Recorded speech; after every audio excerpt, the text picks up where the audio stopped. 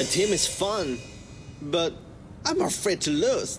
Don't worry! Team up with friends. Rank up faster, rank up faster. Go and rank up, rating protection. Go and rank up. Bonus points! Go and rank up. Double challenge point for you or for you.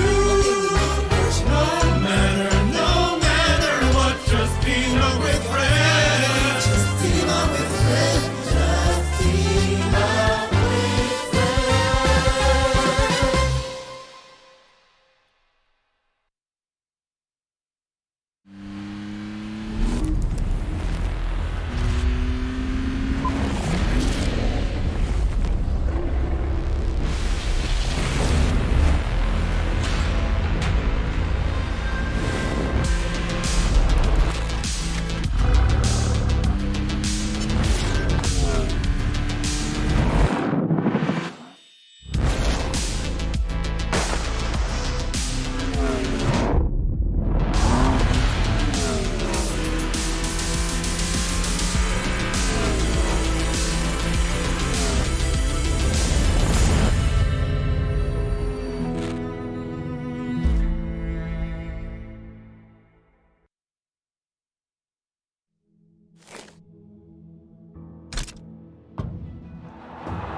Here's Messi, away from 2, 3, 4.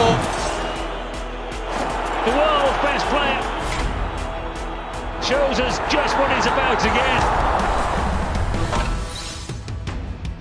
Is this on? Oh, great. Hi, everyone. Welcome to my secret lair. Everything is getting put together right now. Perfect. This here is testing stage that ensures your safety during your ride. They are currently debugging the hub. Look how it goes. Boy, it is powerful and agile. Doesn't that just make me want to give it a go? Only after careful inception will the equipment be ready for release. All of this equipment can help you achieve victory. Get ready. Join us now. Disfrutar el juego.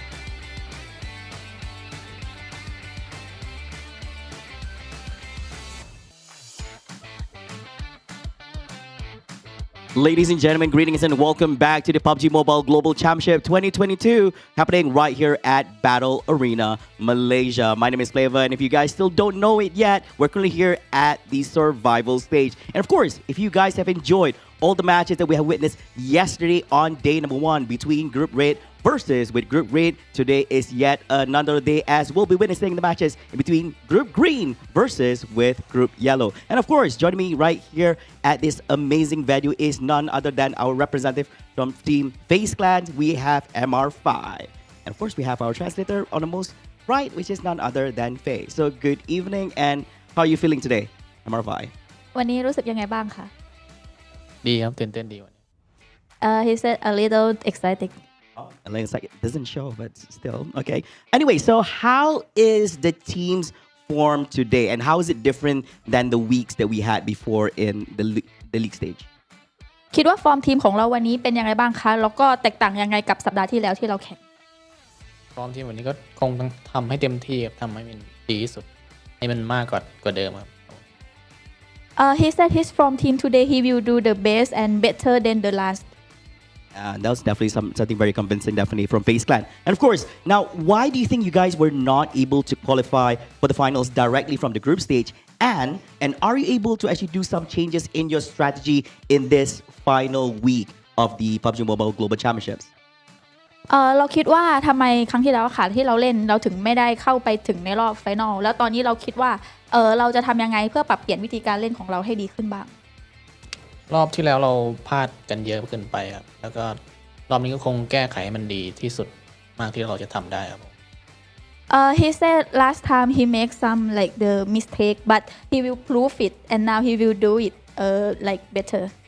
Yeah, most definitely they're going to be proving it definitely right here today, knowing that it's going to be their first time appearing right here at the survival stage for Group Yellow. And of course, our next question is, which player do you respect the most in the other teams that's competing for today and why?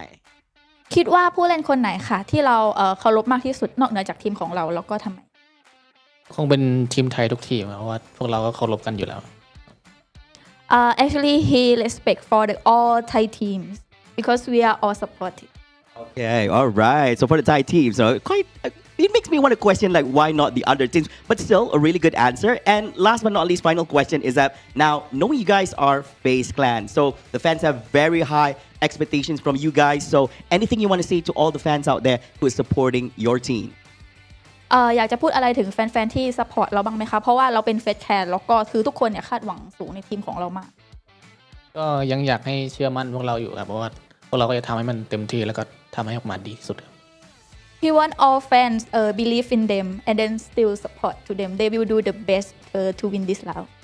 And I hope you guys be sure to actually do that right here. Thank you so much, MR5 for the amazing interview right here. There you have it, ladies and gentlemen, FaZe Clan, and it seems that they're going to be bringing their A game right here in their first appearance on the survival stage itself. So don't go away. We'll be right back after this, and we're going to be passing it over to our analyst in just a bit and kickstart match number 1 right here in day 2 of the survival stage of the PUBG Mobile Global Championships 2022. We'll see you guys in a bit.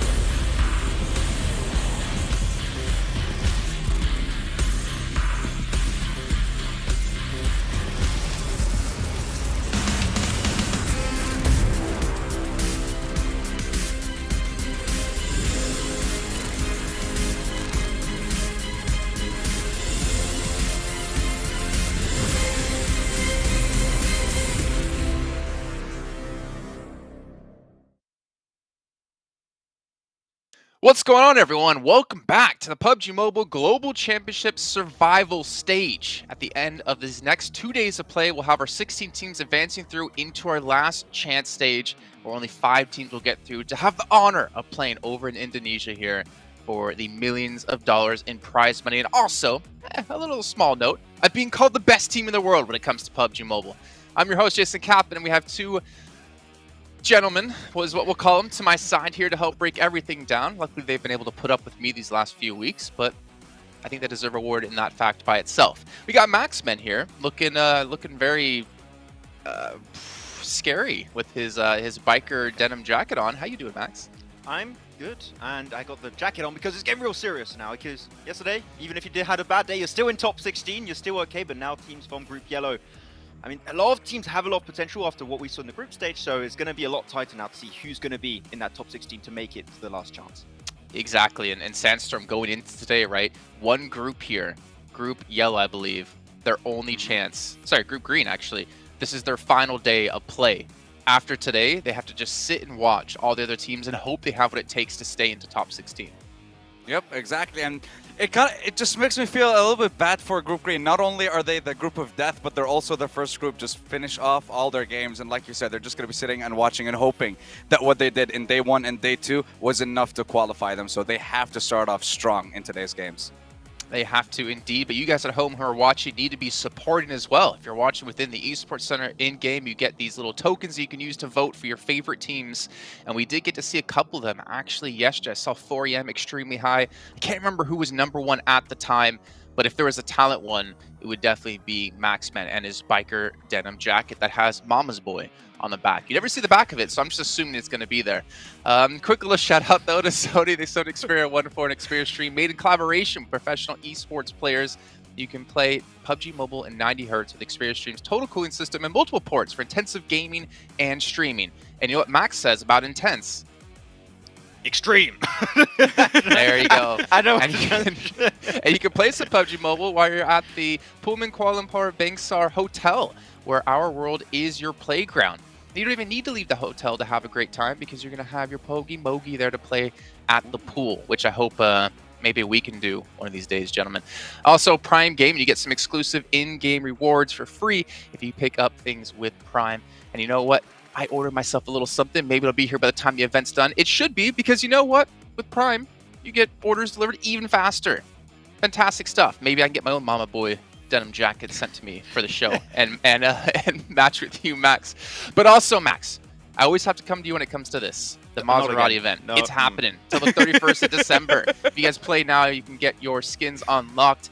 And Max, man, I can see you looking good in a Maserati with the denim jacket on. This is supposed to be the moment where we highlight all the partners for the PMGC, and I got roasted like 3 times during the sponsor segment. It's is fine. This a new record? I don't know. We can roast you a little bit further here After you guys at home, give us a follow here on all of our official channels with PUBG Mobile Esports. Also our own little channels as well. You can do all of that there. But if you guys were watching before the countdown finished off, we had Flava on the stage doing an interview with FaZe Clan.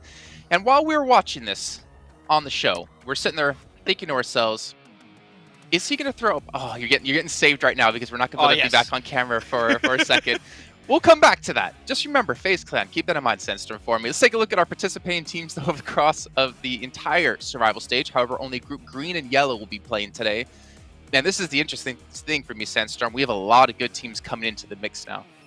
Yeah, we really, really do. And I'm especially looking at the drop locations for Group Yellow, Group Green, and there's a lot of similarities. So today's games are going to be just that much extra spicy when it comes to it from the very get-go. And I want to see who from Group Yellow is going to be standing out, because when we looked at the stats for Group Green and Group Red definitely started off stronger. I think they had 4 chicken dinners out of the 6 compared to Group Red, who only had 2. So I want to see who between these two groups is also going to manage to come out with the most chicken dinners at the end of the day as well. And I do have to say, for Group Green, there is a very big positive, which is in the top 6 teams currently on the overall rankings, 5 of them are from Group Green. So already they're off to a pretty good kickstart. So Group Yellow is going to have a little bit of a tough time going into these matches, seeing how hot they were in yesterday's games. But man, looking at IHG once again, the previous Zeus team with some of the players from 2 years ago are back on board. And Icy, for you guys that caught the action with Group Yellow, this guy was absolutely on fire the entire 4 days of play for that group. It was absolutely mental, and it's good to see IHG, Jason, back on board on the global stage and performing as well as they did. If I'm not mistaken, wasn't Tixie the benchmark when it came to damage when we looked at just the first 2 groups yesterday? I know he was the benchmark when it came to eliminations, but that's interesting to see that there's, 3 more people who did more damage than him, showing that this new group coming in with Group Yellow has a lot of heavy hitters. But team-wise, HVVP is still going to maintain that #1 position, Sandstorm. Yeah, they still reign supreme when it comes to the damage, and it's just absolutely insane seeing not only are they the most when it comes to damage, but they're also the most when it comes to movement around the map as well. They're the team that traveled the most throughout the first day of the survival stage as well. So, and it was like a difference of 20,000 as well. So that's a massive amount that they're just traveling and rotating, and it just goes to show how much work comes out from the side of HVVP when we're looking at these games. And again, even eliminations, these guys are just unstoppable with 116. Yeah, I mean, they're a team that's, been tried and tested, right? We've known them under a different banner before. We've known them as being a top team in the world here at Max, and the pressure is starting to turn on for them, right? Their focus was, we're not going to sign with an org until we're done with PMGC. Well, right now, they need to qualify to the finals. Exactly. The thing is, if HVP do really well and go to the grand finals and they perform there, I think that they're going to have a list of emails saying, like, we're potentially interested in picking you up, HVVP. I'm surprised it didn't happen before PMGC, but it's just looking great for them so far in this tournament. But I'm really hyped to see what HG can do because, as you know, Star another Mongolian team, already qualified directly to the grand finals. It would be super hyped to have the 2 only Mongolian team make it to the grand finals. So a lot of potential pressure on the side of IHC. I mean, the fact is, right, for IHC, they were the team to bring Mongolia to the forefront in PUBG Mobile to show us what that region, what that country has for experience and for skill. And it's nice to see another team rise through the ranks, but to see the old guard, the original, the OGs get through back into the finals, that would be insane for me. I'd love that. It would be amazing, really, if they could just come back, fight versus Stalwart, see which is the best Mongolian team. I think that would be a big question to see how things are going to pan out. But going through some of the replays of yesterday, Enigma, Sunstorm. Listen, can we not? Can we not talk about them today? They're not even playing today's games, okay? They're not even playing today's games. We can leave them be for now. I mean, there's a lot of great individual plays we saw yesterday. I mean, we started things off with a bang. I think we finished off with a bang as well. We had a couple of great city finishes, too, on top of this. But looking ahead to what's coming up here, I mean, there's one team in particular that, I'm sorry, Max, I'm going to have to make you talk about. It's Gainlord. I think if we were to be completely blunt about it, the performance we saw out of them in PMPL, we did not expect them to get into the survival stage. They got through off points originally to PMGC, but to make it into this next stage, we thought wouldn't be happening. I feel like they have a lot of pressure on their shoulders, but they have been able to at least survive for now, and that's, at least for me, a good sign. I feel like we knew it was going to be tough for them in PMPL because the addition of all the CIS teams is going to make the region as a whole just a lot tougher to deal with. And I think that, no, they made it further than I potentially initially thought. So far, they're living up to some good expectations. I want to see if they can maybe go to the last chance. That would be my next question mark. I mean, if they qualify and Mad Bulls didn't, like that to me is just like what's happening in this world right now, you know? As we take a look at our overall rankings of Sandstorm from the first day, Vampire currently in the lead, but only by 2 points. there really isn't a big gap developing pretty much anywhere across the leaderboards, though we do see maybe between 10th and 11th. But it's all about that top 16. Yeah, definitely about the top 16, but the fact that Vampire Esports are in first place without a single chicken dinner, they managed to get a top 2, a top 3, and they even had 2 games where they ended up in 14th place. 2 games in 14th place, and they're still leading the charge. Not that big of a difference, but when we're looking towards the second page, this is where things get interesting, because Power Gaming are the only team from Group Green who are basically at the very bottom. If they don't start off today's games with an insane performance, if we don't see a massive change from game 1, they are going to struggle throughout the day, and they're not going to make it into the next stage. Well, remember, Green, at the end of the day, they're going to be done. And if you're Power, like you have to put in a good performance today, or you're going to be almost out today, especially if you fall out of top 16 before we even finish things off. But looking at some of our top performers from yesterday, I mean, Vampire, that average damage, as you mentioned before, Sandstorm going out in 14th place twice and still pulling off that high of numbers is pretty ridiculous. I mean, the amount of times that they just pick the right time to enter the zone is just absolutely ridiculous from the side of Vampire. We can definitely see how they were able to come out on top in PMWI and get that first place, and then doing it again here so far, just absolutely insane to see. I mean, Schweppes was the big standout for the team of Vampire. He had half the eliminations of his team at one point in the tournament yesterday. I think after game 4, game 5. Like, Schweppes is absolutely on the ball so far in this tournament, and if they can replicate it today, their spot in the last chance is almost pretty much confirmed, but this has potential to also convert in a spot in the grand finals. And we said it, Thailand is looking great this PMGC, and with FaZe joining the mix today, I think that we can expect some good things from the whole region right now. Well, speaking of FaZe, thank you so much for bringing them up again. Typically, when we talk about FaZe and we have someone being interviewed for FaZe, we typically see them throw up their sign. Now, when talking about it while watching an interview, Max is saying, well, how can he throw up the sign? He's holding a microphone. If you're at home and you know what it is and how to do it, then you kind of understand how ridiculous of a comment that is. But Max, I want to see you throw up the FaZe Clan sign. I've been trying for like 5 minutes, and Is it like easy? Is it? I don't remember. It's this. There. F. That's it. Oh, like that. Yes. Yeah. Okay, I got it. Yes. Okay. I thought it was like something like you'd have to go like that, and you would do 2. I don't remember. That's on me. Well, you're not allowed to pick FaZe Clan, I think, as a team to watch, but you did eventually get the logo right, so you can see here. You've got Reject in there. Happy to see them. Actually, talk to me about them. I mean, I want to talk about them mostly because I feel really sad for them. They lost their spot to the grand finals in the final game to T2K. Like, that was just an absolute, my heart goes out to all of Japan right now after that match. It felt really bad. But I would have to say, this is the PMGC where I would say a Japanese team has looked the strongest they have ever been. Like, they've been a hyper-consistent team. When they took some top games, it was really, really confident wins, looking super aggressive. I feel like this, once again, is the most aggressive we have seen, especially Reject, in all previous PMGCs where they have participated. So I gotta say, my hopes are really high for them, and I really hope we can see them in the last chance, and if not, maybe make in the grand finals. I think they have the potential to make it this year. I think just like South Korea, we've seen Japan every year just kind of get better and better and better. Thinking back to what Bluebees on the first PMGC we had, Max, we were pleasantly surprised at them. But you know what? Sandstorm, Power, talk to me. I mean, I mentioned it before, and I'm going to mention it again. They have to start off with a massive change today. They need to start off at least with a chicken dinner to kind of alleviate some of that pressure, and the fact that they're in last place before we even start today's games. That has to change. Skylights Gaming and Bacon, specifically Bacon, they did get themselves a chicken dinner, yes, but you need to continue that performance if you want to guarantee a spot in the top 16 as well. Well, we're going to find out soon, as we're going to be starting off the day here with our first match of 6. It's going to be over to our casters, though, to bring you all the action with John, Allen, and Blake. The first showing for the yellow teams. We're going to be going into match number 1, Blank. We're ready, raring to go, of course, as we are every single day that we're here. But are you looking at any of these new teams coming into this from Group Yellow as particularly strong, or maybe particularly vulnerable with a lot to prove?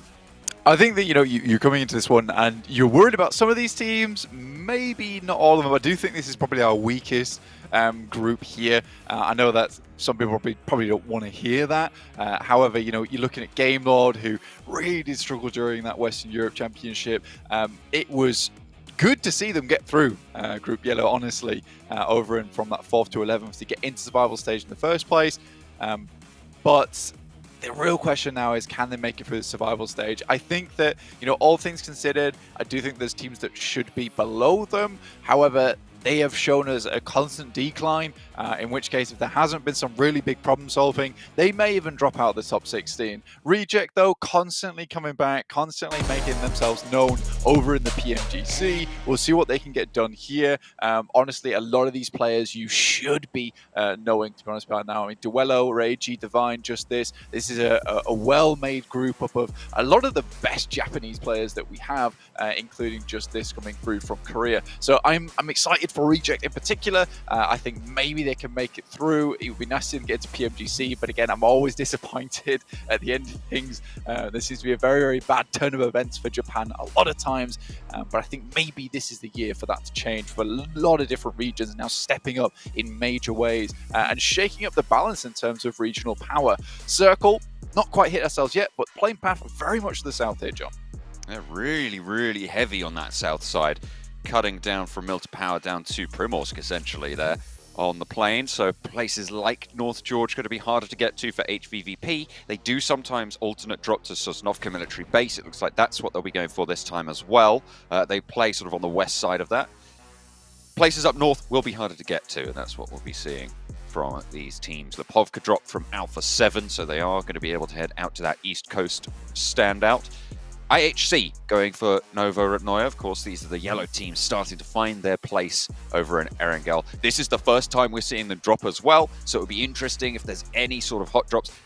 South Plane Path, North Circle. Yeah, this is a really rough one to start off the day here for a lot of these teams at the moment. Getting all the way up towards that north side of the circle is going to be tough. A lot of teams should be making their way out nice and early. Besiktas, though, fortunately, pace does go down to none other than Nenebete coming through from Inco, who's made a massive splash to the scene from yesterday. A fantastic amount of work done from basically just him with the support from the rest of his team. Currently sat very high up in the rankings at 63 points currently. HVP as well as VPE able to pick up some major points yesterday towards the end of the day, sit themselves now at 67 and 69. But I think Inco was the big surprise from a lot of us, and Nenebete still going all on his lonesome. This is versus another team over on this side. So very, very enjoyable to watch this guy play. So I think if anyone to look out for in terms of individual players, it's definitely Nenebete. He's made a name for himself throughout a lot of PMPL so far, and now in PMGC, still kicking it strong. Absolutely. I tell you what, who else is kicking it strong? It's Captain Messi. Well, actually, Captain Messi is joining the PUBG Mobile Battlefield. Stand out on the battleground with the Messi football icon set. Grab them in PUBG Mobile now. Absolutely. Really, really fun outfit as well. I mean, Flav was wearing it yesterday on the broadcast. I'm so jealous. Very jealous indeed. And also, I'm jealous of all of you at home who do have access over towards that 2022 PMGC Special Crate. That's running from December 5th, so not quite out yet, through to January 8th, but you have a long, long while to pick that up over an entire month. So make sure you are playing over Christmas. Spend time with your family as well, but also do make sure you get your hands on that 2022 Special Crate. Absolutely. Make sure you're heading on over and checking that out. Besiktas, still going. Peace, they lost one earlier, sure, but they are going to have their revenge on Satan this time around to be able to pick up a point.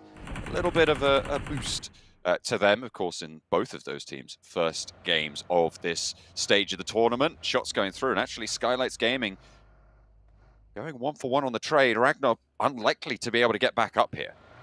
That is an impressive amount of eliminations that are going through this early on, John. Honestly, I'm somewhat surprised. However, that's fine. I'm okay with that. It's the South Plane Path, right? Going It for is those that vehicles, South Plane moving Path. up. 100%, yeah. We're having a lot of crossings at this point in time. Geek, obviously losing one of their players there. Not great for them. And now we're even looking down towards Tem Entertainment versus Besiktas. Zessi, Enjoy, Son HP looking to finish off this fight. Losing a player early in peace, not ideal, but the speed at which Zessi was able to pick up that individual elimination, kind of ridiculous. It certainly was. I mean, that brought a little bit of spice to their life, I'm sure. Besiktas standing off on the west side of Yasnaya. Pollyanna. At the moment, they are kind of locked into this by Tem Entertainment. Tem Entertainment absolutely pushing forwards on this. I wonder if Besiktas rolled up on the western side, actually, after the loot came through. The double barrel in hand. Bevy on the top rope with the Scar. Try and take some shots down, stop any pushes coming through, but Enjoy on the ground floor has a player on the inside to worry about. Double barrel of his own, has a Vector as well. So cooking that nade, but so is Zessi. Putting them back.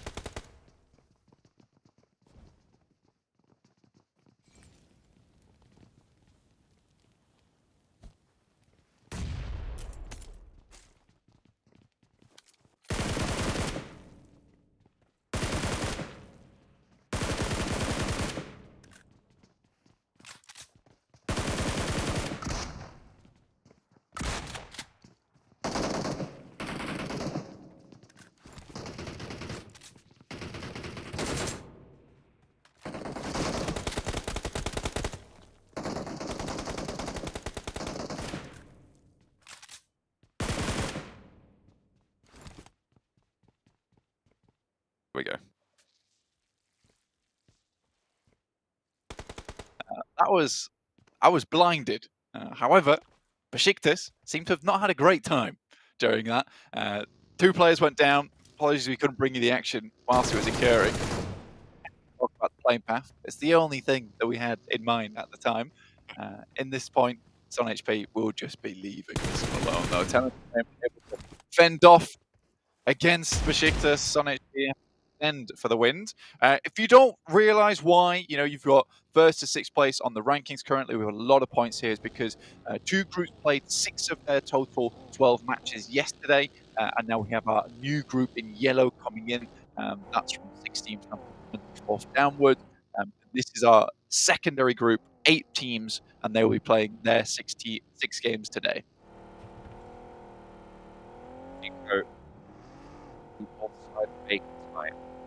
All the way up.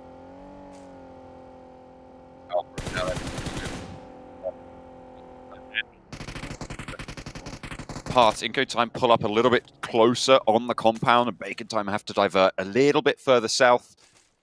Be chivied on their way on this northern side circle. I mean, Inco getting into position very quickly here. They're loving to set themselves up into some very central spots with this northern circle, though less than ideal to get towards that center early on, purely because there are going to be so many teams that have already made their rotation up on towards this side of the map, crossing the waters early. I think, Skylight's Gaming have done a good job to get up towards Severny as early as they did and then fend off some teams coming their way. Is something that Box Gaming struggled with yesterday, which is getting into a spot and then just really not holding that same presence, in which case later on you essentially just became a stepping stone for other teams. So it's good news for Skylight's Gaming, especially in terms of their point scoring, 36 right now. I think if they want to look safe in towards those finals, they do need to pump those scores up just slightly. Just a little bit. And of course, today is the last chance for Group Green to get those points on the card as well. 6 games remain for them. Another docket on the menu for the yellow teams, but they'll still want to be putting as much as they can up and on the wall. Set that marker high if you can. HVVP and IHC both moving in from the south side, west and east respectively. You see they'll have to make their way up and most likely north of the river. Most teams have already committed to that north side though, so it might be tricky. However, HVVP, it's kind of home ground advantage on that west edge, right? North George, their drop spot. Definitely a possibility to be able to get themselves into a nice spot here. Inco though, again, Skylight's Gaming, torn apart. This team is looking very good, and it feels like that confidence factor is coming in clutch at the moment, and that is very essential for them. Like you said, Group Green, this is their last day of play today. That includes Inco at the moment, so they would like to bump their scores up from 63, get themselves into a very, very solid position where it's very unlikely that they'll fall out. Skylight's Game, on the other hand, 36 points, losing a play like this early on, as well as being in Group Green.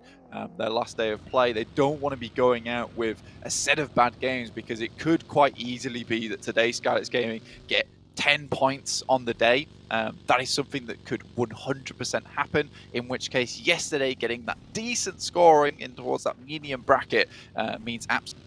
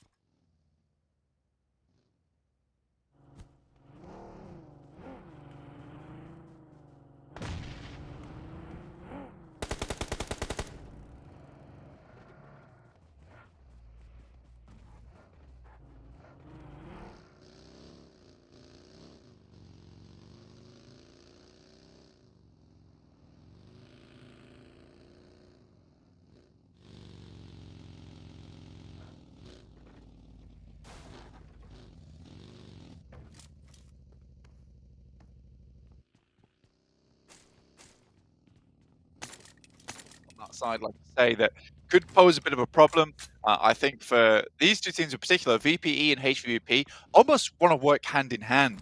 I know it's a little bit crazy to say that considering they're first and second place at the moment, but being both in group green and both looking to essentially get the last chance. Yes, right now it'd be great to be in first place because you do get that big bump in prize pool. It's not a massive bump though; it's just $1,000 up every single time you jump a placement. But for both these teams, it would be unwise to fight against one another when they both know that they're both very capable at taking each other out. So I think that for both these teams, yes, keep slight distance from one another, unless it comes down to it, you're 1v1 in that end game, team versus team. That's when I think I'd full send it against one another. But right now, they have a mutual understanding that if they want to be secure in their position going into tomorrow, Group Green almost has to take that approach in these games. Would be tricky. I think a lot of these teams are just going to be shooting at anything that moves, to be honest. It's not wise to divert games too hard when you know it's working. Into the lobby. Game Lord up against their first, well, I say their first, well, they've already managed to get an elimination on the cards. It's like Robs was able to secure one. Geek have had a pretty tough time of it so far this game. They are down to their low player. Playing around the shooting range, Alpha 7 wants to make bunkers. At north side, they have moved from Severny. Just trying to take Tammy's towards the task. Oh, not quite fine. Oh, DBS not quite enough to put Revo back down, and that's a double knock on the front there. But the challenge will be able to succeed, but there is shots from the back line. Hang on a minute, there was a second coming through. There was a flush as well. Last player for Tem Entertainment.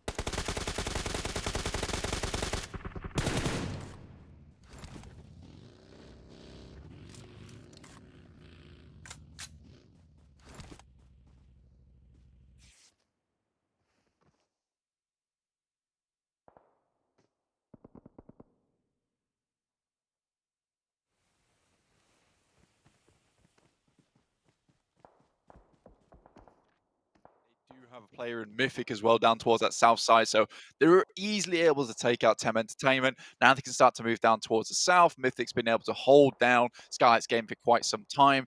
It's a bit of a rough area though, honestly. So much open area around this bit. The fencing always comes into play where you've got nowhere else to play from, so you just send directly towards the fence. You hold up in that position. It's the only place to go, but more than likely you are not going to be making it towards that top 5 at that point in time. Alpha 7 though still have a good chance into this one.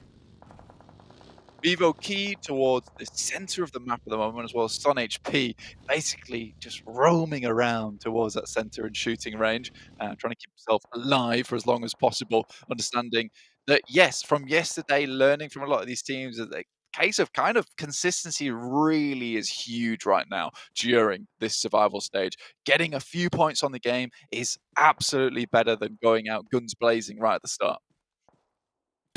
User, just a moment, central position. But still sides, but a southeast shift. This is 2 hard shifts in a row now that we've seen. First, southeast side keeps Game Lord in the slice, and FaZe Clan as well over on that east side.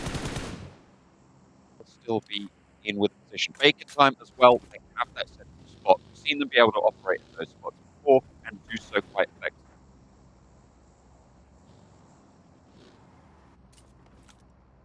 Decent enough position.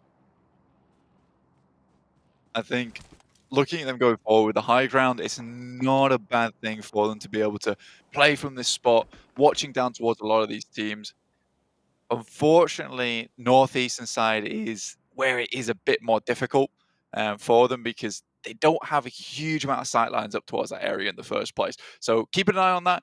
Going to be slightly more difficult for them, but they will be able to have great angles down towards this western side, which is where most of these teams were able to make their way across. You know, Rozhok, it's not likely a lot of these teams were heading over towards that Yaz Bridge side over Stalba. A lot of these teams decided to sweep up towards that western side of the map, which is much more smart for them, considering on that side as well, there's a lot more room to be correct.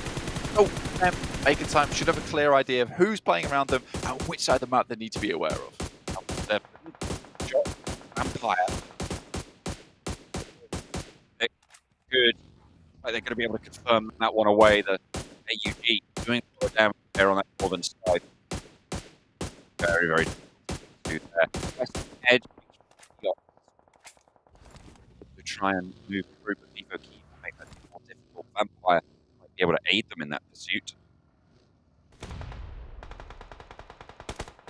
Vivo Key taking a lot of shots at the moment. HVP in a decent position. They've got Matic and Meku behind over towards that western side. So they do have a couple of backstops. Again, it's this careful playstyle. We saw this yesterday. If you weren't with us yesterday, HVP were making a few adjustments in terms of how they were playing a little bit slower. They fell a little bit short with Matic yesterday, taking a couple of knocks and a flush, but it was only 1 or 2. And after that, they were decidedly a different team, figuring out that, you know, making sure they could sweep over towards the sides of the circles. There's not a huge amount of central teams at the moment, and they're able to pick up a lot of eliminations doing it this way too. But it is getting fairly cramped now on this northwest side. No one's really opting down to go towards the center. So I think for HVP, this is probably the smarter playstyle, which is to really, really go at it patiently on this edge. Vivo Key is going to be an opponent they will have to face, though. That's on their northern side.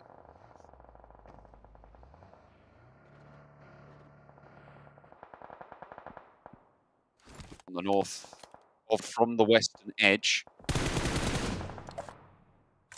Taking shots over towards FaZe Clan. Instantly hitting the deck there, like not wanting to take that shot. Not wanting to take that challenge. Contest a little bit too nerve-wracking.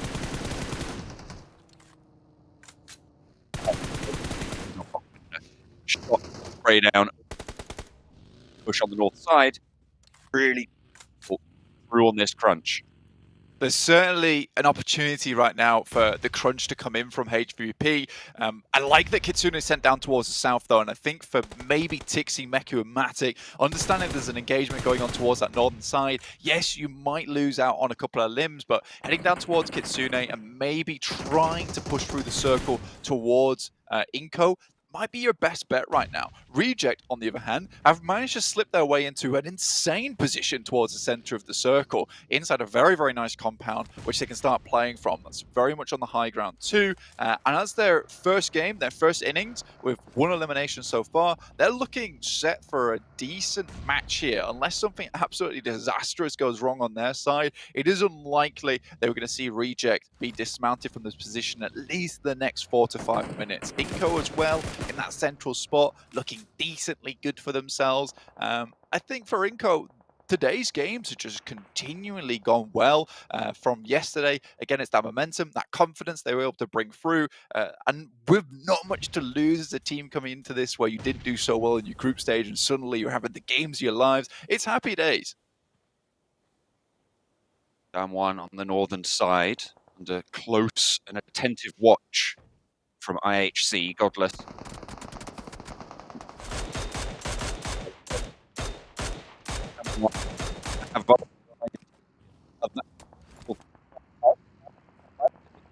Over their way for a third party. They are able to dodge Down one, suffering right now. Had a great day yesterday. Fell off a little bit towards the end. 2v4 coming through from them as well, which was pretty damn astounding. You love to see that type of thing. Osal tries to move up in the UAS, a fairly defended vehicle, but still quite easy to pop the players out from the sides through those windows. Favian now sending nades, everything he can to try and clear out this position with IHC in front of them, causing a massive problem for themselves. Osal gets back up though, surprisingly. Sung is down, Forest 2 bleeding out quickly, so just Osal and Favian now remaining for the down one squad, but 3 eliminations.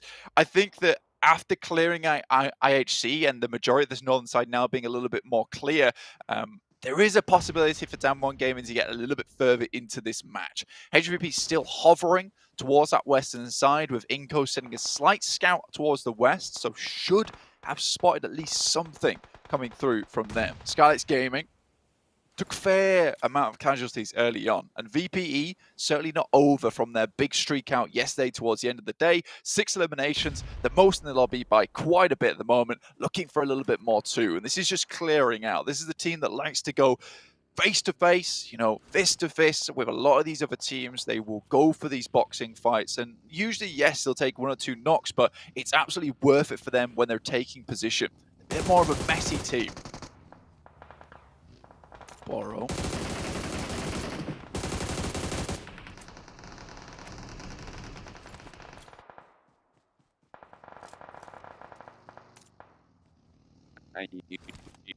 bring it now. Luketh, now from Vampire Esports. 3 players, 69 points so far, 8 eliminations. This is a very good start to the game for them. Inco also looking to get quite far into this game. They do get fairly circle blessed, and this seems to be a reoccurring trend for Inco. Maybe being given a bit of a dime here for the rest of these matches. However, they have had a massive improvement in performance, and this is that confidence factor. Sending 4 into the building. There's Nenebete going down. That's their key player, though, and that's really bad news for them. And the rest of them getting crushed by Reject as they move in. Sweep the leg. Just this now, looking for a little bit more, but the nades are out. They want to clear out this fight quickly.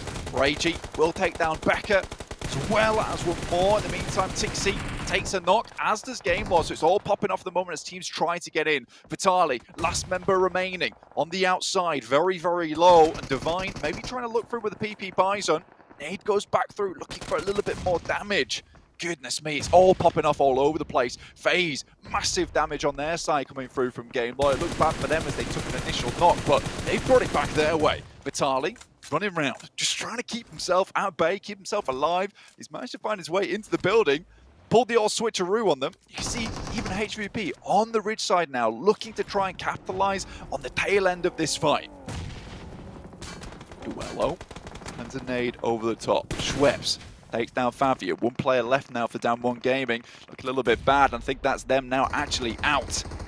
Tixie takes another knock. They are really suffering badly on this side. They were looking to try and take advantage of this engagement between Inco and Reject, but in the meantime, they've been cut off by the guys from Power underneath them. Yes, they're sending casualties back their way, but the knocks are not enough. And HVP struggling a little bit.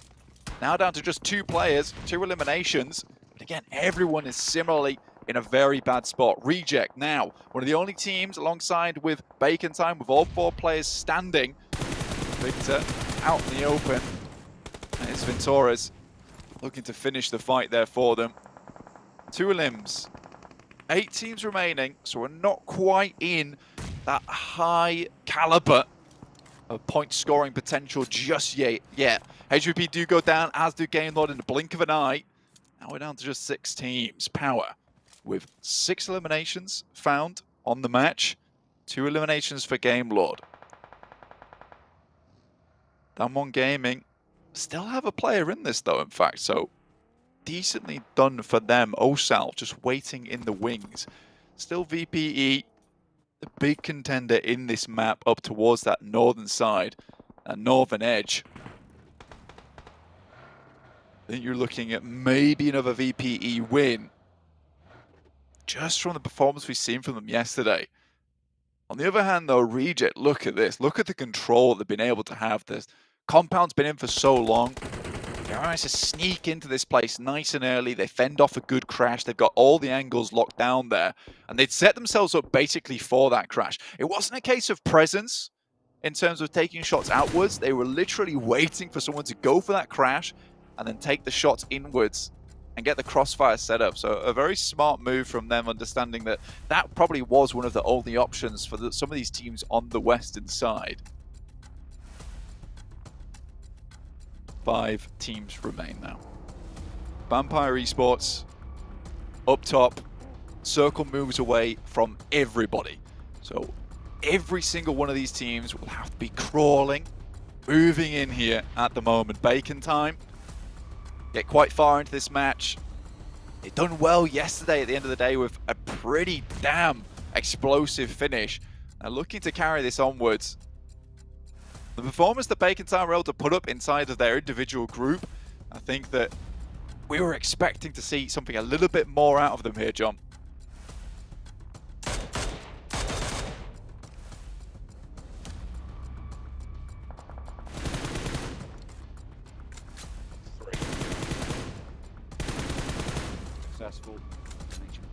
Reject. Good shots down towards Vampire Esports. Ravenclaw, the barest amount of HP remaining on him. Struggling to get back up on his feet. In the meantime, Ventores, one of the last 2 players from FaZe Clan, actually looking to do a bit more damage. Bacon Time, goodness me. A world of hurt on their side. Schweppes, though, gets absolutely taken out by Reject. Divine sending bullets through, and that's 10 eliminations already for Reject. A great result from them in Group Yellow, and Vampire Esports are down and out. Noise looks for Tony K. He's moving up. This boy has done work over in their region before. Now into the thick of it. There's smokes everywhere. It's him versus the world at the moment. Ventura's finally up here to back up his teammate. And a nade. This one's going to have to be crucial. Looks to see where he sends it. It's in the right direction as well. And Bacon Time have to scatter. Back into cover though. And now Noise has to hit a big nade from this side of the map. He sees where the players are going. Tony K will take huge damage from this grenade, but he loses it in the wrong direction at the wrong time. And Ventores runs straight past it. Shirty is getting burnt up. Now thrown a line by Aziz along the way from Power. 3 players up and still going. Tony K extremely low. Bacon Time might have time to restabilize here, but it is unlikely. Molotov is cruel coming through from Ragey though, capitalizing over the back of this fight. And again, we talked about how maybe Reject was in for the game of their lives here. The survival stage will bring them through to the last chance, and they're starting this off massively strong. Now Tony K going head to head. There's a jump out from the side. He's flying, goes through the air, hits him with the wings, buffets him back. And now Bacon Time have the potential to get all 4 back up on their feet. Even grabs his teammate with the barest health remaining on his side. Might even get the first aid kit through. And Bacon Time goes from a disastrous scenario to maybe a 4-man squad. Power keeps the pressure over towards Reject, who do still have to move in from that circle side. Most teams will have an awareness of their position. Kante now taking a nice little angle from the south side of the map here. This is going to give them a lot of advantage just in terms of information gathering. Maybe he'll be able to do something with it, but Reject still that 4-man squad. Didn't have to use too much utility early on. Able to hold on to a lot of that ammo as well with the vehicles. They're able to set up inside the building. They have a lot to work with here. Specifically that high ground. Look at this. Bacon Time up to 4 players. They have survived. They were on the ventilator for quite some time there, but somehow, some way, they've risen from the coma back into the fray here. Straight out of bed, still in the hospital robes, but they've got a gun in hand. They're making it happen. Aziz, nade over the top. Just this. Takes a knock there. This is not how Reject would like this game to pan out. If only FaZe were able to do a little bit more on that eastern side versus Bacon Time. This could have gone a lot better. Style. Send them shots back up on that side of the map. And we're into that final zone now. As it starts to close, everyone will be having to head towards that open ground.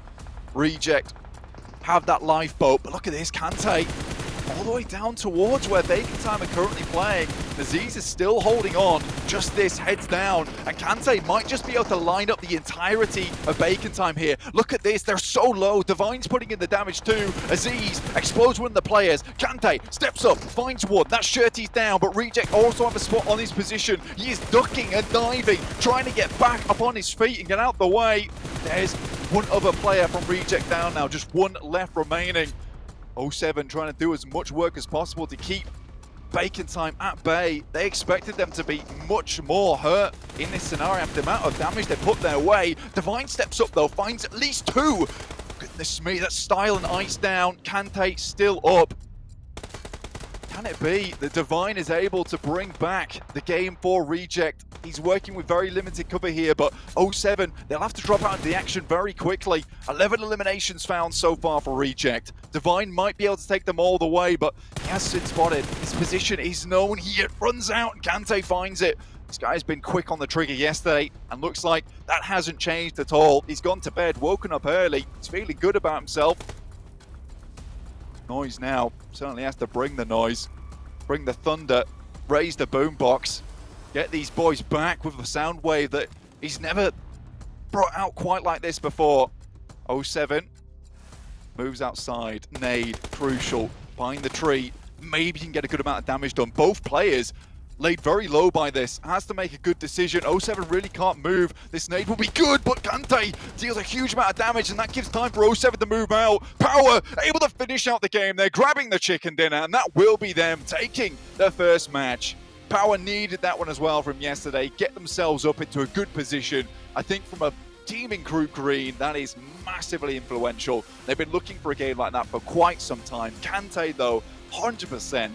Massively key player for that team. The kind of stuff he does is just unbelievable. So bold, so aggressive. It is unacceptable that he gets away with these things so many times as well, but that is a chicken dinner. Going over to your boys on Power. I think this is a team that, I was talking to Max about before, and he was like, I was hoping to see a little bit more out of them. And finally, there you go, coming through. 7 eliminations, 472 damage done coming through for Kante. And I think that, yes, that damage number looks very low there. Regardless, that is still a case of Kante just being able to put in that efficient work, that efficient damage that gets them towards the top. 458, it's fairly even across the board here, but 4 knockouts, 7 eliminations. He is just sending players to their graves at the moment, ushering them down the River Styx. So very good stuff from Power to finish it now. Is not an easy position to play as well. They're always on the back foot from the outside of Bacon Time. Again, though, Bacon Time, on the other hand, getting 4 players back up on their feet, absolutely unreal. It's crazy to do that, crazy to be able to restabilize from a situation that seemed so hopeless there. Al-Haji, 394, not bad at all. But yeah, some of these teams desperately needed those points, and I think for Reject, we said this about the teams that were coming in yesterday when it was that first match. Getting a big buffer like that at the start of the day is very, very nice. I think they ended the game with 11 eliminations and 10 placement points with the third place able to pick up. 21 points. They were already now on par with a team like Skylights Gaming. I think they started the game with 36. So 22 points. They've got third of the points that Skylights Gaming were able to get yesterday. This sets them up very well for the rest of the day. Again, now it's just a case of keeping up that consistency, those point scoring potentials, which is what we always want to see in this survival stage. You just make sure that you are beating that last game. Make sure you're beating what you did prior and constantly improving your strategy, because that's all you really can hope to do here. It's just the top 16 you need to get into before we head towards that last chance. And that's where we need to be. That's where we need to see these teams. And if you do get over towards the last chance, you didn't know, it's the top 5 that head towards that grand final. But it is Power to take themselves a beautiful chicken dinner here from a very, very unlikely position.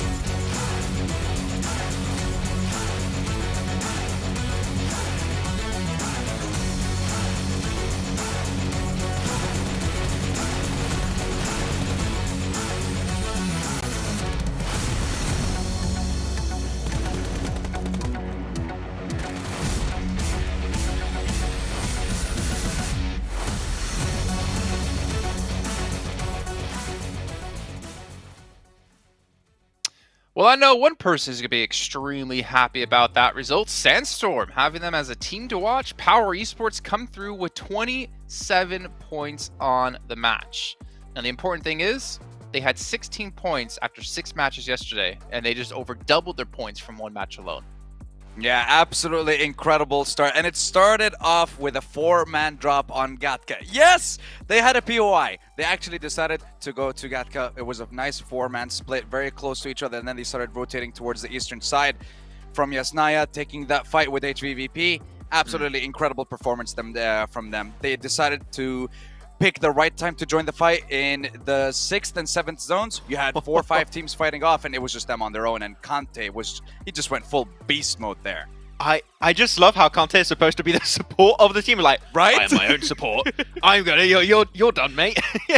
He just survived so long too. He was getting sprayed down by, I think it was Reject at one point. It was also Bacon time, and he was just prone. And in some weird way, he just tanks everything, and he just after obliterates all of the players up north of his location. It was mental, but man, okay, Power, I said you were maybe going to curse them. Sandstorm, I do apologize. Like, they really showed a big fight in HVVP2 early in the game. That was, I would say, a fight that they were potentially going to lose because it was literally an uphill battle. And they won it flawlessly, still keeping 3 to 4 players alive. So, man, I'm impressed in his first game. They knew they did not want to remain in last place, and this is the step up we needed from this team. Well, I know if it came down to you two doing your fan vote, which team would be currently in first place. Let's actually check in with the leaderboards overall, and we still have S2G in first place, Bigatron in second. We have some teams in there who, well, I don't believe they're participating. 1 million? Yeah, 1 million. I don't think they're in the event anymore. But you know what? They're still your favorites, so we got to respect it. Even Basik just getting there at number 5. But Maxman, we talked about Power, we talked about Sandstorm having them as a team to watch, but you had Reject, and Reject did some pretty insane stuff, to be fair, especially against that fight up against Inko. Exactly. The fight versus Inko, I think Inko pulled the trigger at a really good time because there was HVVP behind them, there was also Power, like they were kind of pressed for time in that game, so just like, okay, that compound still in circle, let's just breach onto Reject, see how it works out. The thing is, that compound is very hard to breach because you got 2 main buildings in that area, and what Reject did that was really smart is just instead of holding the 2 buildings, they're moving back as a full squad, going to one of the buildings and just nade the other side, and Inko just got completely caught off guard by that, lost players almost instantly, and then like Squash didn't have a shotgun, so of course they're not going to win the fight, and it worked out great. So I think that their Reject are looking confident the way we wanted to, and I'm happy to see their mental fortitude was not broken after, losing their spot in the finals to T2K. So amazing start from the Japanese team. Exactly, Sandstorm. I mean, the fact is, they were extremely close. When we say extremely close, they were dead even in points. It came down to a tiebreaker to determine who would get through directly into the finals. And for them to show up in their first match, put a performance like this on, already be top 16 from 1 match alone, that is a good sign of when it comes to them and obviously their consistency. Yeah. But a bad sign that we're seeing from the yellow team is the fact that the first 5 out of the 7 teams that were eliminated were teams from Group Yellow. And you see the teams from Group Green. Vampire, who were leading the pack at the start of the day, are still performing very, very well. And they're at 84 points in first place, building themselves a solid lead. HVVP and Inko right behind them. But when we go to that second page, we finally get to see some of the teams that actually joined us for the first time when it comes from Group Yellow. And Reject are getting dangerously close already, and that is only their first game. You can see the comparison. They're already over I8, who managed to play 6 games already. So this is already looking dire for the likes of I8, for Rivals, Box, and even DRS at this point. So it's going to be a very interesting date for them tomorrow, but we want to see what Group Yellow are going to do for today as well. Yeah, I'm extremely worried, but again, this is, I guess, maybe the up or downside, depending on how you look at it for them, is that they get to sit here and see what is that benchmark? What do we need to surpass going into that final day of games? As you can see here, we have more matches coming your way. We got Miramar coming up next as our second match of the day. We'll be obviously having 2 throughout the day, with still 2 Erangels and 1 Sanhok to come. But if you're on the top of the leaderboard here, I think my question comes down to, do you just continue the pace that you're going at? Do you try to experiment a little bit more to feel more confident going into the last chance? Is there any change in play style you expect at all out of these teams, knowing that they're most likely going to be through as long as they just maintain some sort of status quo? I would say if it ain't broke, don't fix it. So I'm thinking that should be the approach for a lot of these teams right now. Just want to make sure you make it into the top 16. If you're safe in like the middle of today for the teams of Group Green, then make sure you can mess around a little bit, try things out. But I would say if you're your Vampires, HVP, like top 6 teams currently are all teams from Group Green. So if they want to experiment a few little things, they can, but don't change drastically. Like you're still not 100% safe right now. Yeah, and let's not forget, don't forget that there is a prize pool for the survival stage and for the last chance as well. So the better that you do in this stage of the tournament as well, you're still ending up with a much bigger prize. And like Maxim said, it's not broke, no need to fix it, just keep going at the same pace that you're at right now and you should be perfectly fine. But we would like to see a change when it comes to the last chance stage of the tournament. Okay, well, taking a look at our teams to watch here, we do have Max switching things up, going with Power, going with Bacon Time. Go with I sure don't have these backwards. Actually, looking back at it, yeah, kinda. Right? I just took your picks out of the impression right now, Sandstorm. But I gotta say, Power has impressed me in that last game, so I'm like, I want to see a follow-up potential Don't from curse that. Maybe them, not though. chicken dinner. Okay, hopefully I don't curse them. I hope not. But I do think Power showed some really different approach and really good aggressiveness compared to yesterday's matches. I think that is a change we needed to see from them. So I love to see these changes being made day to day, and I think that we needed that from Power. So I'm sold, and I want to see if they can hopefully keep up this momentum. Okay, well, Sandstorm, your picks. You had Besiktas in there, you had GK, you had Tem Entertainment. What were their choices behind that one? So you had Besiktas and Tem Entertainment. Both these teams dropped in Yasnaya, one team on the east, one team on the west. And that was kind of like the state of play in their group stage. And the fact that it's happening again in these games, but we're seeing Tem take the fight to Besiktas at the start. And the fact that they were split at the start of the game, they lost a couple of members and Tem managed to get a couple of kills. Same thing for GK. They hot dropped near Dom 1, near School, and near Rozak, which is their usual drop. But again, they lost players. So this has to change going into Miramar. You can't have hot drops. You need to start over. You need to get some points in these games. All right, well, the next match is almost ready to kick off here, ladies and gentlemen. We'll be back with you in just a few here to get things going to our second match of the day.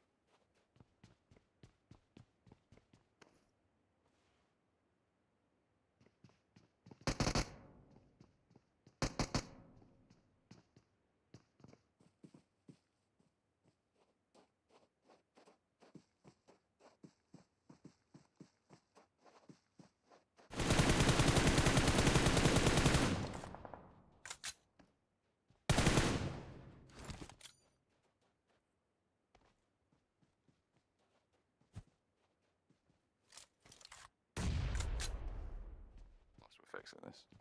And we're back. It's me, Blank. I'm all by myself. Don't worry about it. It's fine. John is just on a little bit of a vacay at the moment. He's sorting things out in his own time, but we'll get him back to you as soon as possible. Besiktas here.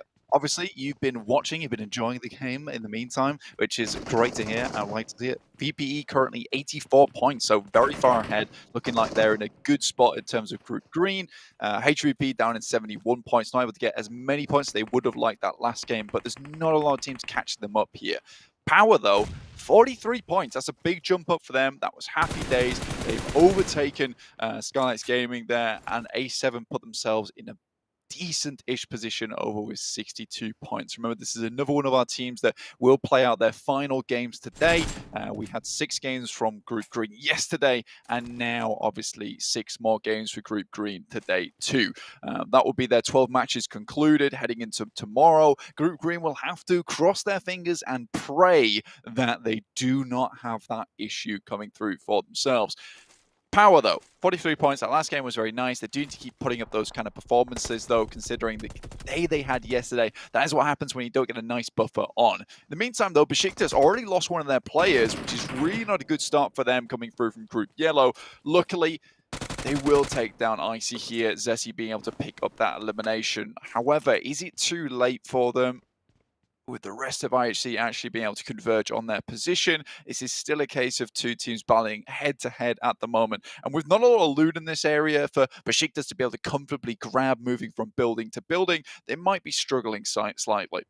Game Lord back on board with them. 2 eliminations so far, so doing very, very well for themselves.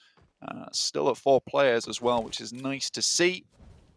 We'll be looking for a little bit more points in this game. Unfortunately, a total of only 4 from that last game is not really good. So they do need a bit of a pop-off game this time around. And if they don't grab that, you know, again, that buffer is a little bit rough. Now, Rob's over towards in Game Lord's region over in Western Europe was just the king of the actual DBS itself. And it looks like they're absolutely putting in the damage, putting in the work, and Inco Gaming suffering heavily because of it. Hopefully I'm back, Blank. Hopefully I'm back into the mix with Game Lord on the hillside, right next to Inco as I just get back up to speed with what's been going on. Blank, it looks like there's been a little bit of chaos here on Miramar so far at the start of the game. Game Lord, they've taken a knock, but they've got a whole chunk of points coming on through. On this eastern side. Hacienda looking at pretty well controlled right now. Besiktas getting enveloped by the blue near IHC. Both teams with 3. This is all the way out in El Zahar. They're sort of locked into this combat, Blank. No one really with the vehicles to get out of there at the moment. Alex now looking over towards Besiktas. His boys are now out in the blue, so a little bit rough for them, but will start to make their way in. 7 minutes into the game so far, so blue will be moving. There's only a couple of teams out on the outside. Besiktas, obviously, as well as IHC. And Tem Entertainment down towards that southeast side. Hope, Geeke, looking up towards Vivo Keed, up on the highest of heights. And you could also be up on the highest of heights in terms of elation and enjoyment when you do grab yourself that 2022 PMGC special crate. So make sure you're heading in-game to pick that one up over on PUBG Mobile. That's running from December 5th all the way through January 8th. Got plenty of time, Blank, plenty of time, but it's not out just yet. You still got to wait. I know it's the first day of December right now. We've got 4 more still to go before those will start to run. Circle on that northwest side, just about to pop, and again, goes northwest. HVVP controlling a massive triangle of area there, with Tixi as that south outpost. Going to be slowing down a lot of teams, Blank. Yeah, this is now really a position where you want HVP to start regrouping. That high ground that Tixi's currently on is absolutely gargantuan in terms of being able to perform from there. We have seen a lot of times in the past, though, through several different regions, especially in PMPL, that if you take up this position, it's not as insurmountable as you might hope it would be. There's a lot of teams, including Inco's position, which is just off towards that eastern side, that can rock up towards the top. You can easily get up there with a buggy, and quite quickly, too. You could even head through La Cobreria. And that's what's difficult about Tixi's position at the moment, is because the circle is so towards that northern side, doesn't make it massively priority for HVVP, but they still have to hang on to it just for informational gain and also for a little bit of that presence sake, right? You want to make sure that you have that ability to head up there later on if you want to hold out in that position on the high ground, taking shots down towards everyone underneath. Shots towards FaZe are working out fairly well for the enemy right now. Ventura's very likely to be going down. Will be taken away by Akashi. Now 5 eliminations for the French squad, Game Lord. Do really want to keep up and proving themselves that they deserve to be here after their showing in those European Championships. It wasn't super hopeful for them with only 4 points on that first game. Getting 5 eliminations already. It's looking pretty solid. Tony K over the hillside from Reject right now. Gets up and for the first really, really cleanly. Tries to get away with it, but there's an off angle. Ragey looking to lay down the Mini 14 shots, and it will be good to find Tony K. Will be able to get the teammate back up and FaZe down a player as they move in on that south side. Trying to push in past Game Lord, but Game Lord will not allow that either. Narvalo able to land the shots over to MR5. Blank on the hillside. Ragey pinches it away. I mean, for Narvalo, just the moving shots with the DMR, honestly, with that kind of scope as well, it is very impressive, to say the least. I think he realizes that when there was other teams in that area, so he had to be quick with it. And he was able to get up there, get that elimination done and dusted. And I think that looks more like the Narvalo that we've come to expect and love. And I think there was a lot of disappointment coming through from the Western European fans for Game Lord. Expect them to do a little bit more, get a little bit more done. Unfortunately, that was not the case. And getting through from PMGC points alone with the state of things over in that championship was very, very unfortunate. So I do think that when you're looking at it at the moment, this is a good start for them with 5 eliminations coming through into Miramar. It was always a map that they were able to succeed on before. I think when they were in their heyday, it kind of looked like, you know, Erangel was really where they were popping off a lot of times. But Miramar, that's where it all started for the guys from Game Lord. He's trying to dodge around the bullets from Maku right now. Actually working out pretty well. Lycan staying frosty, but unfortunately there's 2 players right in front of him. He gets to safety on one angle. He's just going to get shut down here. I don't think he lasts too long. No way does he get away with this. There's shots coming through. HVVP suppressing these positions. I think they might be as well. Might also be coming from Vivo Keed on the other side of it. It's really difficult in this valley. Goodness me. I mean, for Lycan, he has been on one hell of a journey for himself alongside with the rest of the teams. Great nade, though, will take down Noise, and that leaves Bacon Time with just 1 player remaining. Now, maybe if they'd regrouped and trying to head towards his position in the first place, perhaps they could have taken down Lycan, but you bring a good point, John, in the sense that there is very little amount of area that you can take in this space, purely with the amount of high ground that HVP is currently controlling and the high altitudes in this area, full stop. There's a lot of teams that can see you, there's a lot of teams that can take shots down towards your position. Tem Entertainment taking that position that does challenge HVP spot up on that ridge side, that massive high ground, which they're currently using very much to their advantage. I say Tem Entertainment could maybe challenge, but they're getting picked apart. There's very little you can do when you've got those angles, when you're playing 3 at the top as well. Now they've left Tixie down south. He knows this area very, very well, the general scouting position. Vivo Keed on the opposing side of it. Going to be holding off against Reject and actually just hold them straight on out immediately. Reject eliminated from squad to nothing. Burnt to ashes there. Really unfortunate. Vivo Keed picking up 5 eliminations so far on the game. Brazilian team looking good to start off their Miramar. Didn't have a massive splash over in the Americas Championship. However, they did still look very good. I think for a team that has come a long way, again, in terms of improvement, in terms of performance, it's fantastic stuff. Now, Power, another team that's looking to continue to get these big score points on the board for themselves, knowing that they're going out at the end of the day. This is excellent news. 3 eliminations, or potential eliminations here, and 3 knocks. There's not much more they can do, but a beautiful nade there comes through. In the meantime, Game Lord is getting absolutely decimated, the guy from HVVP, and just like that, Tem Entertainment goes out in 15th place, 0 eliminations. I think it was Besiktas. Yeah, Peace was able to get the headshot over onto the final player, and that eliminated the entire squad. Besiktas, another points qualifier so far, but only 2 points on the first game from the Turkish region coming on through, but Peace is looking to pick up a couple more as Robs will fall to him. Player up on the hillside, very, very low. Probably going to be looking to heal, but Rob's taken away. Actually, HVVP are going to be able to command that one. Player on the outside as well, as HVVP continue to use this dominant high ground position. Shots coming through, the Game Lord swept aside. Yeah, this is always a fantastic spot, especially when you're HVP, able to take as many shots as you like down towards this area of the map. And again, it's that clearing potential, and HVP certainly has it. Next circle, though, heads up towards that northwest side, so they will have to leave this ridge side. Now, they've let their presence be known. A lot of teams should be aware of the eagle up in the nest now. Power certainly will be. And I think for HVP, one of these knocks over to Power would be really, really nice just for them. In terms of rotational paths, I think this is one of the teams that could stab them in the back.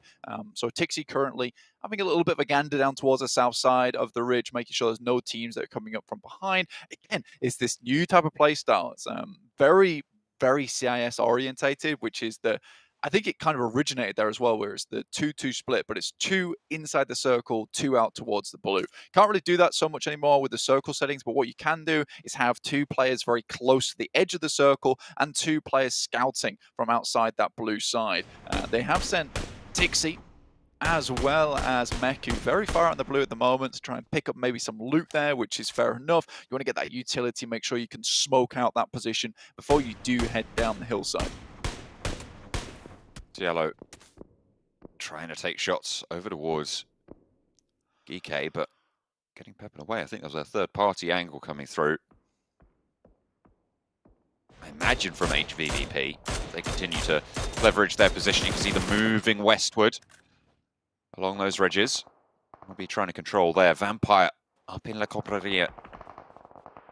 One of their players down. Schwepp is close by, which shouldn't be... should be a little bit trickier maybe than you'd like to get up and get for that res. Power on the hillside against Besiktas. Besiktas trying to roll on through at the moment. Peace is very, very low. He's been picking away at the points for the rest of the lobby, but it's not going to go well here against Power. Rolling off the back of a chicken dinner. They're going to be able to find Besiktas, bring them down in 13th place. I'll say HVB up to 5 eliminations now, which is good stuff. Tixie does go down. That's from A7. Carrillo takes a lot of damage in the meantime. That's from Matic. And now Mythic looks to try and administer the medication. However, some good shots coming through from HVB will keep that position nice and held down. Again, this is one of the spots that maybe they would like to pass through onto. So for them getting a lot of those knocked over towards Power, which opened up a lot more for Besiktas to get done, HVB's almost open the door for themselves to get in towards this circle. I think continuing to challenge out towards that northern side, or towards La Coperia itself, maybe not the most smart idea, I'd say, just because you expose yourself to a lot of angles when you could just head towards the center. I mean, Vitali's holding out all on his lonesome in one of a very, very nice compound towards that north side. No one's challenged him. That could be a very easy spot that HVP could send over towards. We'll need to figure out how to regroup here. We are in zone 4. It's probably likely that you're going to need to get a little bit closer to one another fairly soon. EK with 2 players still alive. Oh. Down the side, trying to spot out these Vivo key players. Next circle could really change things up for them, and in fact it will do. On that south side, it's really going to isolate those teams who have been on the high ground for so long. And actually, Skylights Gaming, with their 2-2 split, in some really priority positions. Yeah, it's a beautiful spot for Skylights Gaming, but now Vitali's position becomes really, really influential. Now, this is where I'm saying, HVB could definitely send out towards this spot, go for the crash. It's a little bit more difficult because you don't know if there's a 4-man squad over here or not. So getting that scouting down early is going to be slightly more difficult to get done. But it is certainly a position that is now very free, and teams just don't know it yet. Down 1 Gaming, rolling up on VPE. 2 heavy hitters heading against one another. Already Fabian starting things out strong versus Fluketh. Just going to immediately take them down. Was more worried about the players inside the building, and the rest of Vampire fell off. They didn't have control of those sight lines. They weren't backing up Fluke on that wall. They decided to just invest on keeping 3 alive instead, but they might lose a little bit more than that now. With 1 more player stoned, trapped on the upstairs, very, very close by. Schwepp is across the road, maybe looking at some of these shots, but with the smokes already bloomed here, Vampire, there's not a lot you can do. Stops, drops out. Actually, there's knocks coming through from a third party. IHC entering the mix of things. running across the road. That smoke on his front left just about to fade away, and IHC are covering this crossing. A very, very difficult move to make for Vampire, but they're just trying to stay alive at this stage, Blank. They'll take what they can get. IHC are on every single side of them, but for some way, they managed to drop those smokes, allow themselves through that path. Stops, gets across to the wall. It was always going to be difficult to leave this position, and you might think, because we always say this, you don't want to head into a city too early, but I think for these players, they realized that there wasn't really anywhere else for them to go at this point in time. Heading towards this area was probably one of the safest bets they could have picked up. And, going out in the open zone, you're more likely going to get shot at by Skylights Gaming, or assume that there is a 4-man squad over towards where Inco Gaming and Vitali is currently playing, get shot at by them. So overall, a difficult push for a lot of these players. Vivo Key do find at least one over towards GK, currently trying to make their way through in the blue, but 2 go down. That's from HVP. Tixi, as well as Kitsune, heading in for the backstab here, acting as the rogues in stealth, and they drop out and will hit the ambush. This is what you want to see from HVVP, moving through, sweeping at their back, and not going to be vulnerable. The center crash, it might have been solid, it might have been good, but they decide instead they just want to take control of more area in these final circles. Vivo Key have so much to worry about. Sliver of HP on the final player.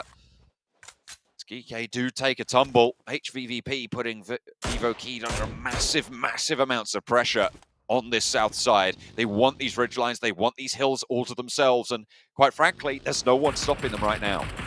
Yeah, I think the sweep down towards the south side is actually a really, really intelligent decision from them. Taking the sweep down towards the south side means they have more time to play out towards the north, understanding that, up towards that northeast side, that's a huge hotspot. They don't want to challenge that out. If they can start, slowly eliminating some of these teams down towards the south side and clearing out one by one, that is much easier than taking to those teams on the north side. Sure, they might be able to do it, but at what cost, realistically? Right now, they're picking up 9 eliminations, looking nigh on 10 for almost free, to be honest with you. Matic repositions after the shots came through. Tixi keeps them on the swivel. This is solidly how you deal with a player. You don't want to get into nade range. Tixi has taken a little bit of damage from it. Meku still just keeping those sightlines clear, keeping them covered off, maintaining some high ground presence as well. Magrelin, last player standing for Vivo Key. To be fair, stayed alive for quite a while, but I imagine that's going to be the end of it. Kitsune gets the burn down on the knock. A resupply comes through. 10 eliminations now for HVP as they start to ramp up on this south edge. It really took their time with that as well. They didn't want to lose a single player to any silly little knocks or flushes coming through. It happens far too many times than I can count, where you have one player that you go up against and you win the fight, sure, but you lose a player in the process. And going 4v1, being dropped down to 3 after that, is not something you feel very good about. Now, I like that Meku remained in the backlines. They understood that they only needed 3 players for that if they took it slow. There wasn't a lot of sightlines from the north side that could really challenge them out. Now, HVP hold a very strong spot to just take some really good sightlines up towards that northern side, especially as a 4-man squad. They have a lot of angles that they can cover. They can cover their back easily. And again, they're playing this 2-2 split almost. You have 2 on the outside watching towards the blue, making sure there's no one coming through from those unexpected angles that have happened so many times. And you just really like this type of play. It's a team that has a massive engine in them that they can start burning when it needs to go. But in the meantime, they keep it on idle when it needs to stay cool. Vampire continue with 3. First elimination of the game. Their miraculous crossing did go well, but they still have to go a little bit further now, and IHC will try and stop them. The push comes through. Ziol around the outside, just stopping them from hopping out the back and giving them the old swivel. Alex spotted. That's done one on the third-party engagement there.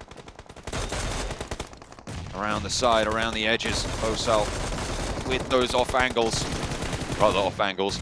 The high ground position will be good. HVVP dispatch power in the meantime, but IHC actually doing a lot of work. One player down, looking for the flush, will be able to find it. Steps out, doesn't take any damage. This is really masterfully played here by Ziol, but finally does get taken down as Ravenclaw sends out wide. Vampire knocked down to 2, but they are still alive from Le Corberia. Nades from HVVP now being sent over towards Alpha 7 as they lie down the hill from them. And that's a position that nobody really wants to be in when HVVP are on form.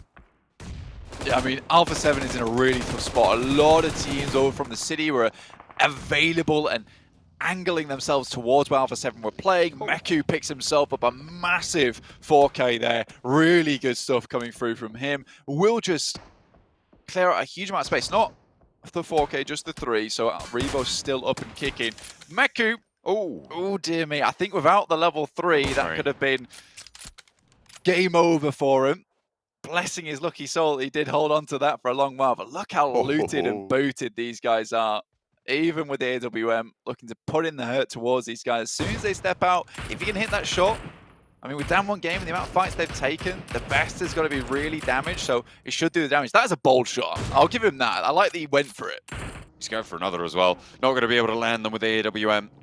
Center circle. Vitali has stayed alive this whole time in a fairly undetectable spot, actually.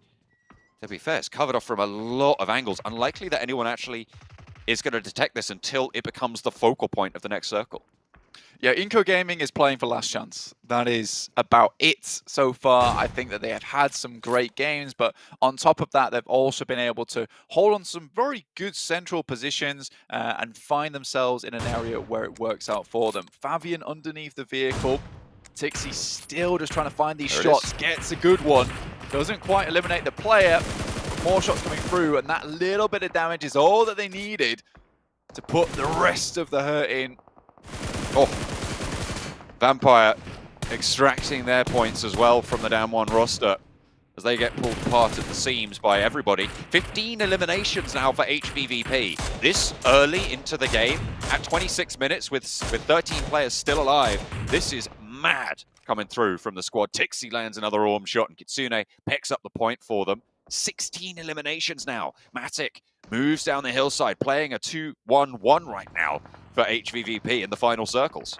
Oh, this is a disgusting game coming through from HVVP. Matic spots the player, but it's quickly refragged there from Meku.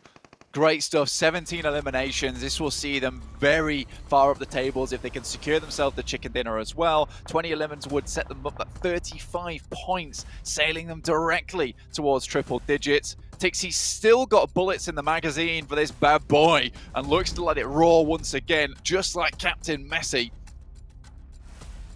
It's the old extended mag there, 7 rounds as well in that Orm. A fearsome sight in the hands of HVVP on the high ground as well. Might have been pivotal in their control there. Ravenclaw, last player standing for Vampire, who've done very, very well to get out of La Cobreria, but the fact that Vitali is still in this Renko is nutty. He is in such a sequestered little spot as well. There's no angle where you can see him until you push in, and that's going to be HVVP's task. I think for Inco Gaming, they'll be hugely pleased with this, and I think it'd be very unlikely not to see them going through to last chance now. The amount of times they've been able to go for this playing possum play and get towards the end of the game is great news. I mean, I don't expect anything massive coming out from them in last chance just yet. I still have my reservations about this team, but what I will say is that they are absolutely dogged and determined to get towards the end of these survival stages, get there with a massive amount of points remaining. In the meantime, though, HVP have absolutely revolutionized their gameplay. Unfortunately, it is Nima with the backtrack, finds one, that's Meku. No real availability to go back and pick him up now, so for the rest of the team, it's about getting that damage in, getting that utility thrown. It's a great Molotov. It hits a nasty burn onto one of the players, and Matic's able to pick up a flaming kill on that side, looking to put a barbecue on for the rest of Skylights Gaming. Oh, Vitali's down. I think they managed to pick that one up, so Inco are out. With the chaos being sown by the forward position from HVVP, there's potential to go for this res. It looks like they might be able to do so, and Ravenclaw is capitalizing on it as well. Goodness me, that is a mad crawl. So bold coming through Nima. That could be good. Just over the wall. Is it too short? I think it didn't quite make it over and stayed on the cover for HVVP. They did get the res out on the back as well, which gives HVVP 4 players and a position near to the building as they roll on up to the wall. Playing on that door frame. That was bold. It was in full sight of that door, but the smoke was there. Yeah, it was a necessary pickup on that knock there for Meku, but I think what enables that is Matic getting that Molotov knock, in which case they immediately send a player backwards because they know that they're going to be restabilizing within the building, not likely to going to be challenging any of those doorways. So a very, very smart move there. Yes, it doesn't provide elimination, but it does give you is more of an even fight to take versus the guys from Skylights Gaming. This circle, if HVP can get them to a position down towards the south side, you know, it will be a case of Skylights Gaming having to leave this building into the sightlines of HVP. Of an AUG in Kitsune's hands and the accuracy coming through from these guys, it's going to be super difficult to leave. Maku already finds one. And there's another as well for Tixie on the off angle. Skylights Gaming, they had to move, you're right, Blank. But hang on a minute, there's an answer. There is a shot over towards Meku, and Ravenclaw is still here. Skylights are down, 3 players standing, and Vampire make it all the way up to second. But you're right, over 20 eliminations now on the cards for HVVP. Legendary coming on through. That nade, he steps out, gets a little bit too big for your boots, and this is the HVVP that topped Group Green for 2 days straight, Blank. This is the squad that we've wanted to see for so long. And they don't even seem that flustered by it. Look at that, Kitsune congratulating the team. I mean, it just seems so calm. And I think that is realistic. A realistic celebration for these guys, honestly, going into that game. Yes, that game's going to send them up in terms of prize pool earnings, but also it was just so well played. There was hardly any mistakes that were made all the way through, and I will say that something has occurred within the team, and it's just a case of the lads are now figuring out when to play passive, when to play careful, and when to bring out that inner lion that they have within themselves, because this entire team has suffered for all year long, even maybe 2 years back, a case of being too aggressive at the wrong times, being maybe too unaggressive other times. 3 players with 1,000 damage is kind of insane. And again, this is what I'm talking about. Tixie, 679. Arguably their best fragger on the team. However, he is hanging back and he's doing damage where it's necessary. He is really the linchpin of the team when it comes to those clutches and allowing the rest of the team to work around him, play around him, to pick up those damage counts. It's a selfless player, and that's what you need. What a way for HVVP to make their mark here on Miramar as well, taking on any contenders to the spots that they held. They move through and they dominate the lobby.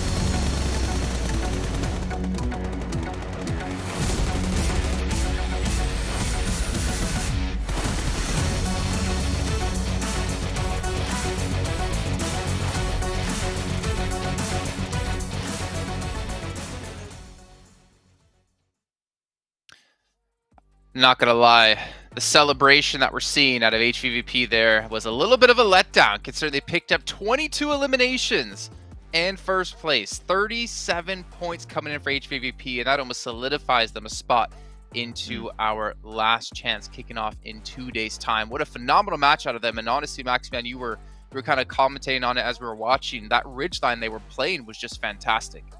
The way they transitioned also from position to position, making sure they're clearing all of the teams in the south, was something of absolute beauty from HVVP. 22 elims.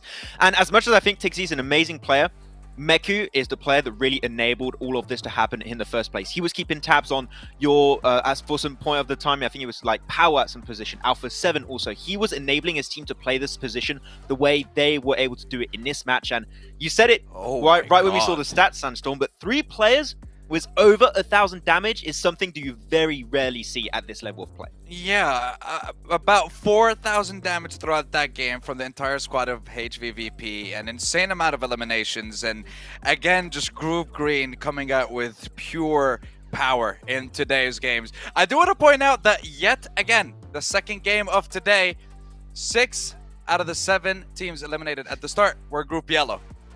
Not a single team from Group Yellow has made it into the top 5 of this game either. Group Yellow is having a very rough go of it, but this is a good sign for the teams that had a rough start from Group Green in day 1 of the competition, because right now they can do their best, get as many points as possible, and try to focus on eliminating teams from Group Yellow to increase their chances of qualifying in tomorrow's games. But absolutely great, and it's making things look very, very spicy when we go into day 3 of the survival stage as well. All right, well, ladies and gentlemen, we're going to head to a short break here where we get things ready to go for our 3rd match of the day. But when we do come back, we're going to finish breaking down this record game here out of HVVP, and we'll be thrown over to our next match shortly.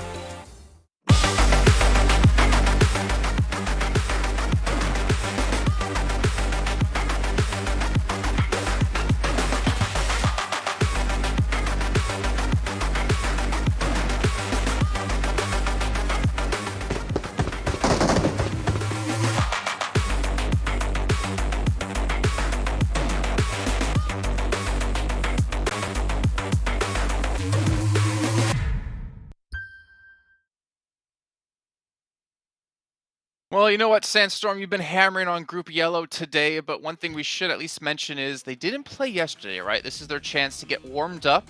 However, I would say this. I expected them to be a little bit more prepared, knowing they had the opportunity yesterday to just watch the matches, watch them unfold as they happen, hoping they had a plan and were ready to go. But gentlemen, did you know the Sony Xperia 1.4 and Xperia stream was created in collaboration with professional esports players? Did you guys know that? I do know that. We do now. Yes. Because I was not invited because I am not a good player. Yeah, it's only the people who got past PMCO that were able to do it, but the Xperia stream, you can play PUBG Mobile 90 Hz with its total cooling system and mobile ports for intensive gaming and streaming. But I will, well, maybe I won't watch you play competitively, Max, but I will watch you stream. Hey, the last time we played against one another, Jason, you tried to roll me over with a buggy. I did. So I am still scared of it. Oh, it's fine though, because I've got Prime Gaming now, so I've got my free PUBG Mobile items in game as well as other premium content to make sure to roll you over next time whenever that is going to happen, and you won't have someone to save you. Though it might be in real life, I don't know. Just in game. Just in game. Yeah. Let's take a look at our overall rankings. I get an idea of where things do stand here as HVP again with that massive result do take first place here at 108 points total. However, looking down the list here, we are seeing a couple of teams still holding on. For instance, LGD, who isn't playing today, Titan Gaming, who isn't playing today, and even Bigatron Red Alien still maintaining a top 12 position at the moment. I'm just looking at the leaderboard. This is absolutely terrifying. I mean, it's just going to be a group green at the start, and of course in the top half of the leaderboard. Of course, we're still waiting for Group Red's games tomorrow, but the more important one, of course, is going to be the second page, because we're seeing Reject, first team to reach the 16th place, but still, the last 7 spots all belong to Group Yellow, and keep in mind, it's only been 2 games. It's only been 2 games. Power had 1 good game so far today, and they jumped into the first half, but still. Tem Entertainment, though, I think would be currently the biggest surprise / upset of what we've been seeing, because they sold us absolute gold into the league stage during Group Yellow. Last place currently, I do expect a comeback coming out from this team, but not the start we were expecting after what they did in their group. I mean, to be fair, I think for teams from Group Yellow is you can obviously look at matches yesterday and kind of get an idea of where you think people are going to be going or whatnot. But teams have to adapt to drop spots because there's an entirely new 8 teams in the lobby, right? So it's really hard to predict if people will commit to their spots they had before yesterday. Will they change things up today? But one thing I can at least commit to is our teams to watch here, gentlemen. Let's actually get an idea of what you two did choose, because it didn't work out too well in the last match, if I remember correctly. You see, Maxman, I mean, at some point you had to go with Game Lord, right? Yeah, I just had to, the small French portion of me just had to pick Game Lord eventually. They had a really good start of this previous game. They were fragging out. They went up against, which team was it? I don't recall even. But they just were fragging out, getting eliminations all over the place. And then they do this really weird rotation into HVVP's high ground position next to Crater Field.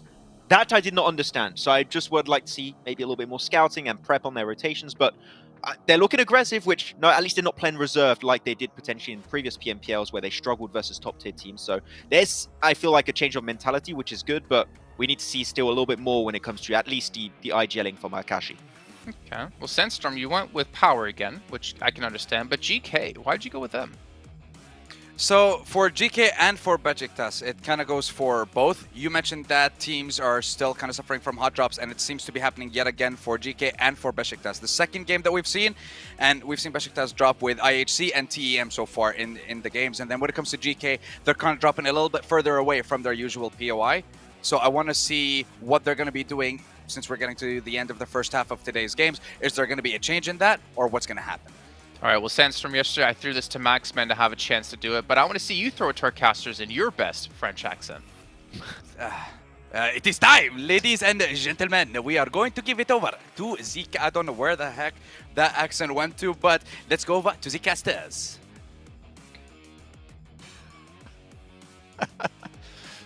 Merci beaucoup. Thank you very much. We're going to be heading into the next game, I guess.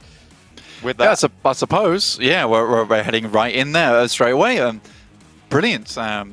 Bon chance to all the teams, I suppose. But I don't know. That was odd to say the least. However, straight into the game. Quick shot of the players here. FaZe Clan just went by. But yeah, excited for the Sanhok. Things got a little bit hectic there, but goodness me. HVP there, absolutely slamming that last game. And that's the type of game in a sprint type format that will see you safe. Now, I was going to talk about this last game, but there really wasn't much chance to, considering the amount of action that was happening, John. But most of the time, we look at a championship caliber team as like an 11-point average. And that is what you realistically want to hit. And to hit that for any team here over the 12 games, that would be 132 points required. Right now, you got HVP currently 108, so more than on target so far, with still 4 matches left to play. That will see them very happy towards the top of the standings. It'll be quite difficult to beat. The only other team that's really close right now is the guys from Vampire Esports. Remember, they're playing the rest of their games out today, and then it will be over for them as well. Yeah, of course, those teams out the top will set that benchmark. You'd expect there to be the 8-game teams towards the top, but we'll have to wait and see who else is going to join them from these groups. At the moment, the top team that has only played 6 is LGD, so they are going to be a nice little benchmark potentially for teams to start to look at. They ended the day, or the first day, on 57 points. And they will be in 7th place overall right now, set just behind Bacon Time there.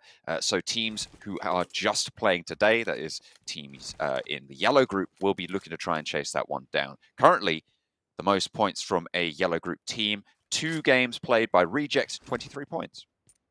And one of those games was their, I think it was their 21-pointer, I believe it was, with 3rd place and 11 eliminations. So they really only get 2 points in the last game, which is not great. It did give them that buffer, though, and that's what you want from those big games, because realistically, again, the 11-point average has been hit for Reject over the last 2 matches, that and then some. So Reject still doing well here, but now they need to get some performances on this game, right? On Sanhok or on Miramar, you need to get some more points. And again, getting that 10 points over on Sanhok is maybe a little bit more difficult than people make it out to be. Without the healing strat involved anymore, it's no longer a case of just huddling in a shack outside of the blue and going for the heal and quickly and easily picking yourselves up some points.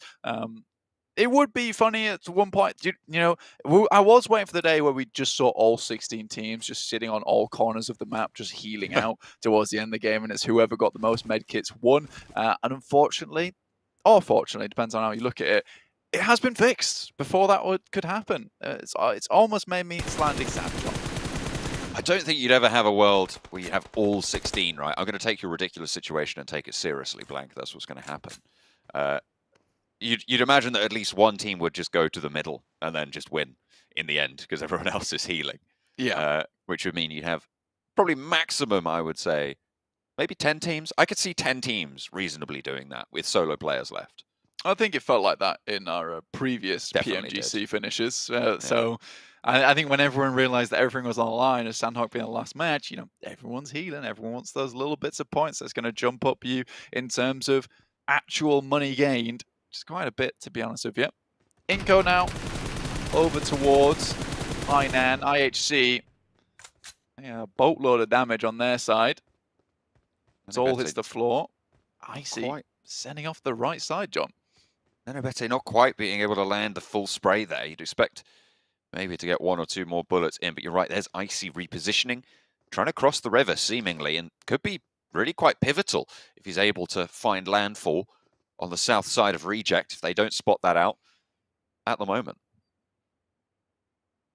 Godless still watching out, has spotted Nenobete, knows his position. Bacon time, with 8 games played, not quite hitting that average that they were looking for. A little bit more of a struggle. I think for them, they're pretty happily, actually, that's a very nice average for me. It's pretty good. That's a very nice average, considering that is literally just 8. 8 games played, 8 points per game found. 8 times 8. Beautiful. Anyway, that's made me very pleased. I was like, oh, I'm going to work this out on the fly to do maths here. And I was like, wait a minute. I remember my multiplication tables. It's also, also blank. I'll let you in a little secret. On the right-hand side of the screen, it tells you how many points they've got. Oh, yeah. I'm working out their average, though, you know. Oh, I see. Yeah, Okay. their average is just 8. Oh, I thought it was on. Okay, whatever. Yeah. Very good. Congratulations. Thank you. You get a Very gold good, well star done. on the chart. IHC still taking this fight with Inco, and this is Icy's position. This is the river crossing coming through to pay out dividends, Blank. A nice little pickup there onto Squash. Gives them a little bit of power. I'm looking at HVVP's position as well on the northwestern island. Vivo Of course you are. dropped. I always do, Blank. I'm always super interested in this specific rotation. As well, because Vivo Key did drop around Camp Alpha, and it seems like HVVP fully adjusted back to the position that we saw from them in the European Championship.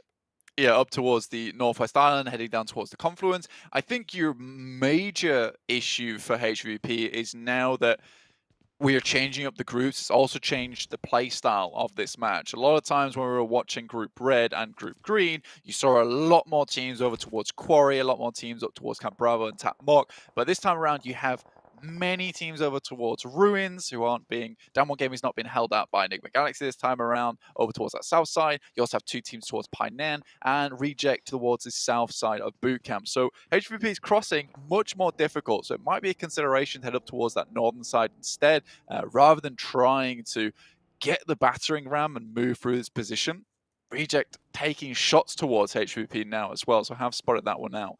FaZe, it's not going amazingly for them. 16 points so far on their game, but nothing to scoff at. I mean, 8 points per game is still decent enough. They're getting quite far into a lot of these matches, but we do have a lot of low earners so far coming through from Group Yellow. Shiktus, Geek, Tem Entertainment, as well as IHC. 6 points, 4-2-2. Really not ideal. Sure, but then you've got to remember that even after the first couple of games, HVVP were on minimal points. I think they were on about 8 after the first 2 games, and look where they are now. So things can absolutely change for these squads once they find their feet on today, once they get warm. And Abete trying to heat things up down the stairs for IHC, but it's just a little bit too much. And the Tommy gun will be the final death knell from Ziol. Now just Vitali left alive. We saw him last game. Left alive for a long, long time, actually. Oh, to pick up some good placement points, but nowhere near the center of the circle. With Sanhok, not really advisable to pick up vehicles and just send it through, as it is very open, and you will be heard and spotted very quickly, and those spray downs are a little bit easier here on Sanhok, with the map being much smaller, less opportunity to go for those 400-meter distance sprints in the vehicle itself, where you're outside of the line of sight of a lot of these players. GK taking damage from FaZe, so towards the south side of the circle itself. That's on the north of Quarry. Bacon time in Paris Resort. Have a very central spot here to play from. Now, HVP looks like they're making that consideration now to head up towards the northern side and pass over the bridge. They will be running in towards Power as well as VPE. Two very strong teams. Will be difficult. I mean, HVVP, they have swam across and made landfall on the north side of boot camp before. See if they do opt to go for that rotation. IHC will be moving up the side of these hills now, picking up points as they go, losing Alex in that initial engagement in that first scrap, but hoping to try and keep the rest of them alive. Icy has to reposition away from last player, Vitali from Inco. He wants a little bit of revenge, but they're looking to deny him that chance. Reject. They've lost a player now, which is not ideal, but you still play on. You play with 3. South side of boot camp as well. They're going to have to rotate away from this position blank. They're going to have to try and get on up north, potentially going back through boot camp as long as HVVP or no other teams have moved on into that position. Down one also in a spot to cause problems here. Yeah, it's waiting in the wings at the moment. For Reject, they should have got a good idea of what's going on in boot camp, but again, there's a lot of these little crossings that can happen throughout the river on the western side where a team could get into position unbeknownst to you despite scouting it out early. Remember, information that you gained in the past is outdated information, obviously, but it's not always going to be the same scenario when you head back up there. So for Reject, I think because they've been down towards the south side for so long, they're going to have to do some rescouting, but they do find at least the knock over towards IHC, get a little bit of revenge there, and also open up the opportunity to maybe head back up towards that northern side after clearing out this team that has been such a problem behind them for so long. Reject made the conscious decision to rotate from the south of boot camp over to this compound to try and cut out this rotation from IHC. Seems like they've succeeded as well, but in the meantime, Dan want to move through. Hang on a minute, we're over to Geek, getting absolutely dismantled. Their last duo will fall. That is not going to be good news, but Besiktas pick up the points. Much needed towards the bottom of those tables as well. IHC still very much under pressure here. Last player standing godless against Reject has got an angle to play against. Divine lands the shots. Will be able to get the heal off at zone 2. IHC out with 4 eliminations, sure, but this early, it's not good news. It's good news for Reject, though, honestly. You look at this, and with them being able to get those 3 eliminations, clear out that south side, now they can start moving up towards the north with little to no pressure. I think Damwon Gaming might be a problem, but they're over towards boot camp. They're more than likely want to head more central towards in the circle. Vivo Keyed off towards the south side of HVP, coming up behind them at the moment. And Matic's keeping a watchful eye on that one. Circle is starting to tick quite hard for them, but they're in the circle now and are quite close to that northern side push. Game Lord slowing things down for themselves. Always playing on this north side. There's not many teams over here either, so this is nice for Game Lord. Gives them a lot of opportunity to set themselves up in some good compounds. Currently playing a 2-2. We'll see if they want to regroup or just hold this. Looks like they are going to head back over towards that north side compound and just hold on to Tap Mock where they can. Vampire also going to be really quite pleased with this. They have their pick of the compounds on that north side. See where they opt to go. That junction looking pretty tasty at this stage. I'm sure plenty of teams are going to be looking that way. Vitali is just absolutely a survivor for Inco. He's been doing so much. I mean, we talk a lot about Nenebete from the squad, but Vitali today has been absolutely the standout in the games that we've seen in terms of earning those points for the roster. Vivo Keyed come into conflict with HVVP and at an inopportune time as well. They've just come out of the blue zone after having been in there for quite a long time. It leaves them low and forced to heal out, and that's going to leave HVVP free to get a lot of rotations done. Shots around the side, and the nade is there, coming in for an excellent backup. Diego tries to do a little bit of work, but can't quite find it. Matic has been taken down, hang on a minute, in the meantime, so leaves HVVP on 3, but it's only Cielo from Vivo Keyed on the west side now. Yeah, I mean, HVP being able to take that out, and that is what happens when HVP are able to keep watching behind them. They're maintaining that presence, maintaining that idea that, you know, there might be a team on our backside. We're going to keep that under control. 3 eliminations now found for them. Sure, they're down to 3 players, but they should be able to get up towards Tap Mock side. Damwon are heading up their way, though. That will be something that might be a little bit scary. If they can get the full squad wipe onto them, though, it would be a nice little refresh on the gear. But Damwon has been still looking very good throughout these games. And maybe for HVP, it's a little bit too late for them. as they have been slowed down a lot. Couldn't quite decide whether to head down towards the south or up towards the north. This is just because of this rotating lobby. It's difficult to make those decisions on the day, especially when you only play this map once. Bacon time, they've taken a knock, but should be somewhat resible. The smokes have popped, so they are going to try and commit for a rotation over that way towards ice. Actually, they might be left out. I mean, it is in a really, really difficult spot.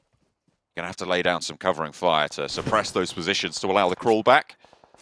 Won't be allowed, though, as Victor gets the final dink.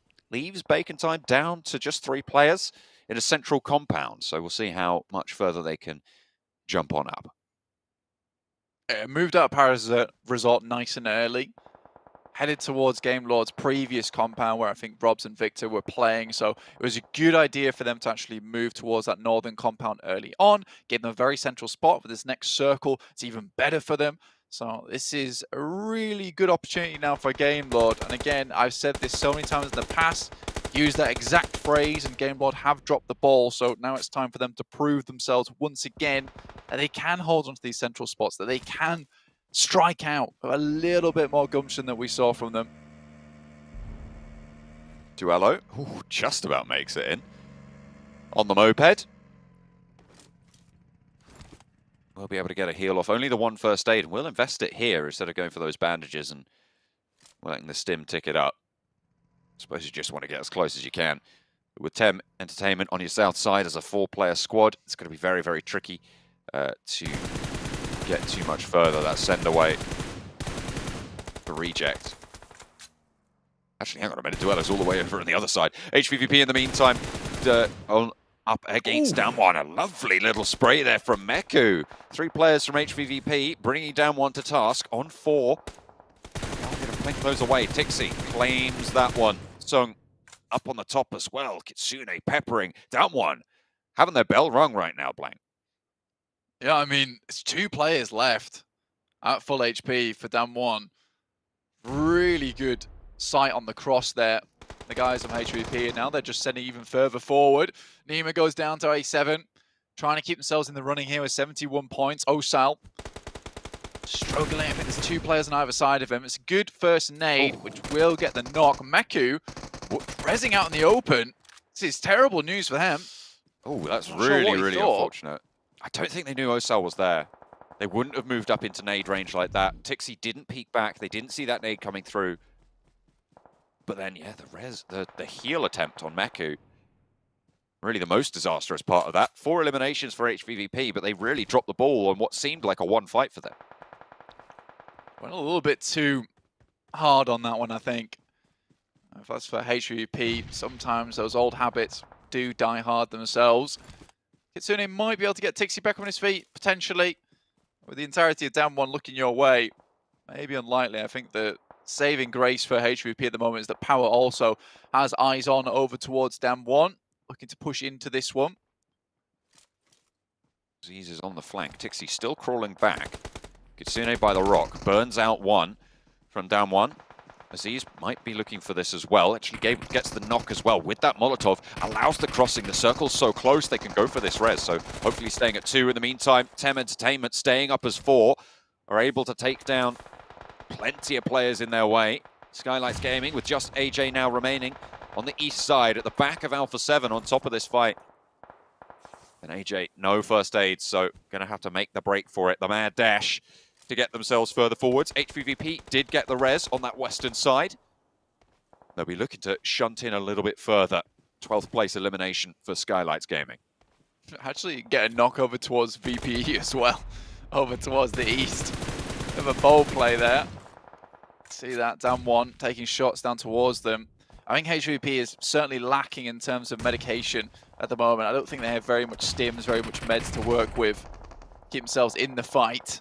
Desperately needed that resupply coming through from Damwon, but the fight is taking too long and it was not clear cut come through at the start.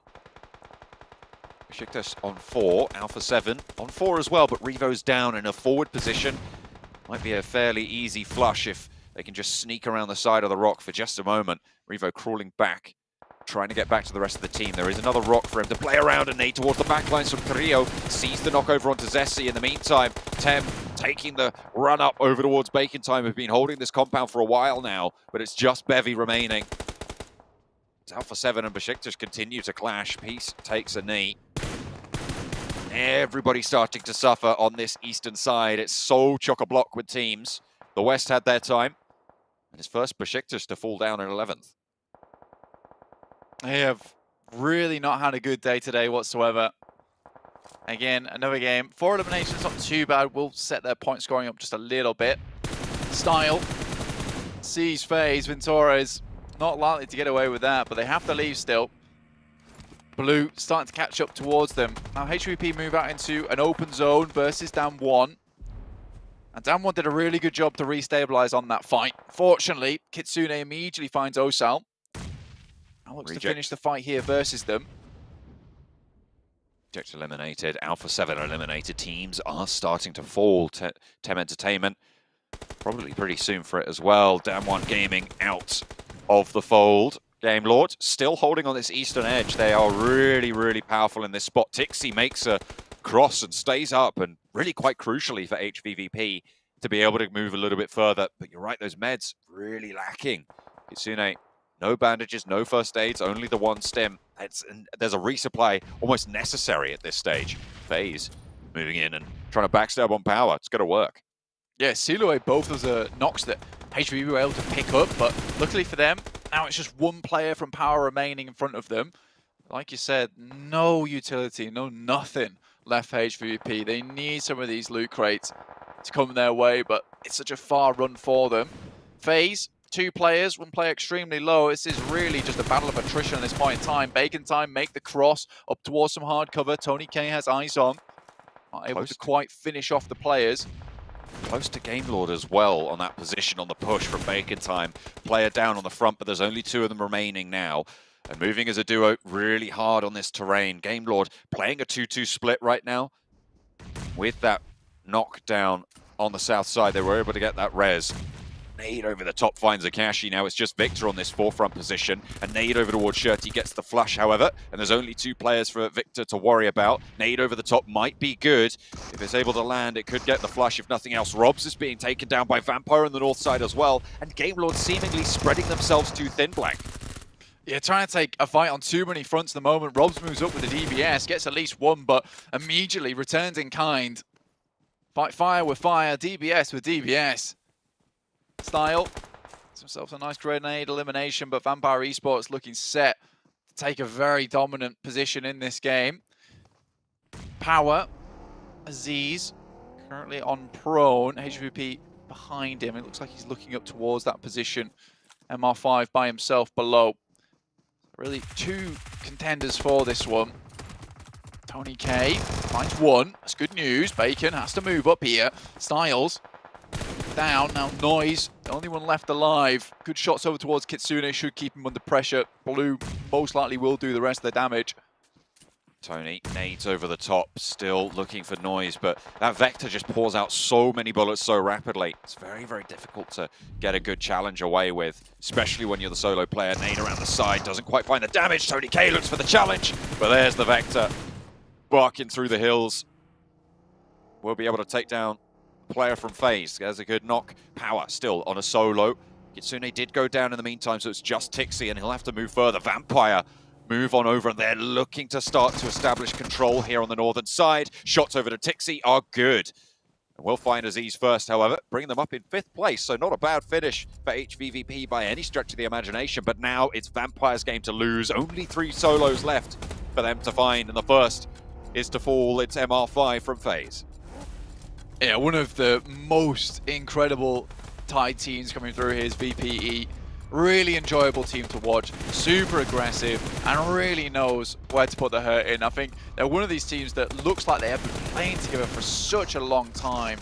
Incredible synergy coming through from all of them. Schweppes is going to finish this one up here, sweep the final player aside, but Narvalo making it all the way to the end. Looked like it could have been good for Game Lord, but still getting a 2nd place. Very, very decent overall for Game Lord, and they'll be happy with that. 2nd place, 12 points with eliminations they found early. This is good news. Better news, in fact, though, for VPE, able to turn up the point scoring potential, which really puts them again in a safe position up there with HVVP, who similarly were able to get a good game there on Sanhok from quite a tough position. Yeah, I think they had, what, at the end, about 6 eliminations. They finished up in, I think it was around 5th place as well, so a decent chunk of points. Vampire might be looking to put a dent into that, but it was a fairly low elimination game on the most part. I think they only managed to get around 6 as well, so those ladder ups will keep them, as you say, in contest. You can see here, Bacon Time really didn't have to move very far at all, currently sitting up towards Paris Resort. Game Lord, though, a much better game from them. Very pleased with this one. They moved quite far to get into position and made do with it. Vampire Esports, though, the real star of the show. Absolutely. Look at that, though. 3 tie teams on the teams to watch page here. FaZe making it late. Bacon Time and Vampire all putting in work. But Game Lord with a good showing for the first time as well in this tournament.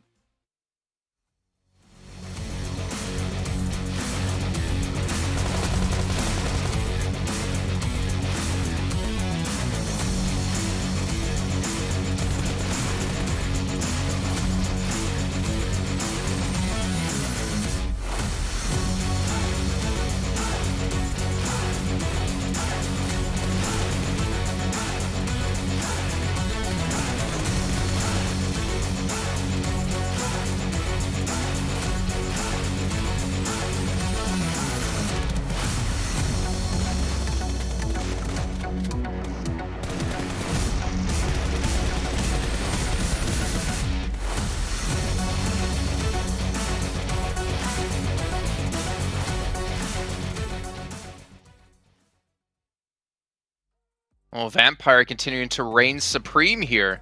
23 points coming through. Not that many eliminations, however, playing the situations out to perfection. Capitalizing off Game Lord fighting over towards their southeast up against Bacon Time, who ended up finishing at 17 points. But Game Lord, 16 points. Not bad here out of the team that we didn't really expect too much out of, or we didn't really know what to expect out of them, I guess I should say. I gotta say, compared to the previous game, the eye gelling and the position they held onto was just a great performance overall. I agree with Blank. I think that this is the Game Lord we would like to see. I do think, and I think we were in agreement in this game, Sandstorm, that Game Lord might have stretched himself a little bit too thinly, taking a 2v4 versus Vampire on the northern side, then a 2v3 versus Bacon on the eastern side. If they commit in a 4v4 versus Vampire and win that position, I mean, we saw what Vampire were able to do with that spot afterwards, right? They just go for this massive split, overwhelm all the other teams, and get the chicken dinner. The potential was there, but I want to see, Game Lord sometimes just regroup to take those fights for long. Yeah, but I mean, hey, they performed very well on the Sanhok map, and I do have to say a couple of the other teams from Group Yellow as well are starting to perform. FaZe, this is the second time they're ending up in the top 4, top 5 as well, so they're getting themselves a decent amount of points. When you compare it to some of the weakest teams from Group Green on day 1, great start for them, considering that they still have another chance in tomorrow's games. But I'm loving the fact that we're seeing less teams from Group Yellow being eliminated at the start of the game, even though their rotations going into Zone 2, Zone 3 were still a little bit slow, but I'm starting to see them pick up the pace a little bit. Okay, well, we're going to jump back into that in a second as we have to talk about our lovely sponsors here, the Pullman Kuala Lumpur Bangsar Hotel, where our world is your playground. If I get my words out, and I cannot wait to potentially lay out in the sun, lay out at the pool with Maxman doing his famous fish impression. Have you seen that, Sandstorm?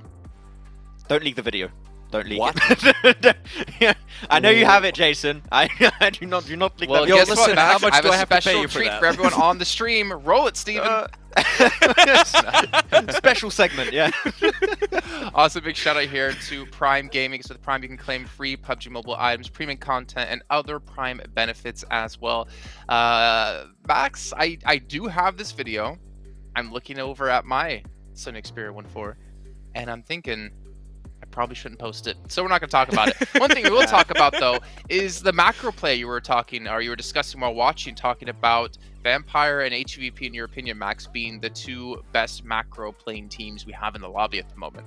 Exactly. Okay, we could talk about HVP, but this game is going to be mainly focused on Vampire, and of course, first place, 1 point ahead of HVP. These 2 teams are looking so good, but and I don't know if you agree with me, Sandstorm, on this point for Vampire, but I have the impression they can just flip a switch and go from this hyper passive team that's all about aiming for good positions in the circle to this hyper aggressive team that's just going to nuke down all the teams around them. Like we saw them the moment they won that fight versus Game Lord, is boom, turned on. It was just so good. I told you at that moment, the second they were done with Game Lord, that is game.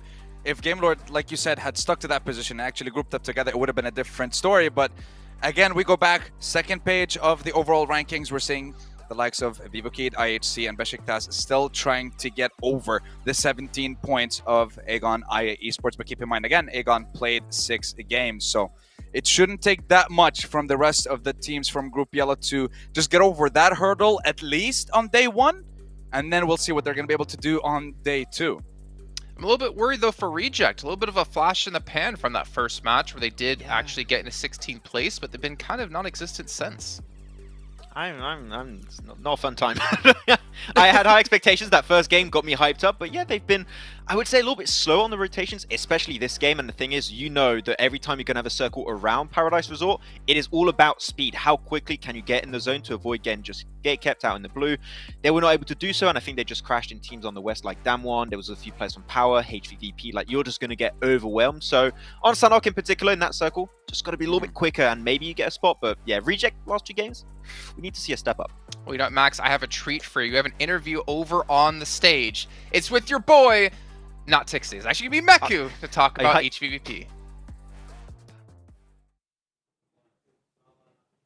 Ladies and gentlemen, welcome back. You're currently tuning in to the PUBG Mobile Global Championships 2022. My name is Flavor, and hopefully you guys are having an amazing time when it's in the first half of day 2 right here at survival stage of the competition. And of course, it has been truly an honor to actually be here at the main stage, and hopefully you guys are having an amazing time and entertained by all the amazing PUBG Mobile actions happening throughout the whole day. And of course, before we continue on, ladies and gentlemen, just to remind to you guys that Captain Messi is joining the PUBG Mobile Battleground, packed with Messi football icon set and more collaboration team items until the December 31st, 2022 to help you stand out in the Battleground. Make sure to grab them in PUBG Mobile today. All right? Now, ladies and gentlemen, of course, it gives me a great pleasure and honor to introduce to you some of the representatives we have here from Team HVVP. How are you guys doing today?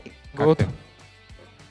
Okay, I guess that's the translation, right? It's very apparent and clear. And of course, okay, guys, so your whole team played very well and in the second game today. And how did you guys do that? And was there any special tactics and communications or just particularly good form today? Смотри, как получилось так, что мы так хорошо сыграли во второй игре? У нас была какая-то тактика, может, какая-то коммуникация, или нам просто повезло? Это была наша домашняя зона, мы просто отконтролили круг, потом закрыли край и выиграли игру. Yeah, so it was our home zone, and we basically just controlled like the whole our side and won the game after that. I'm very confident. Based on the response itself, I believe that they kind of knew what they were doing throughout the whole day, and it is a brand new HVVP we're looking at right here today. And of course, final question here is that what do you guys need to focus on to keep the ranking in the top today itself? And what do you think is the most important for the following games, the next 3 games that we're about to witness? Смотри, что нам нужно делать, чтобы остаться в топе в течение 3 следующих игр? Думаю, что продолжить играть так же агрессивно и до конца дня постараться играть стабильно, и тогда мы закончим на первом месте. Basically, we need to play as aggressive as we used to play today and try to be confident in getting points in all the next games, and so we will be at the top 1 at the end of the day, basically. There you have it, ladies and gentlemen. Team HVVP bringing their A game right here for day number 2 in the survival stage. And all the best to you guys. Thank you so much. Amazing interview we're having right here. And of course, for those who are tuning in, we still have 3 more matches to go. Don't go away after this. We'll be passing it back over to our analyst and we'll continue back with our remaining matches right here at the PUBG Mobile Global Championships 2022. See you guys in a bit.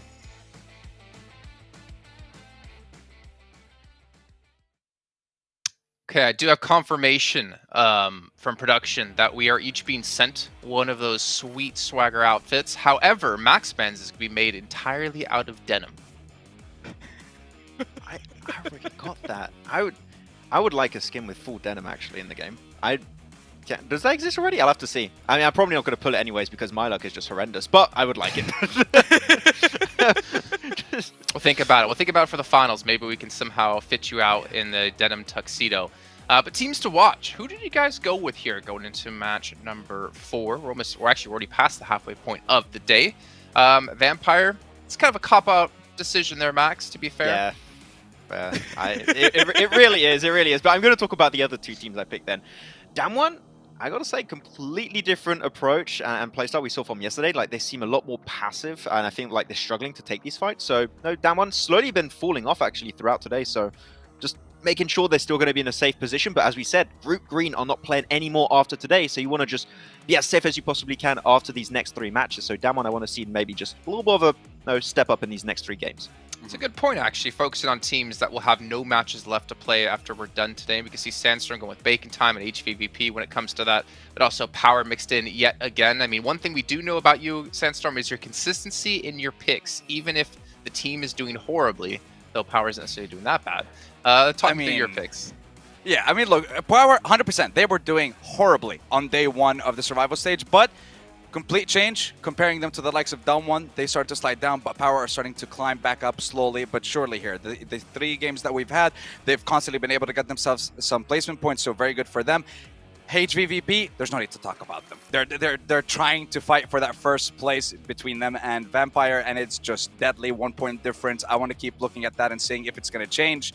And for the last pick, Bacon, again, the team that ended up with a chicken dinner on day 1, and they're keeping up the consistency in day 2. So I want to see if they're going to be able to keep it going for the rest of the day, for them and for Power. Well, look, Athir, we're going to find out how those 2 teams are doing here as we hop over to our casters for the next match of the day with John and Blake. It is really starting to come down to the crunch now, Blank, for a lot of these teams from that green group middle pack. Of course, those teams towards the bottom of the 9-game teams are going to have to really put in that effort, put their best foot forward. I'm looking mostly at Skylights and Power here as teams that absolutely need to play blinders to see themselves a little bit safer.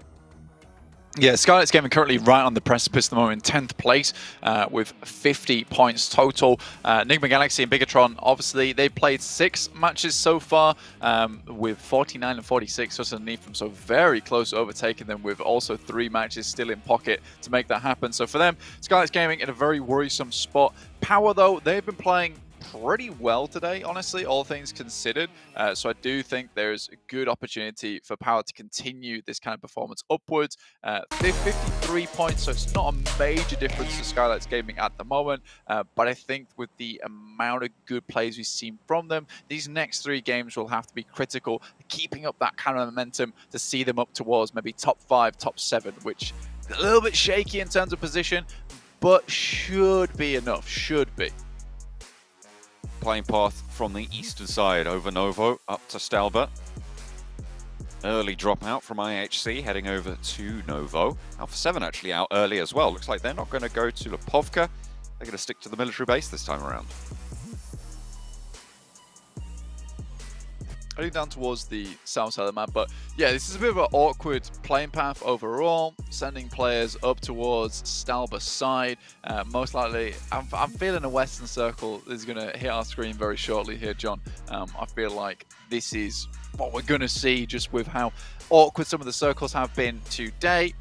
Bacon Time heading down towards Mill to Power, pretty standard for them. They've played fairly well from that position. However, I think Bacon Time, with the scoring result that they found themselves over in their particular group, it's a little bit odd to me seeing them, not get these massive wins. All in all, though, 3rd place, still very strong, 81 points, but that is overshadowed by the 40-point gap between them and 2nd and 3rd place, 121 and 122, have just been absorbing all the points. And that's why it's difficult, even in your particular groups, not only just for the group stage, but also for the survival stage, because you're always playing with those teams on the days that you have your 12 matches. Little bit of a struggle for them. Either way, Bacon Time still need to find some other points during these last 3 matches and not allow HVP and VPE to run away with all of them. Certainly don't want that to happen. Blank, you couldn't have been more wrong on the circle. It is very far east on the shift. We saw that pop from the plane path picture earlier. And it will drive all these teams to, I imagine, stay fairly close to one another. It'll be interesting to see just where these teams are going to be able to claim position and where they're going to fold themselves back on in as well. Game Lord, a little bit of a hot drop scrap with Power, playing 1v2 right now in their current scenario. Game Lord playing a little bit southeast of them. I imagine Power a little bit easier for them to regroup fast. And they're going to have a little bit better equipment as well, with the greater area that they can loot between these two players going through. Robs, I imagine you just want to disengage for this from Game Lord, but the vehicle in possession of power.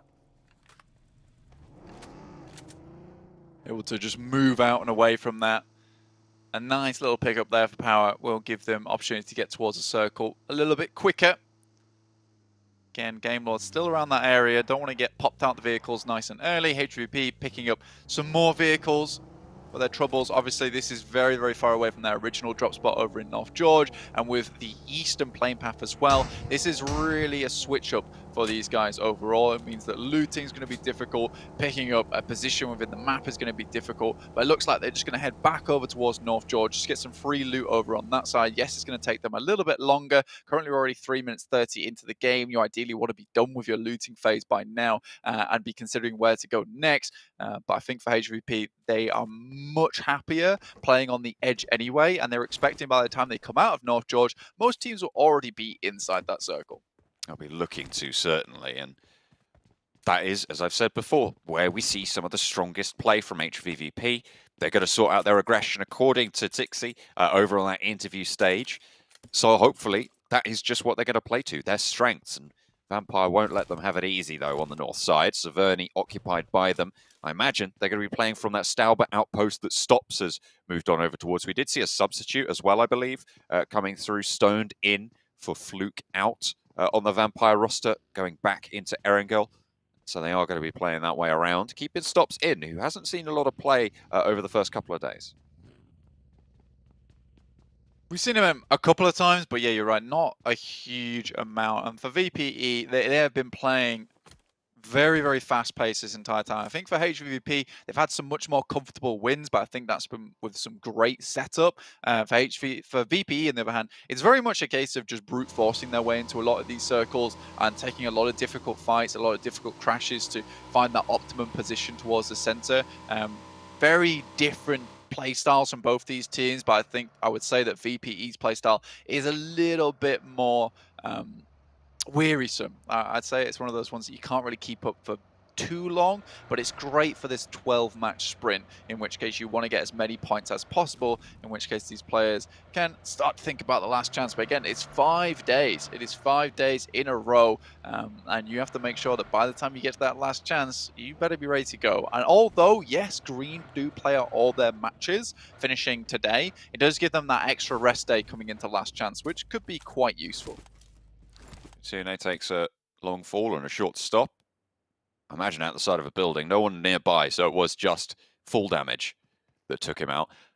You've got to wonder how that happened, to be honest. How are you taking damage in the first place to allow yourself to fully go down? But either way, should be a simple res. We'll slow them down a little bit more. You said that they'd be wanting to get on the road soon. We're now up to the 6-minute mark. And looking at rotations, they should be on their way out now, but Meku doesn't even have a vest.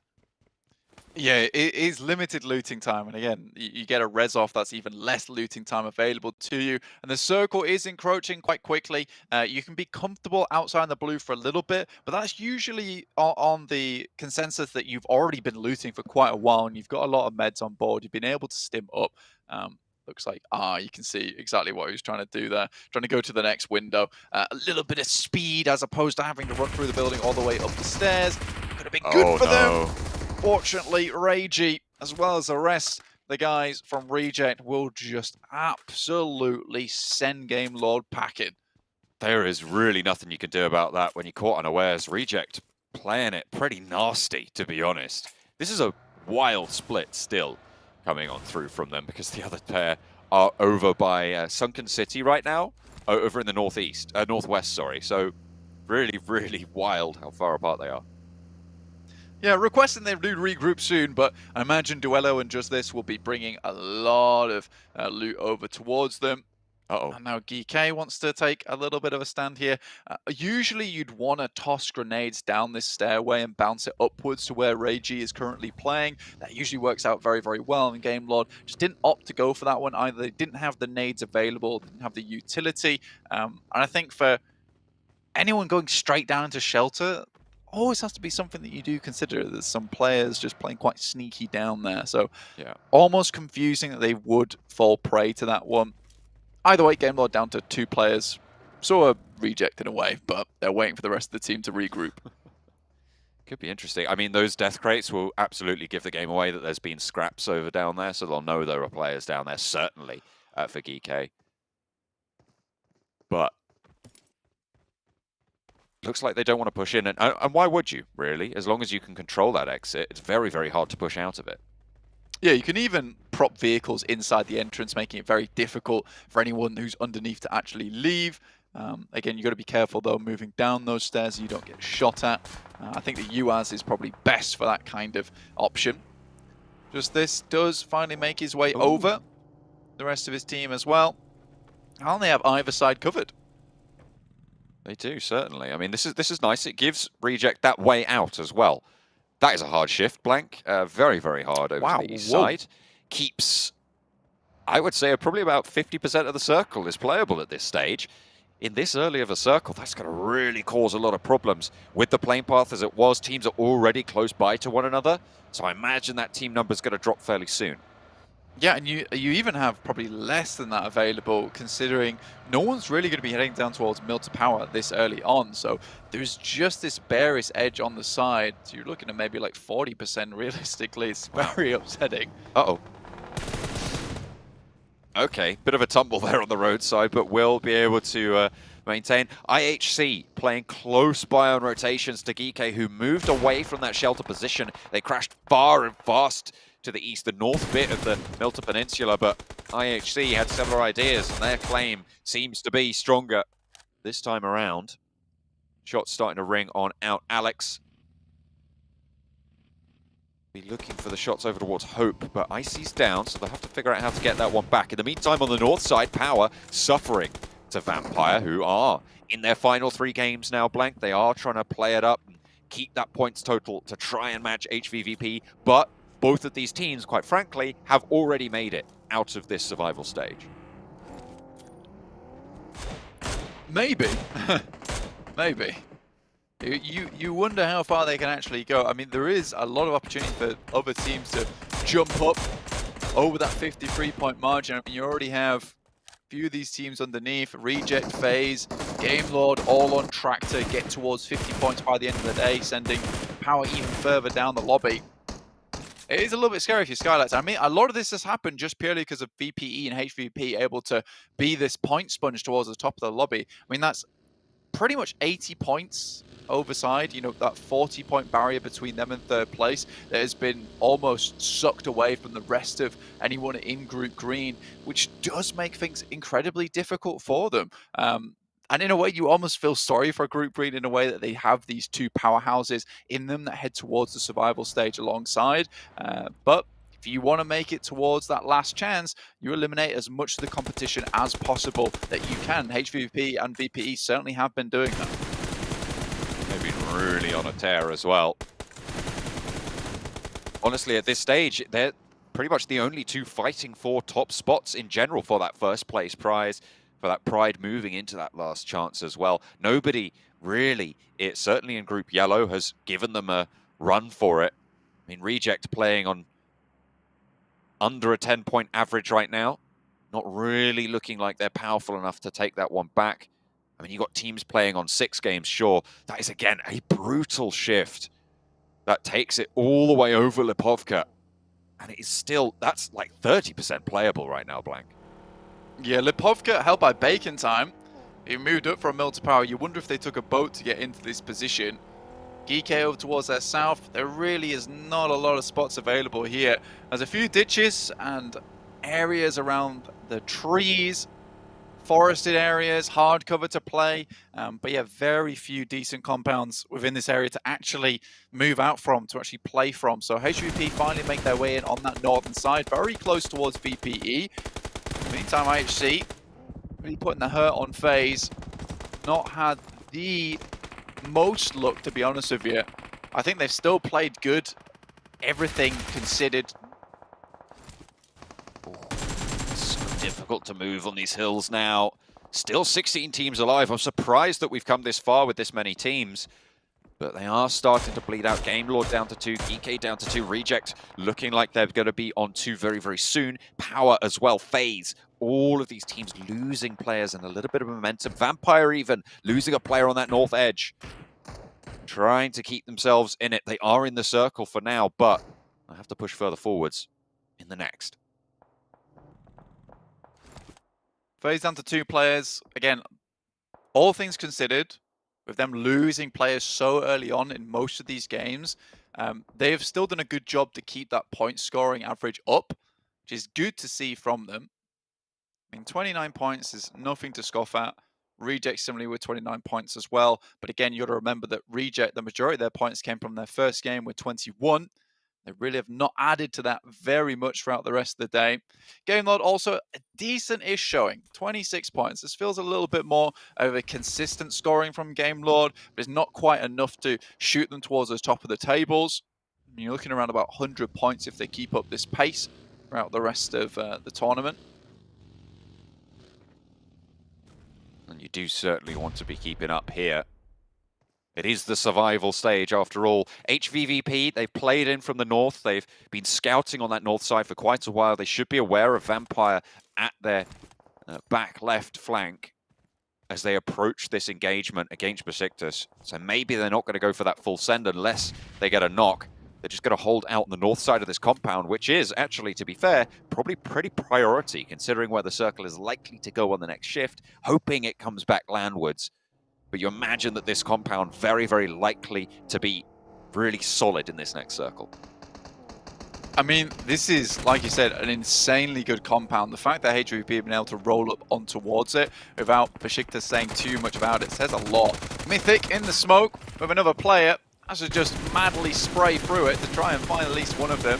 IHC also suffering from Mafioso up on high, taking a good spray out towards them. Icy falls. Now, 2 players left remaining. That is some good angles that they have over towards Alpha 7. First shot, absolutely marvelous. Hits Looks the for a target, second. looks for another. Oh, it could have been there, John. Oh, you felt it a little bit in your gut, but Revo felt nothing of the kind. Won't need to go to the barbers though, he's already been shaved by that one. Not quite going to catch it, fortunately. Circle does pop, comes a little bit back to the land. Besiktas' spot actually isn't as prior as we kind of expected it to be there.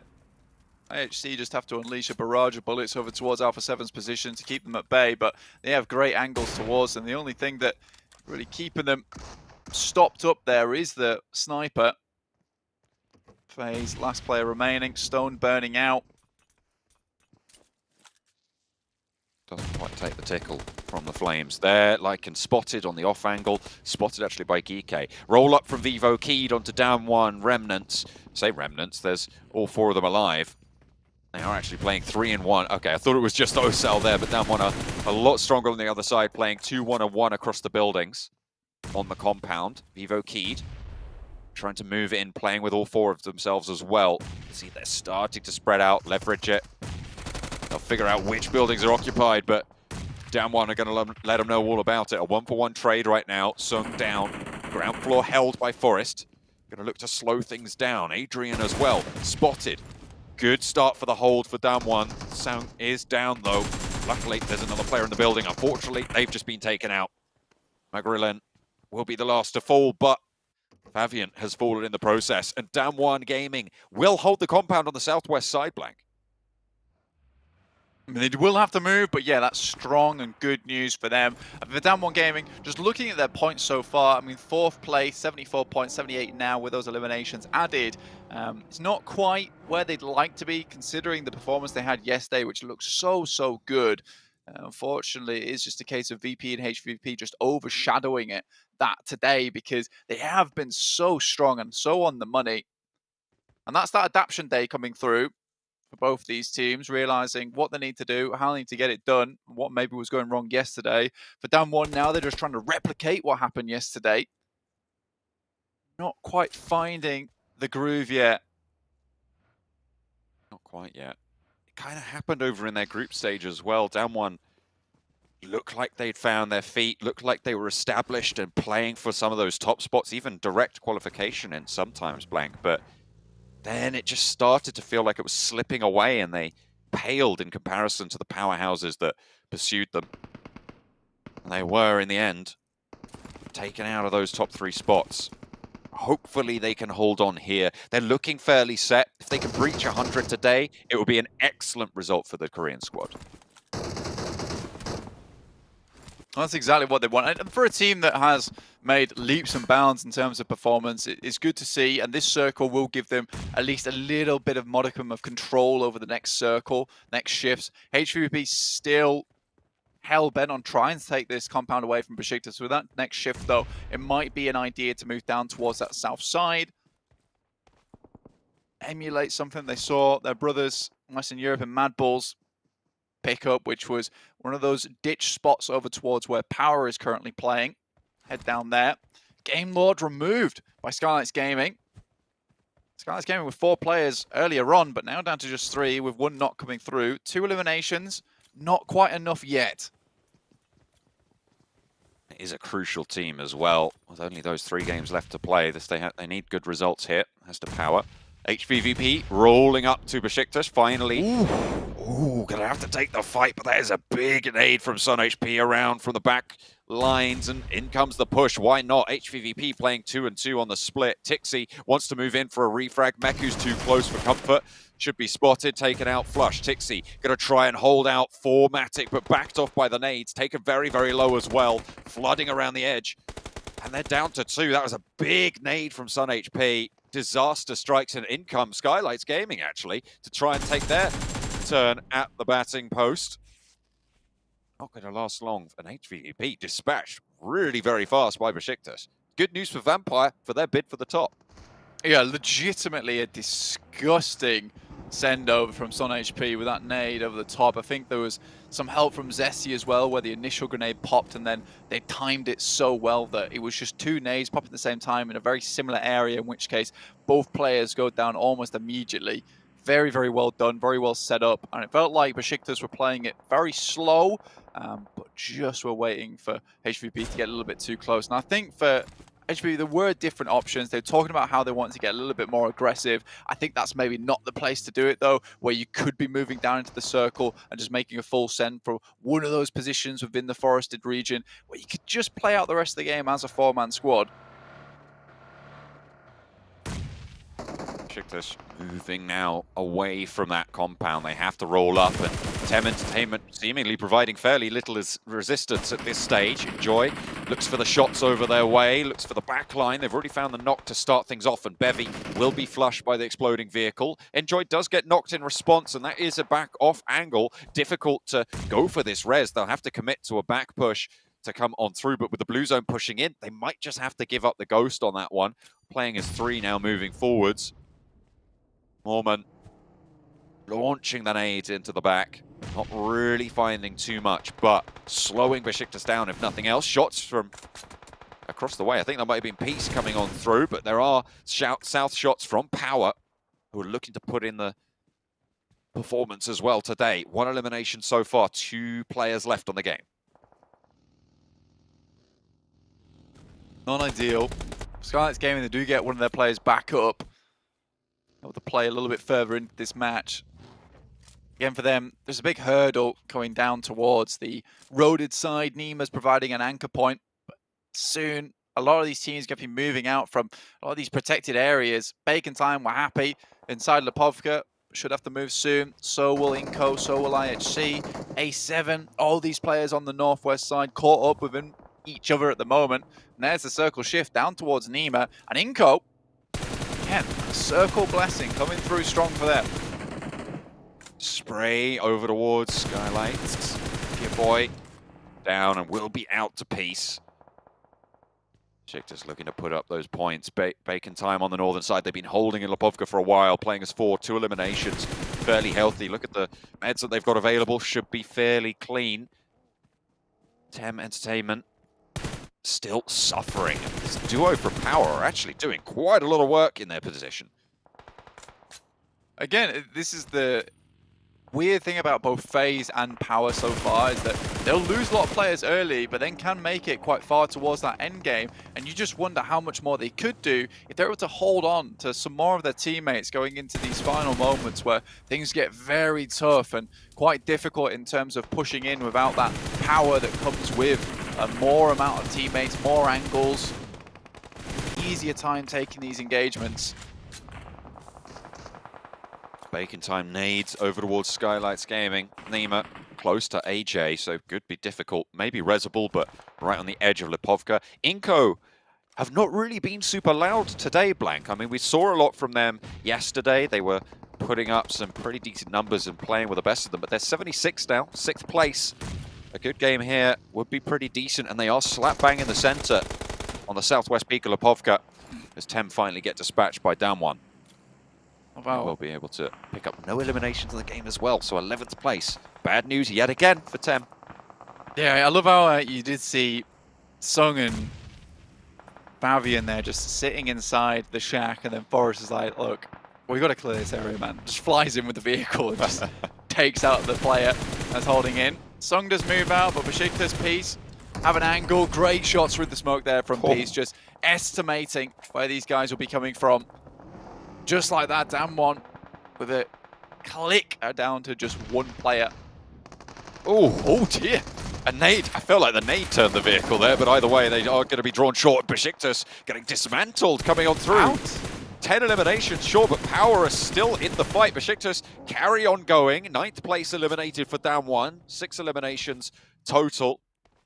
And everybody's starting to rack up these points now. Besiktas with 1 player alive, 11 eliminations, Blank, and they're top 6 already. Vampire went down over in Lipovka in the meantime. Going down in 7th with 4, so not too much gap open between them and HVVP. What a stressful little engagement over on that northwest side. So many teams cuddled up over there, and finally someone gets pushed out of bed and it leaves a reaction of sorts. Everyone takes shots at one another.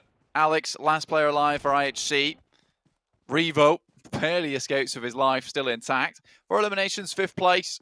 Some of these players, some of these teams trying to get some points back on board, but both Power as well as Skylights Gaming, it's not enough so far. I think down one game were able to get a few more points for themselves. Sends them a bit further up towards the top of the lobby. Maybe not safe, but definitely within that top 16 if they keep this up. Inco playing central. 7 eliminations for Alpha 7. Been through the wars they have. On that south side, they'll make their stand on the hill. Zone 7, Bacon time, repositioning. GK just trying to hold on. Ragnar, solo player, east side in the blue, in the town as well. So a lot of cover for him to play around.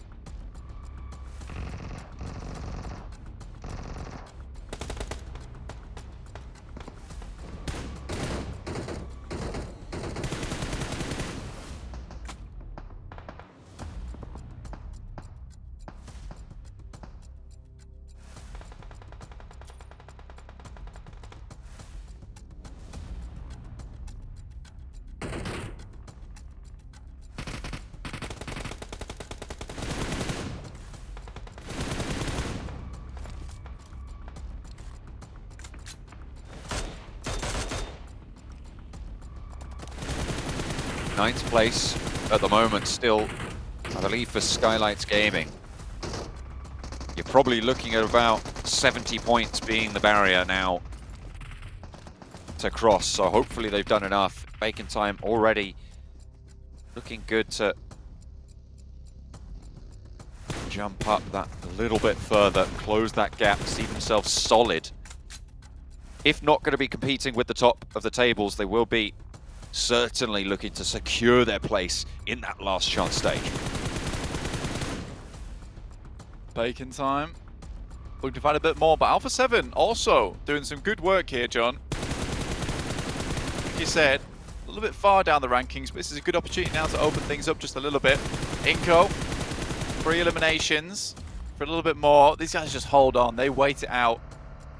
Seems to be always a case of 2 teams and then Inco in the middle.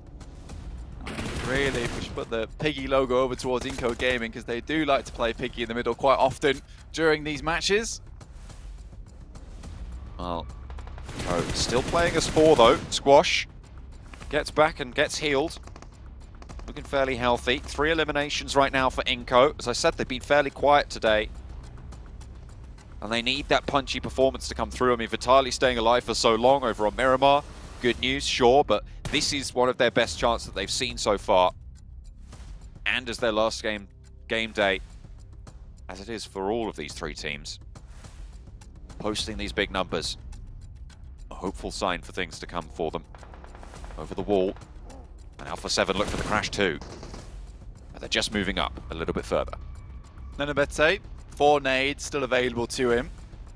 Meantime, Bacon Time get towards Warehouse just behind. He's in this moment, whilst Inco are distracted to get into a better position. Jump in on this third party when they have the chance. Alpha 7 probably in the least defended area out of all of this. It might be decent coming into Zone 9, where they're able to take out the players as they move out from these warehouses, but for now, they do have to keep investing these smokes to make sure the sightlines are clear from both Bacon Time and Inco. They're playing the waiting game.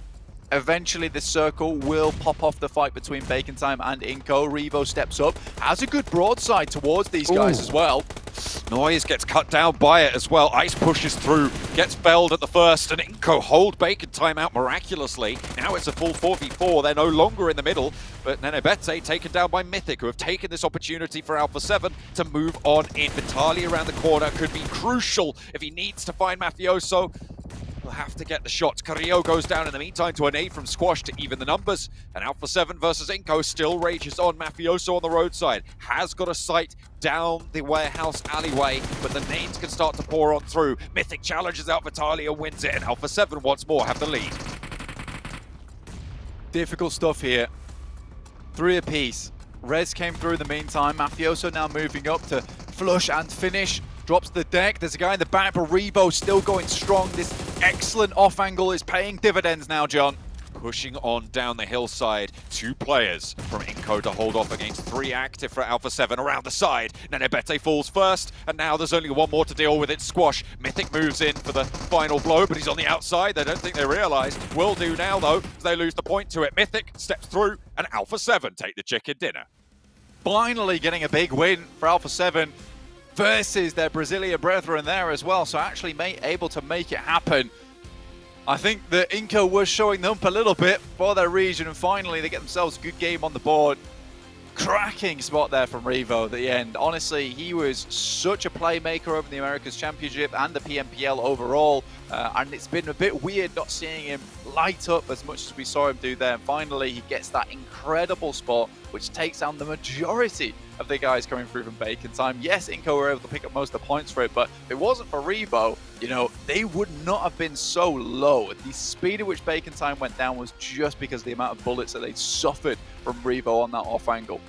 And not only that, Alpha 7 capitalized perfectly on exactly that push. They slowed Bacon Time down, forced Inco to deal with it on their own, and then the rest of the team just moved on up, and it was the vice grip that took down the lobby. Very, very well done. Look at that, 15,000 meters as well. Actually traveled during that game to get into position. Not an easy journey for Alpha 7, coming down all the way in Sosnovka, swinging up and around, trying to find themselves a position on that map. I really did have to fight tooth and nail to get that one. Besiktas as well with a blaster of a game. I think they got 11 eliminations total. They went down a little bit early maybe for their liking, but at the bottom of the tables, you take those points. A lot of good performances, but in the end, Alpha 7 fight their way to the chicken dinner.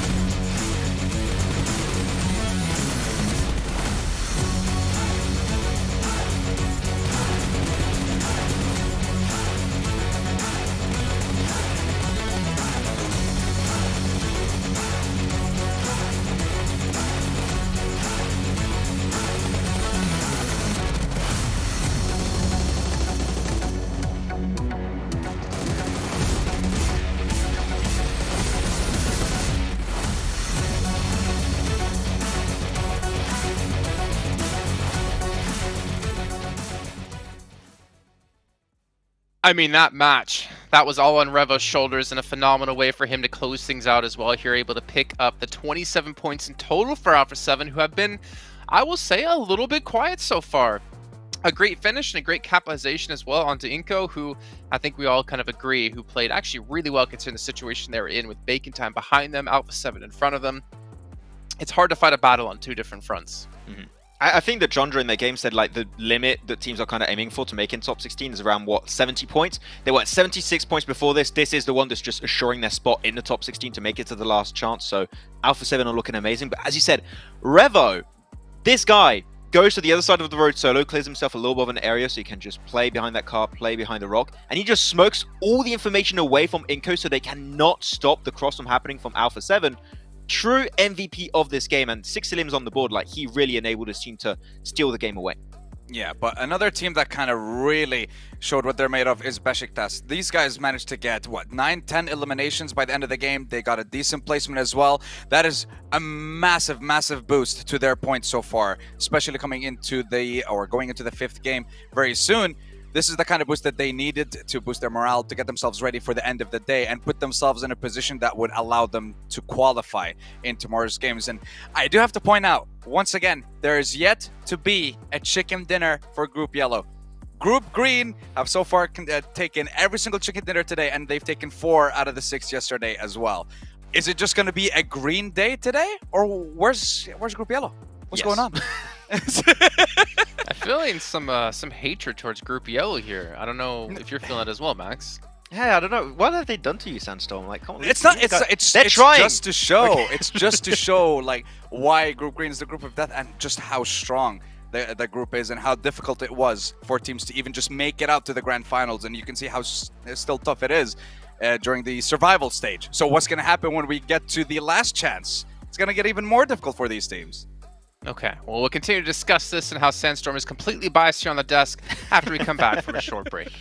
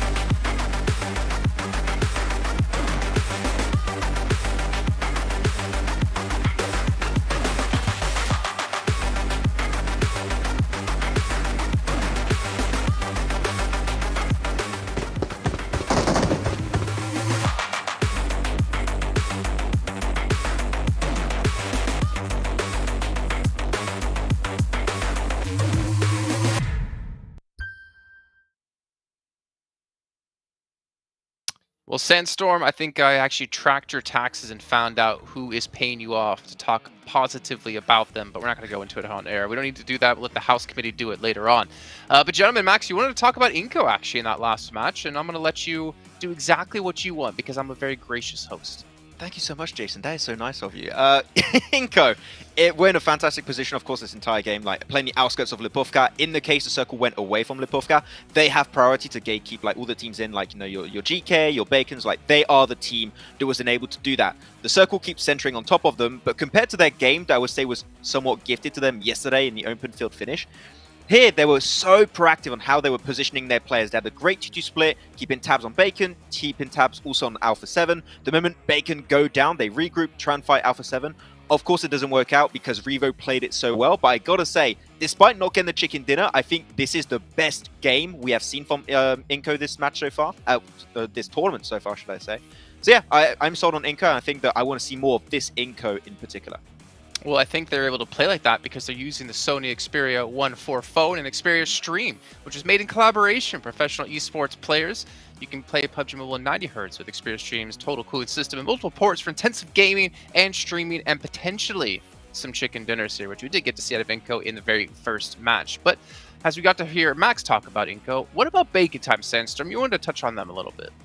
Yeah, so Bacon Time, this is the second time I believe that we've seen them have such a huge split. You had one player on the east side of Milta, one player in the factory near Milta Power, and then you had a duo split go all the way to Lipovka the second they saw that zone. So it was a very early rotation from them, getting a lot of information, and with how the zone shifted, it definitely helped them out. Now they're in top 4 after that game. So again, yet another team that I feel it's like they're already at the point where they're guaranteeing themselves to get to that next stage. But when I'm looking here at that second page, I'm seeing some teams that are still struggling. I mean, Reject, after getting a huge performance in the first game, their performance has started to go down. But I don't even want to talk about GK. They managed to get top 4 in the last game, but that was just because Ragnar was able to survive for so long.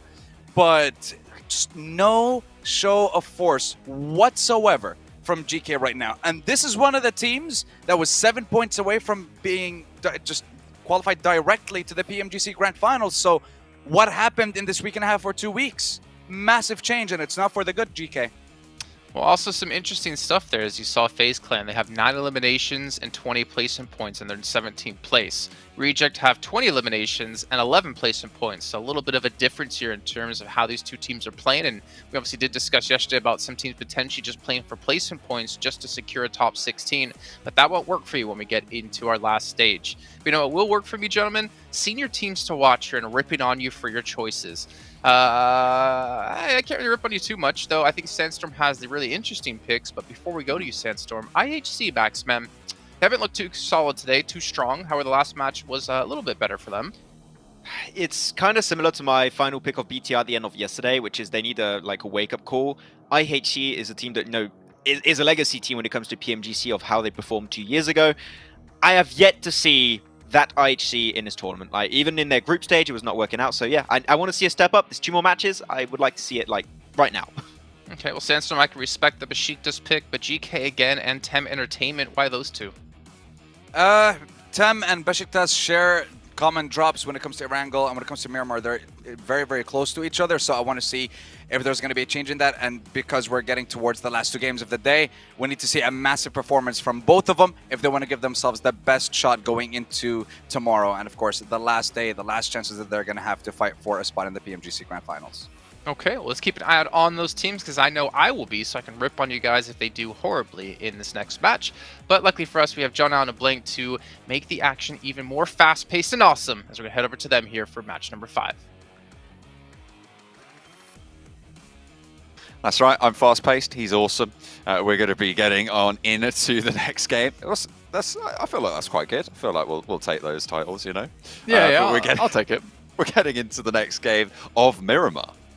We are indeed getting there very, very soon. And Sanson brings up interesting points in terms of like there is some teams now that really do need to get a move on, get going right now, because some of these teams haven't really put up a good performance at all. Now, Aegon IA, obviously, this team over in red, 17 points down towards 21st spot, but are players that haven't completed their 6 games as of yet. Vivo, Keed, Geek, Tem Entertainment, really not the most amazing of numbers so far with 12, 11, and 8. Hoping to bump up those numbers just a little bit. We're also keeping an eye on some of our teams who will be concluding their survival stage very, very shortly up towards the top of the tables. That's Skylights and Power, currently with 53 and 57 points. And yes, that doesn't seem too bad, but when you look at in the case of LGD has 6 games played, 57, tied with Power Esports, and then also Power Esports being in Group Green with 7th place, 57, get up to 6th place from Damwon Gaming, 81 points. There's a really big jump up there that needs to be fulfilled at some point. Absolutely. And if you look at what's happening at the end of this survival stage, right, we're getting rid of the bottom third of the lobby, right? We're cutting 8 teams out of the set of 24. And so if you look at just in each group, that means that the bottom 2 and the third teams go. So if you're in the bottom 2 of that group, assuming that each of the groups are equally powerful, you are really very much at risk and in that elimination zone, which is exactly as you said, with Skylights and Power, the position they find themselves in. The question for me, though, is, are those groups similarly powerful? Because I feel like, as we've talked about quite a lot, Group Green was the group of death. It was, exactly. And I think that's what makes it even more terrifying when you are in the bottom two of Group Green, just purely with the way also VPE and HVP have been playing with that point sponge at the top of the tables. You are getting less points overall than maybe some of these other groups will get as they are more evenly balanced. I think that's the major worry you have to find yourself in. And if I'm Power and I'm Skylights Gaming, I'm looking at these two last games as basically their own personal last chance at this point in time, because I think if they don't get any huge games here, I'm talking 20 to 30 points total over the next two matches, it is looking real terrifying going into tomorrow and just watching yourselves as you start to slip down those tables. So 7th place and 9th place respectively, 57 and 53. There has to be a change there for both these teams. Down one would also like to get a little bit more points on board to see themselves a bit safer. I think most teams from Group Green have performed fairly well during this tournament, including A7, who actually jumped up into 3rd place now, 103 points, which is a really nice change of pace for them. Considering we haven't been able to talk about them too much throughout the days, and more focusing on Inco, the other Brazilian team towards the top of the standings, I think A7's done a great job to bounce back. Absolutely, and as I said last game, we're expecting that bubble to be in the 70s somewhere, a little bit malleable and volatile given the short sprint nature of this tournament, but they've managed to put themselves up and over into those 80s and above, which is first down to 6th right now. So it's likely that we're going to see all 6 of those teams making it through, which is pretty solid, really, coming through from each of these teams. Even if down one from this point onwards don't really have the best of times in the remaining games that they've got to play, the last 2, they can still be fairly confident that if they put up even 4 points a game, they should be really safe and secure into those last chance stages. But you don't just want to let that go. You want to be jumping up those tables as well for the little bit of prize pool bump that you can receive for that. Yeah, I think that the prize pool is no longer a massive concern for a lot of these teams, unless you're at the top side with HVP and VP, who are currently still trying to set the benchmark of the biggest game of the tournament so far. I think that's when you're looking to really get towards the top of the standings. HVP currently 4 points behind VPE. It is a real battle at the top here between both these teams to try and get as many points as possible on board. Been a real slugfest between the two, but they haven't moved super far in the last couple of games, to be fair. And it has been the time of other teams to try and put a dent in it. We were talking about there was a 40-point buffer, right, during the last game. This time around, they're only playing with around a 25-point buffer, a little bit less than that, in fact, about a 21 between Alpha 7 and HVVP. So it is still being eaten into. However, it still exists at the top. Let's hop in with Inco, who had a really solid result in that previous game, staying alive. One of the best ways to keep it on in as well in the running. 94, and they put themselves over that and into those above 80 point scoring positions, looking pretty solid as well to qualify. Absolutely, John. I think that you're looking at Inco. They've done a great job so far from their 11th place position. Inco rolling through and trying to keep this one going against Power, who were, to be fair, a major arbiter in those final circles of the last game, but a roll-up actually coming on through towards the Power duo position from Squash, peeking over that headland, peeking over to look for the spray down. They do have an off angle in Anibete as well, but in comes backup from Vitali. They are circling, they're swarming, and Power laid bare on the hillside, taken down 1 and 2. A punch moves on in and will be able to beat it out on the slugfest. Power fall to 2. Have to play from water treatment, playing on that north side of this engagement. Inco move away with 2 elimination points, nicely found. The circle really heavily up and to the north. HVVP playing in La Cobreria, leaving Tixi down south, their outpost, again in a really solid position to do well on this Miramar. Absolutely, John. I think that this is, again, a position where they played extremely well from before. I think they have a great opportunity now to actually do the exact same thing. Fortunately for them, though, you've Game Lord coming up towards that ridge side, looking to try and steal away that spot. And with Tixie heading there nice and early on his lonesome, he does tend to be quite an easy target. So good thing for him that he spots that, immediately moves out towards that western side, towards Vivo Key to regroup with the rest of his team, as opposed to trying to hold on to that as a solo and wait for the rest of his team to arrive. Much better to stay as a 4 on this northern edge and fight out for this position later on, where it becomes more of a priority position. We had a really far northern circle in the Group Green group stage, which played all the way up to the north side of La Copreria, in which HVVP did really very, very well to control a lot of the ground around some of the mountainous regions up there. So they'll be hoping for a repeat of that, I'm sure. If Tixie can get out of dodge, because at the moment he is starting to be circled now, Blank, by Bacon Time, Vivo Keyed as well. FaZe moving up. How's that top side? 29 points, really haven't moved too much from their position so far. Rejects similarly riding on the coattails of their first game. Inco looking for another central spot within the circle. I'd be curious to see if this one heads over towards the eastern side. They could pick up a few more points. 94 points, so very respectable so far throughout this entire tournament.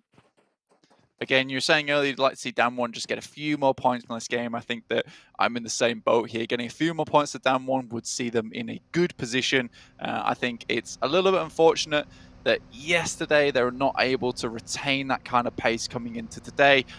But you have that one good day. That's fine. That's what you need to see yourself in a better position. And I personally would much rather have my good day on day 1 as opposed to day 2.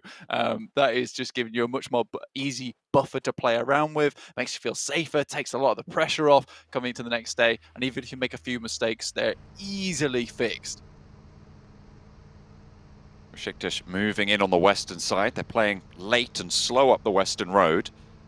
Going to be ticking away and trying to backfill, probably looking to swing up past Ruins and to that road on the north side of La Copreria. Currently, that position is occupied by IHC on the western edge, with Bacon Time a little bit further south, and of course HVVP with their outpost to the north side of La Copreria. The next circle just about to come through, and it's really going to dictate a lot of this next set.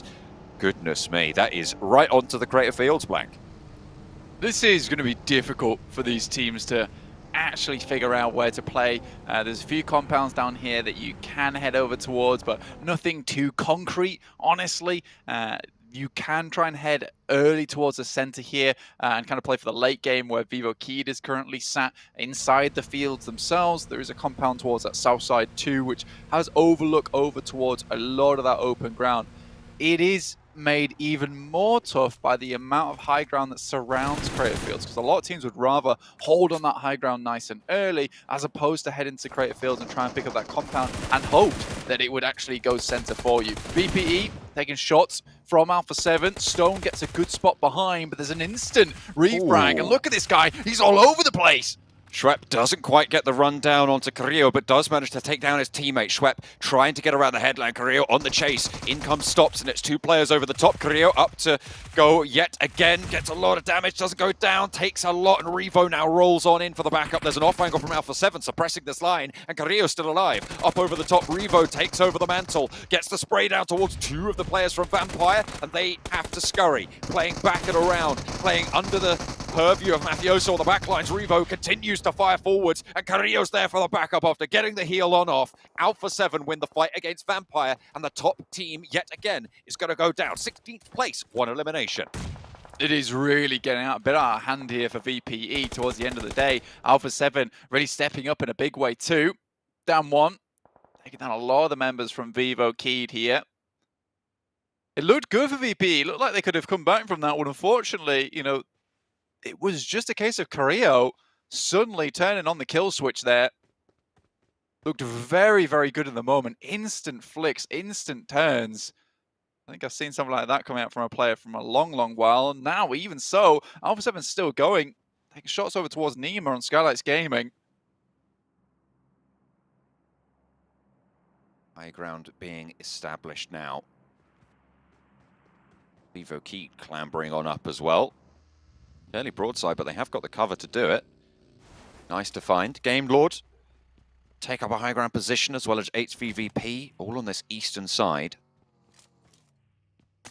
The crater fields will be hard fought over. Besiktas did leave the blue zone on that western edge. Alpha 7 pick up another elimination over onto Nima on that eastern edge after the knock they got.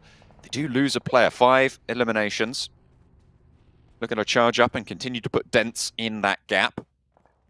With Vampire Esports as well going down in the position that they did, it's likely that they can close it in these final 2 games, but now is their biggest opportunity to do so. Difficult spot on the map to play, though. For a lot of these teams, there's a huge amount of uncertainty involved.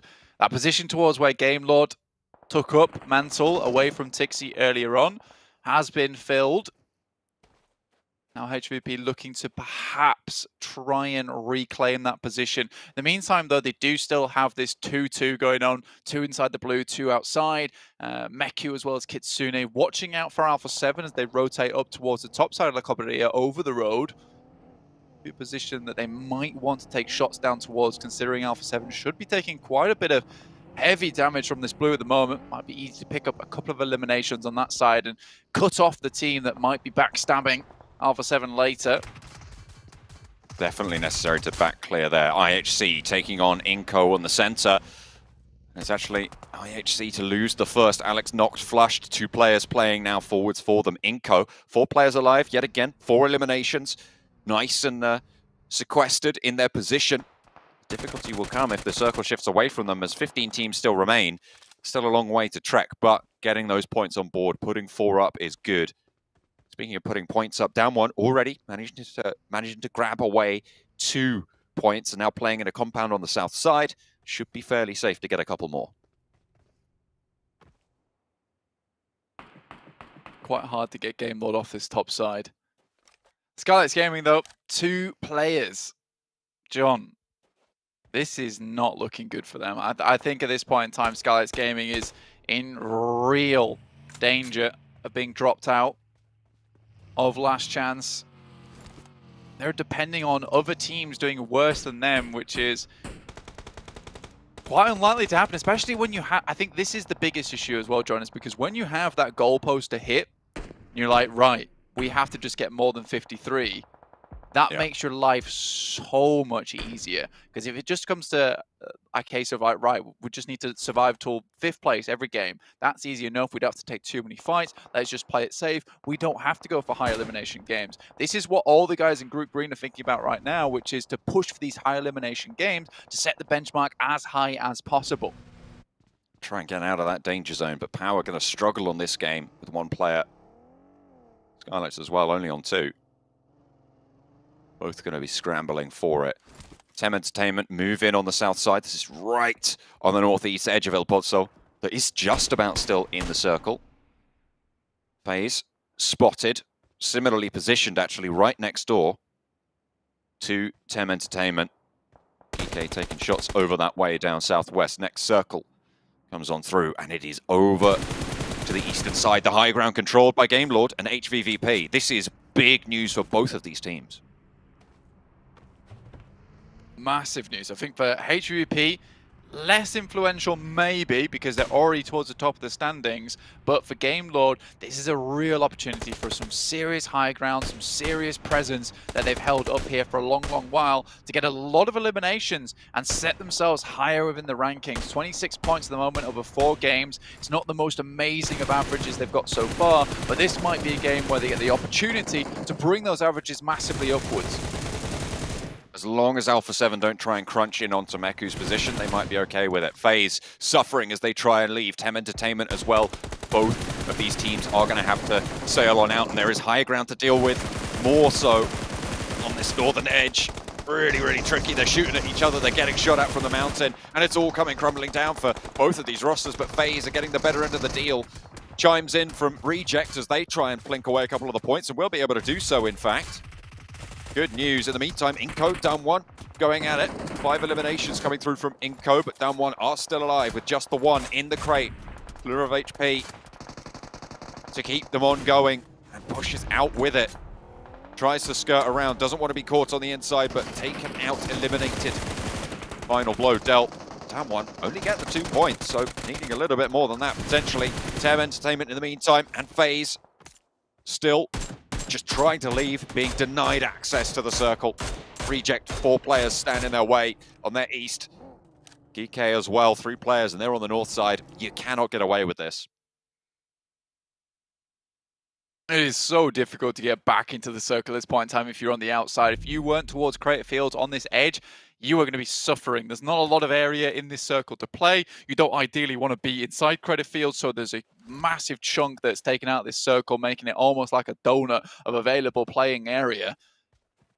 Meku does take a knock there from Alpha 7 in the backside, and Revo will pick up that elimination. So although Meku is able to provide the information back, they would have much rather be able to live longer. Having those angles available up on the high ground so useful to you, and the fact they were able to slip in undetected on that northern side over the northern road crossing has really caused some pretty bad pain spots there for HVVP going forward now. FaZe going down, second place team from Group Yellow out of all of them. Just behind Reject, and Reject that wants to take them down as well. So I'll be happy about that to open up a little bit of a lead, but want to squeeze a little bit more out of the lobby in these last 2 games that they've got left to play. FaZe relegated to just the 1 Erangel left on the day. But serve down 1, and they need just a couple more. They should, in theory, be safe for now, Blank, but we know, as you said, those goalposts being set for that bubble. It would be currently down 1 that would be looking to sit in that spot.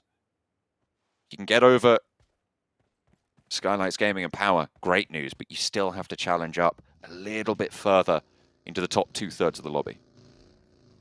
Yeah, if you can go further beyond past down 1 spot, yeah, you're looking like that's a decent place to be. That's a survival chance for yourself. So down 1 don't realistically want to be that. That second spot is like, it's happy days if we get past these guys, because it gives a little bit of too much hope to them. So if down 1 can increase the distance slightly coming into their final match after this one, much easier for them. Besiktas taking damage, and Alpha 7 still putting on the hurt over towards HVP. This is nasty. I was like, where is Tixie? And then I realized, oh, he's down literally on top of Revo.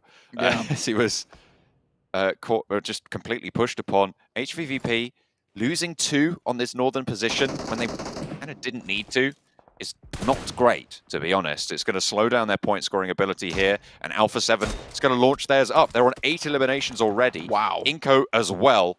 But then again, you just lose these shots and manage to find it. Mafioso knocked. Alpha 7 down to 2. And Kitsune and Matic still on the warpath. Yeah, really nice shot there from Kitsune. Take down Mafioso. I think there was a little bit of help from maybe another team within the lobby, but cracking headshot comes through. Now Mafioso finished. Creo remaining in the path. Kitsune still trying to be aware of that position. Again, now the opportunity unfolds for Game Lord, and Victor taking a pretty bold duel here. Ooh, the last bullet managed to land on target. Victor still going, but finally knocked over the top. Divine launched up into the air and taken down afterwards.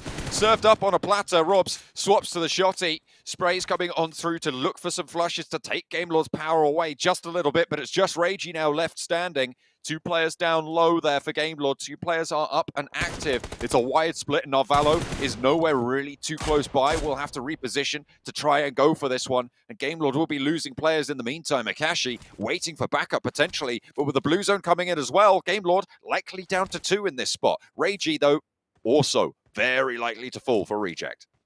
What a wild push as well coming through from Game Lord, and almost an unnecessary one at that.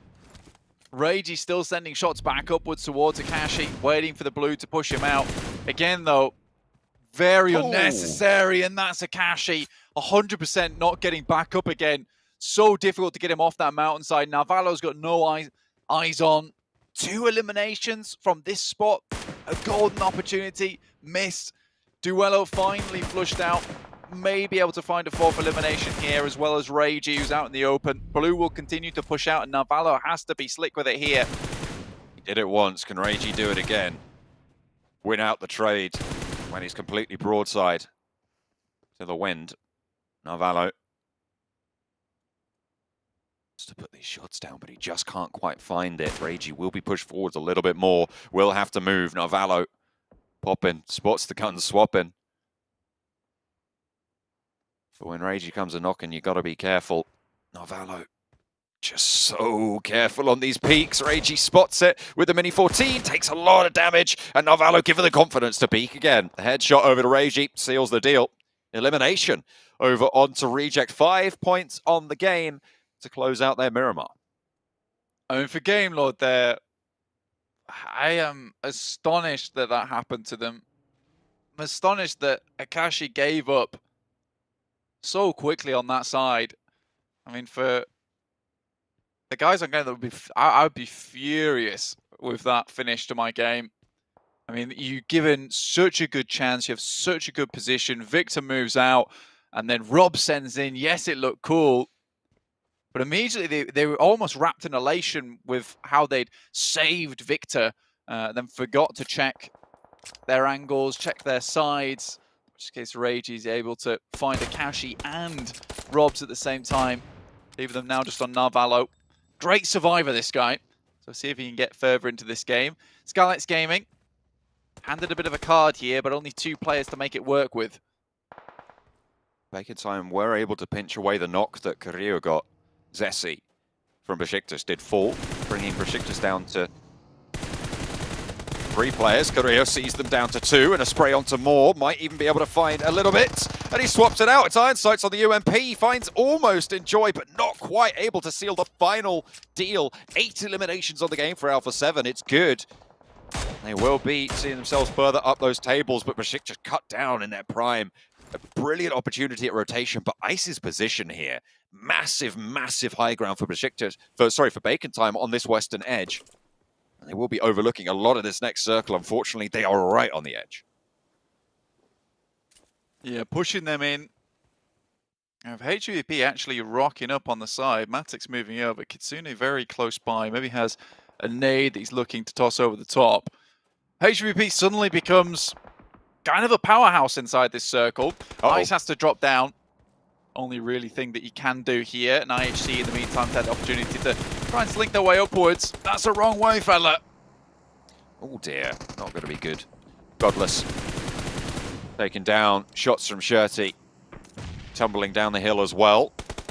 Can't get Godless back up, but you have to fight for this ridge side. 2 players up top for Bacon Time. Want to put these nades down towards Yol. Last player standing for IHC. Pinched away, I think, actually by Enjoy. Last player for Besiktas, but will be spotted. HVVP, as you said, in a powerhouse position, but with only 2. Can they leverage that control? Last player's Yol found, swept aside. Bacon Time, 4 players alive, 6 limbs. They're on the open, so they will need these smokes to keep them clear. Kitsune with the Mini 14. Should be able to hit some great shots from over on that side of the map. Matic as well. Some good M4 bullets been sent through. Kitsune takes a hefty hit though from Ragnar. That SKS, yes, it kicks like a mule, but it also hits like a donkey.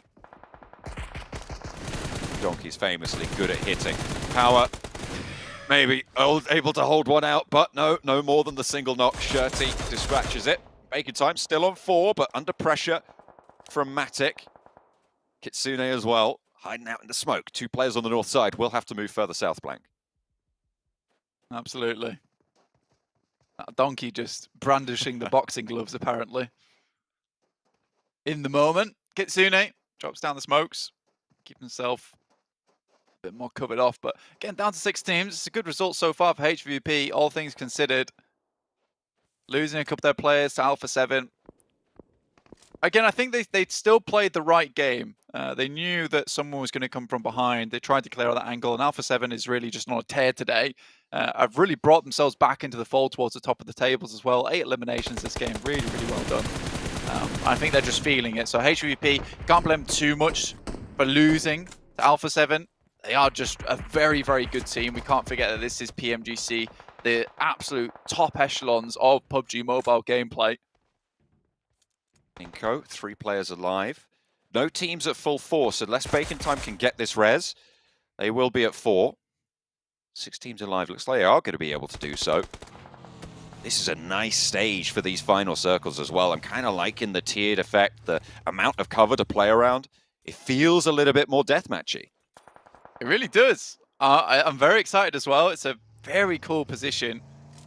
I think HVP kind of concerned about nades coming their way. It would be quite easy to just throw them over the top of the wall. Groza for Nenabete. Why not? This guy is terrifying. You can give him a good weapon. Geeke look to try and put some points on the board. At the end of the day, today. Ooh, Matic not quite able to land the final shots on the spray shirt. He might not be so lucky. Steps out again, tucks away, but the blue zone's there. Ragnar as well, curtailing any chance they have of moving sideways. They just have to go full face into it. And the hail of bullets will not go well. Pinched away, I think. Actually, Matic picks up that elimination for HVVP. 5 points found, and they do jump up into first. Your eyes do not deceive you. When you add on those elimination points, Empire went down fairly early. 2 players from HVVP, and they're still in a fairly solid spot with a lot of cover. Able to dominate last Miramar from a similar position at this time. Playing the survival mission. Moving through. Style tries to hit those shots, and Kitsune is given a lot of time to realize and get out of the dodge. Matic keeping them on the swivel. Now it's definitely no teams up at 4. Reduces the power of those 3-player teams enough to the point where 2 players and duos can really impact them very heavily, especially in this scenario. Kitsune moves down further south, and Matic still playing on that high ground, trying to leverage that. Ice goes in for the challenge. Nenabete falls as well as Baker Time tumble over the top side, under pressure, under fire from Matic, from off angles from Kitsune. Geeke as well chiming on in, but Inko hold it out in the end, and Baker Time, they are cut short. Inko bring it up. That's 5 teams smart. remain, but Kitsune, oh, that's a brutal position. The burn should be strong. Look at the spot that they hold. Geeke right on the edge as well on the south side, but getting cut down and challenged by Skylights Gaming, who need big performances still. It's been a massively slow game from Skylights Gaming, though. Still 0 eliminations found for them. They're looking at just placement points if they continue this way. Hardly any utility left. Mafia Boy is currently healing up with the bandages. Narvalo's still alive, though. I said this guy is a survivor. He certainly is. Managed to find his way down in top 5 now, in fact. Strong solo performances from the squad of Game Lord. Unfortunately, haven't had a massive impact just yet, but they've had good results and keeping it nice and chunky on those points. Not quite spiky enough, though. It's been a serious shooting range so far for HVVP. They've had some great positions to take shots out towards, controlling the entirety of this north side. Inko has to move out from this position, though, and with the circle pushing HVVP in, they would have liked to have dealt with Inko earlier. I think those Molotovs were absolutely insane, but they came out just a tiny bit too late there. Narvalo actually has eyes on towards Kitsune. Oh, no! He does. Good shots. And Matic's instantly, there. someone sees him. Matic's there as well, knows exactly what's going on, but the blue zone's pushing in. Do they have time? It is encroaching. 6 seconds. I'm pretty sure you're just going to have to abandon that one. Either way, HVVP on the ropes now. Narvalo seeing to that. In the meantime, yeah, Kitsune does fall fully. Matic has to flee out to the side. Inko is still there. 2 players to deal with. Narvalo playing spoiler to HVVP's run. Over the top, knows there's a player behind. Nenabete caught out in the blue. Will be able to dispatch it. HVVP fall, and now Inko playing as a duo. 3 players alive for Geeke as they took down the last players from Skylights Gaming, but Narvalo still moves in for Game Lord. Yeah, ridiculous spot for Narvalo throughout this game.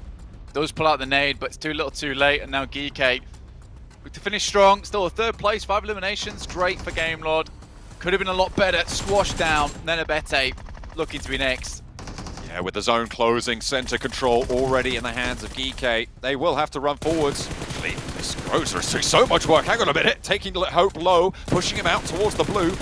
Maybe it could all turn around, but Nenabete on a sliver of HP has got 2 first aids, continuing suppressive fire. Smoke over and forwards, no nade in hand. Will be pushed out wide, they know it. He's playing in the blue, looks for the ankles, looks to sweep the leg, won't be able to find it, and it's the blue zone to take it down. It's Geeke who are able to claim Miramar chicken dinner here with a hell for leather, all guns blazing final fight in those circles. Could have certainly gone a very different way there. Nenabete honestly, probably my MVP so far of this survival stage. He has really turned the tides here for Inco. I know there's been some incredible plays coming out from a lot of these players, from 1v4s, 2v4s, but still, Inco, Nenebete has been consistent rock for them to stand upon, and it's kept them solidified towards the top of the rankings no matter what. Yes, they don't always have the most flashy finishes. Doesn't matter, honestly. As long as you get there, to be honest with you, in the end, it's absolutely fine. So very, very well done to Nenebete. And it looked almost if he hit that spray with the M4, if he just had that player step out for a little bit longer, this could have been a very, very different story. In the meantime, HVP still push a little bit further, get quite far. I think that was a 5th place, so not the best thing in the world. And maybe if there's more tops came through. So I think that right now, HVP is playing the correct gameplay. Yes, they don't get a win there, but you don't always win games in PUBG Mobile. But I think they did everything that they needed to almost get that win. Consider as well, they were playing with a duo for the longest time on the north side. They did spectacularly well, a lot of stand-up performances, but right when it matters most, GK take a big chicken dinner to be able to grab a whole load of points for themselves.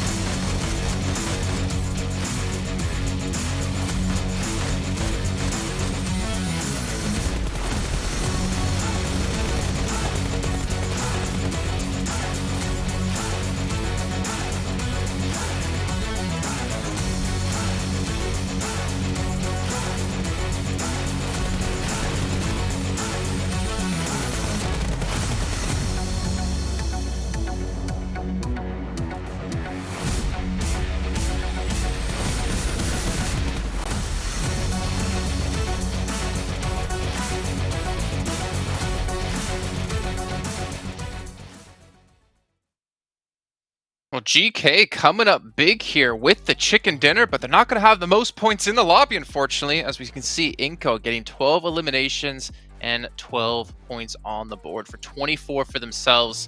But honestly, there's a lot to really kind of break down this last match here. I mean, we have Gamelord up against HVVP, that battle for the high ground that we saw quite a few times. Well, not quite a few times. We saw it in the last Miramar we had today. And Max, this time Gamelord, looks like they wised up and finally played the position correctly. Yeah, I do like it from Gamelord, right? Avoiding to make the same mistake twice in a row, able to get a good, nice little bit of a split over on the high ground position. I do think after that, they do spread himself a little bit too thinly, which is what enables, after that, the entirety of Reject to take control of the southern eastern edge. I mean, Ragey or what a great clutch versus Akashi 2 with that mini 14, playing absolutely out of his mind. 55% team contribution, really stepping forward for the team. And Alpha 7 clearing up, I would say, a lot of the members of HVVP Sandstorm that also might have gone a little bit too widespread on their split. Yeah, Alpha 7 definitely showing up once again throughout these games. Carrillo is just an absolute beast. That's all we can say about him. But Inco had a great position toward... Yeah, and then Pete was destroying people towards the end. I mean, honestly, I was scared for GK and I was scared for Group Yellow. I was like, guys, this is the first time Group Yellow is going to get a chicken dinner. This is the first time GK is going to get a chicken dinner. And especially at this point in time, it is massive. But looking over the leaderboard, again, HVVP take the lead. Well, I mean, talk about GK getting the chicken dinner, but they're still not even on the front page. They're not even top 12. That just shows how, unfortunately, underwhelming they and a lot of Group Yellow have been so far. But as you pointed out, Sandstorm, HVP, first place, 138 points. And we're starting to see a little bit of a gap develop here between like 5th and 6th place between Bacon Time and Damwon Kyo, who have both played out 11 matches, and they only have 1 match left to go. But as you look down the leaderboard here, we can kind of see, I mean, Gamelord, they've been able to break through top 16. Reject been able to break through top 16. GK still short, though, by a few points. Top 17 currently. It's definitely this game, I think, was their kind of redemption arc in a sense, you could say, because they really needed a big game, not to put themselves in top 16, but at least to put them in a fighting position to make in top 16 and hopefully remain there throughout, like, until the end of the survival stage. So they make it work out just fine. FaZe, I think, has still been, as much as I hate to say it, a little bit disappointing throughout the day. I do want to see more presence from them, but they just seem like shadows of their previous selves in PMGC last year, so I do want to see the resurgence of FaZe eventually. I mean, they've mostly been going for placement points. In Game 3, they had 8. In Game 2, they managed to get 4. In Game 1, again, they managed to get themselves 8 placement points. But when it comes to fights, that's where they seem to be struggling quite a bit. So definitely want to see something special from them going towards the end of the day. It's going to be the last game, and they have a couple of teams from Group Red ahead of them, so they need to get some work done. Very interesting here, seeing our top performers when it comes to Erangel just in the group stage, though. So this does not include the survival stage, or it's not focused on the survival stage. It's focused on when they played with their individual groups. Here we can see Bacon Time doing extremely well, but 10 Entertainment, I feel like this has been kind of, unfortunately, one of the letdowns so far, Max. I'm not sure if you would agree. I would say one thing has happened to them, and I think it's called the Group Green Syndrome, which is coming in really strong against them. I mean, I think a lot of people were saying that Group Yellow may be a little bit easier than Group Green, and now they're just understanding like, oh, this is a completely different kind of environment than what we had in the group stage, and they're learning it the hard way. They showed that they could do some good plays on Erangel, but it's just not been coming through today. So yeah, currently in last place, it's going to be rough entering tomorrow, because one game, even right now, even if they get a chicken dinner, it would not be enough to redeem this poor day they've had so far, unfortunately. Okay, Max with the hard-hitting answers there and analysis. Let's take a look at your teams to watch, though, and so I can start to kind of criticize you guys on those. Not sure what that sound was, but you both do have Skylights Gaming in there. You got Reject. I can understand the Reject pick, Max, just obviously what we saw from the last match. But again, with Reject's great performance in the first match of the day, we haven't really seen them hit that level again, hit that stride again. Clearly a fumble from Reject for the rest of the day. Erangel was here, as we said, this previous game versus Game Lord, able to redeem a few extra points here and there, but you're not going to escape Narvalo on that position. So I would like to see a little bit of a step up there, but I think that they're currently one of the top, no, actually, they are the top performing team coming out from Group Yellow so far, so they're still in a decent spot. But Power and Skylight, I think we picked them for the same reason, right, Sandstorm? Yeah. That this is going to be the teams that are going to be playing their last match. They have no more room for mistakes, because if they fail now, this might be them just looking at their matches tomorrow and just, like, unfortunately missing out on the last chance. Yeah, just like I believe John Allen mentioned on the broadcast, you're looking at about 75 points. That would be a kind of a safe margin, or close to safe margin, to qualify yourself to the next stage of the tournament. But Power, they would need to get around 15, 18, maybe even 20 points to get to that margin. So it's going to be a tall order. And same thing for SG. But it is possible, yeah, but it's going to be very, very difficult. Yeah, just to clarify as well here, because I actually had to go back and check the overall rankings of why you both had Power and SG.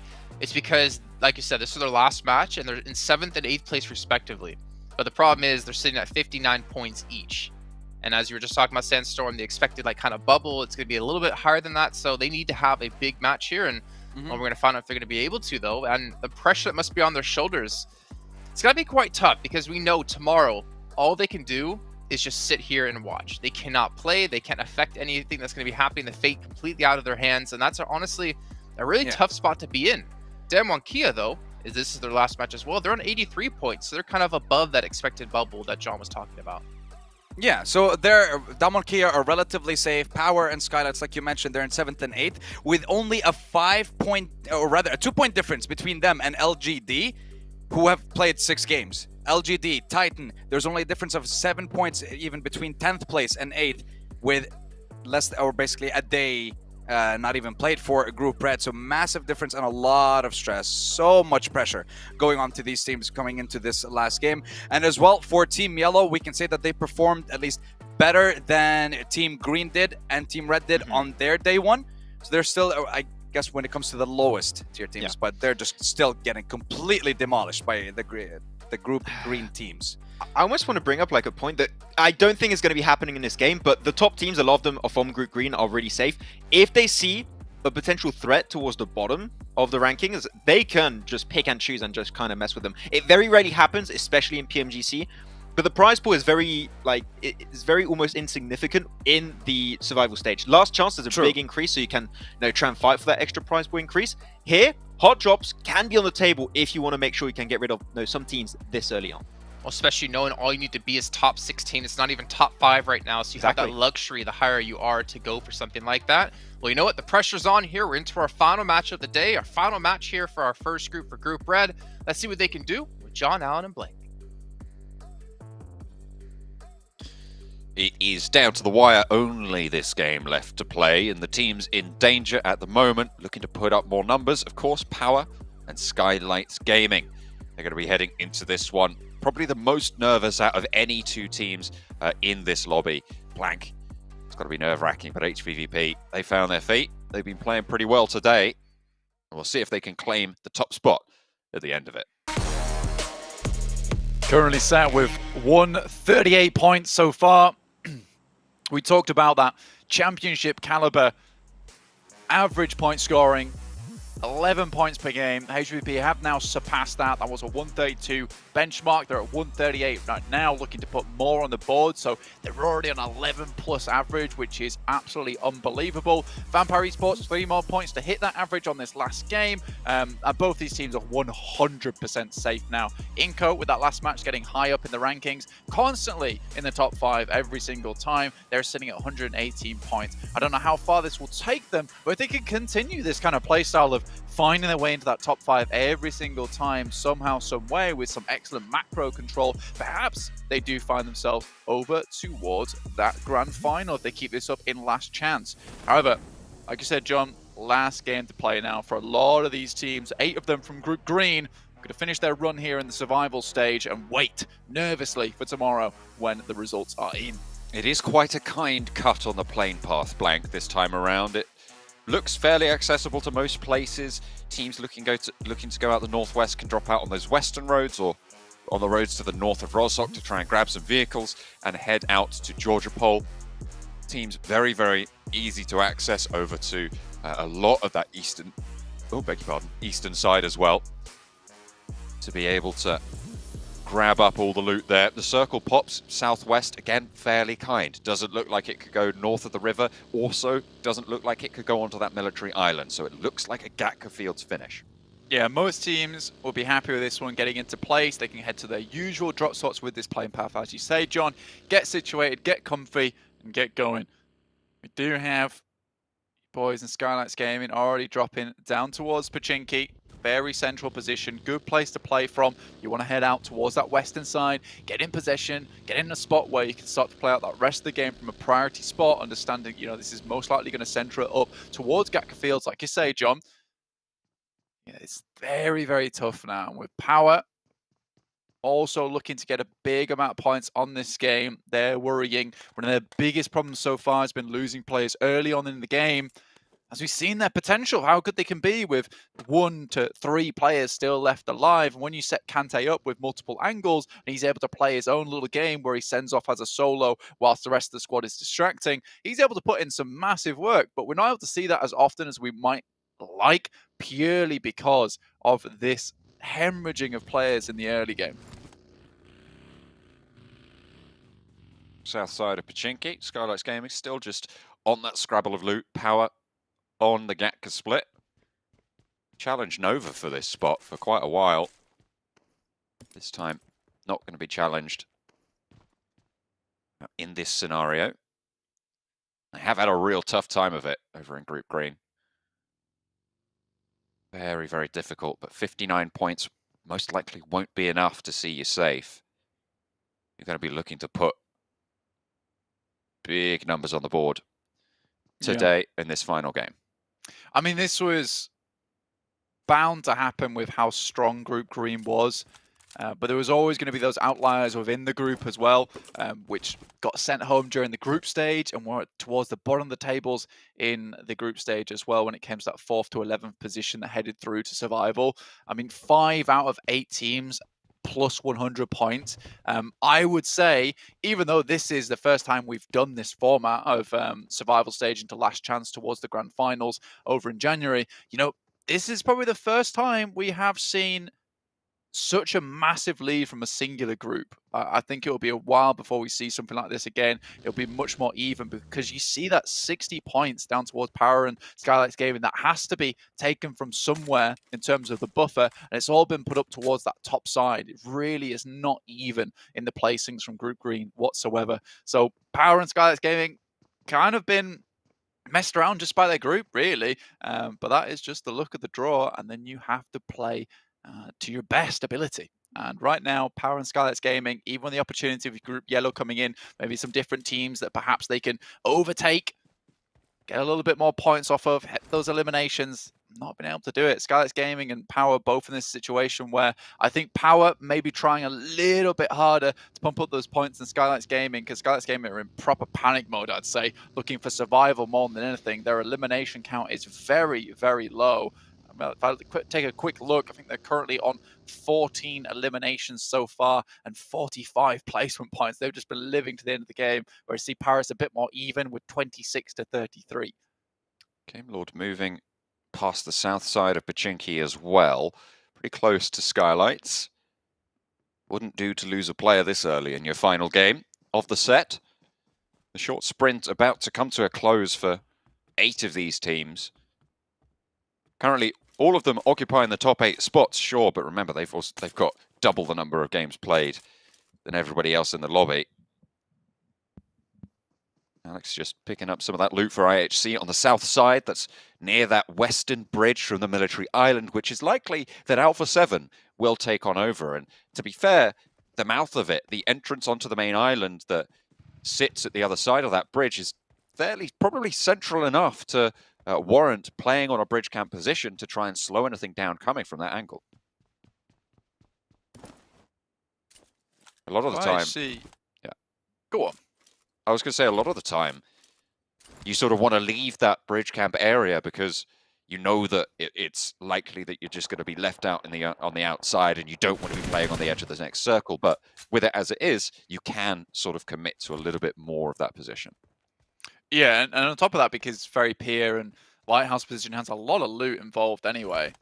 On both sides, being able to sit around here for much longer gives you more opportunity to go for those eliminations early on and pick up a better spot within the circle, whilst also remaining fairly static, like I say, John, which is really nice. It's not a massive case when you see the circle head up towards that northern side just a little bit more. But Alpha 7, I think that you also paid off a little bit here. Key lose a player because the circle is so far down in towards Sosnovka. Purely because of that reasoning means they can sit around on that bridge for much longer before having to even make their way into the circle. By which point, on this next shift, which will be quite the big shift and probably the biggest shrink when it comes to the circle size in the game on Zone 2, maybe IHC have to move. So Alpha 7's thrown a bone just because they can wait much longer before they have to make their first move, or at least forced to make their first move.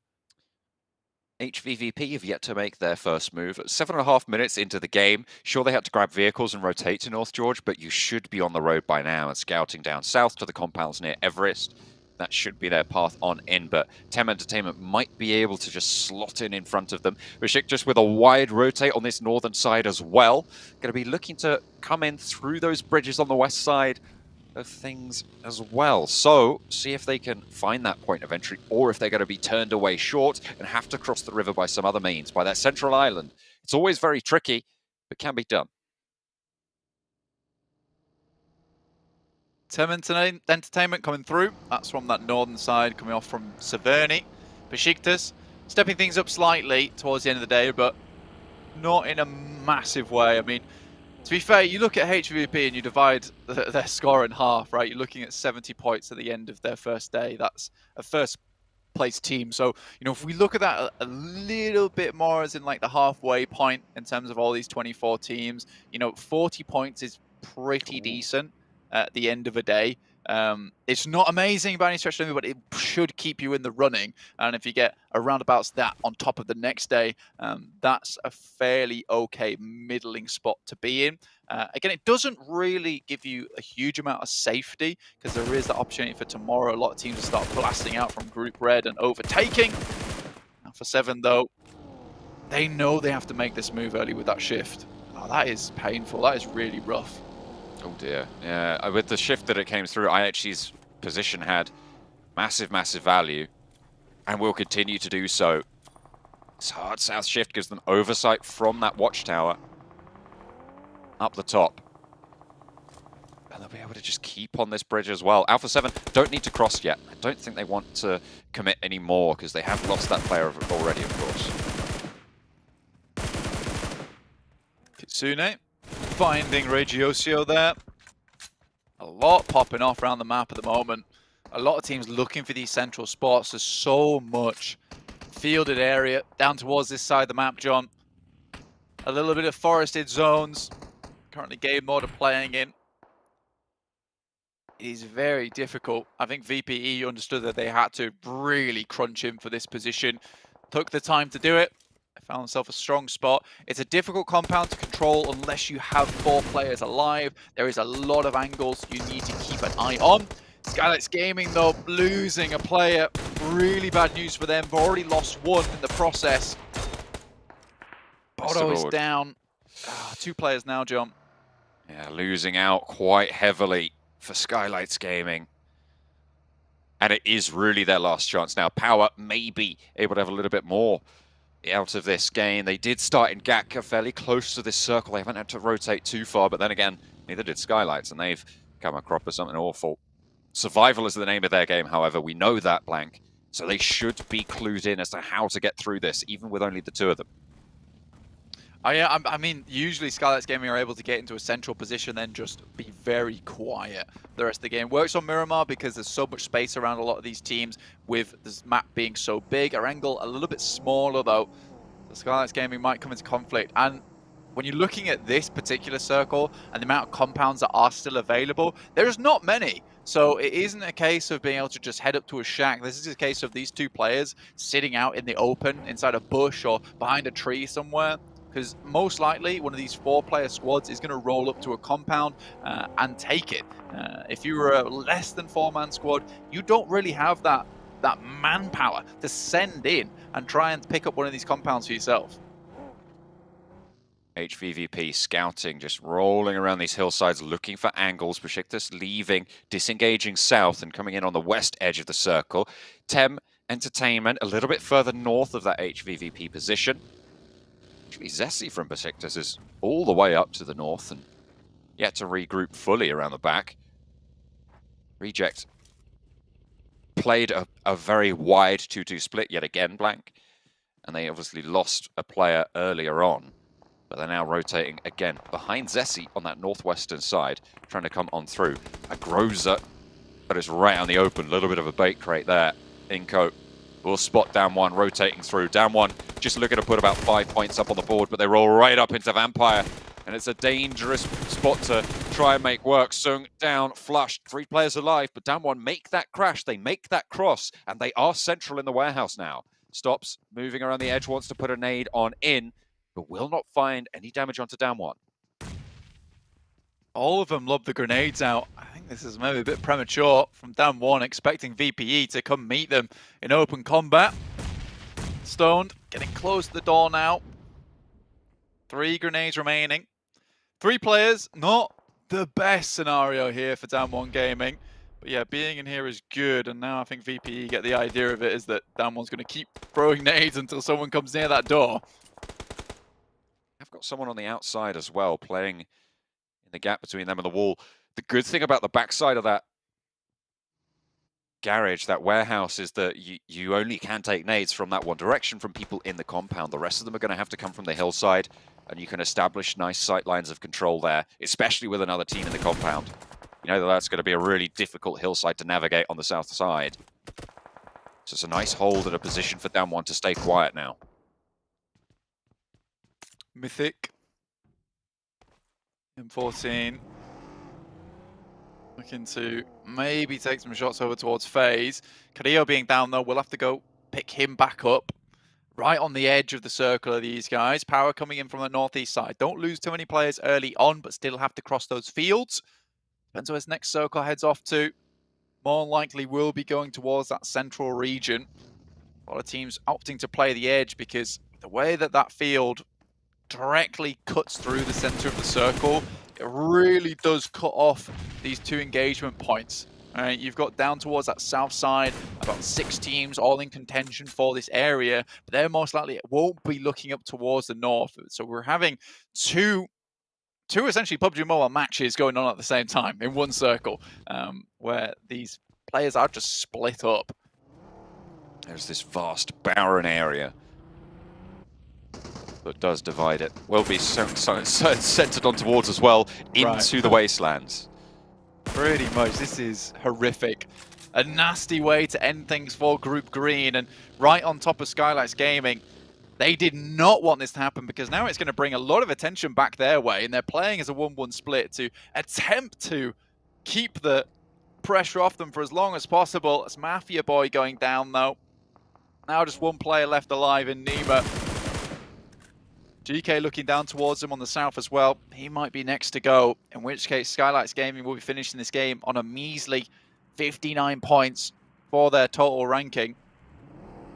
Fairly desperate at this stage for Skylights Gaming. Power a little bit more hopeful on the northern side, but still they've got a lot of issues to handle. Nima in the shack, cowed by a bullet, just popping shots.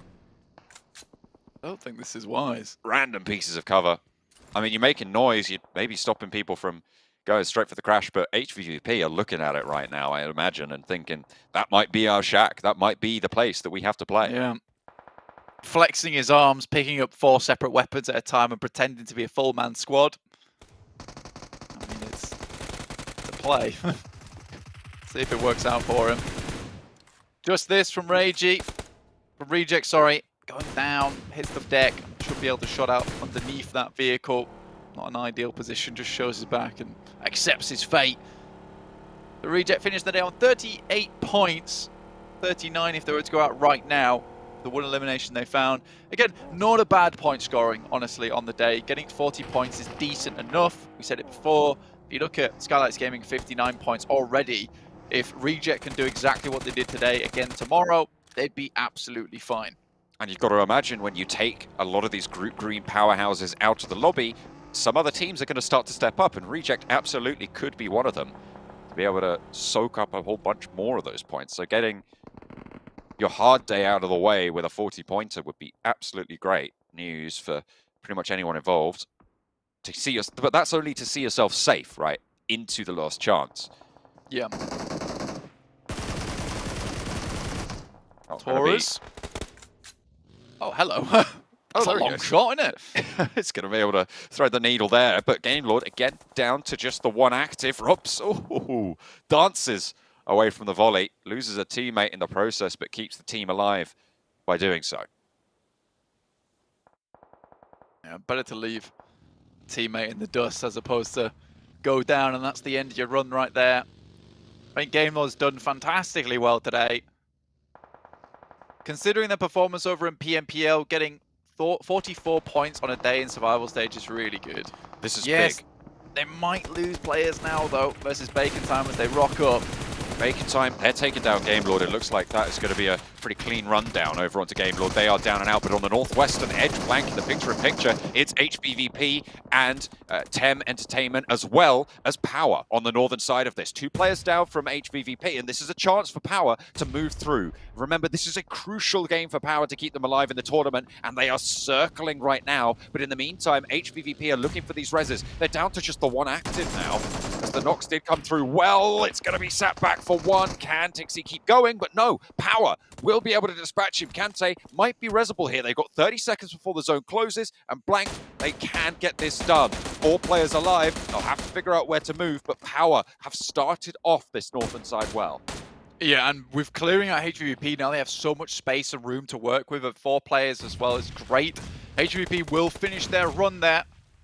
Now at 143 points total. That is the benchmark in first place. Group Green. Well, in fact, our first team from Group Green to finish their run now. VPE might look to try and step over that one. Alpha 7 dealing with IHG in the meantime. They go out. A VPE still with 4 players and 3 eliminations, and that really strong spot down towards that southeast side. They still have to push through down 1 gaming, so might take some casualties there, unless they can be very, very clean with it.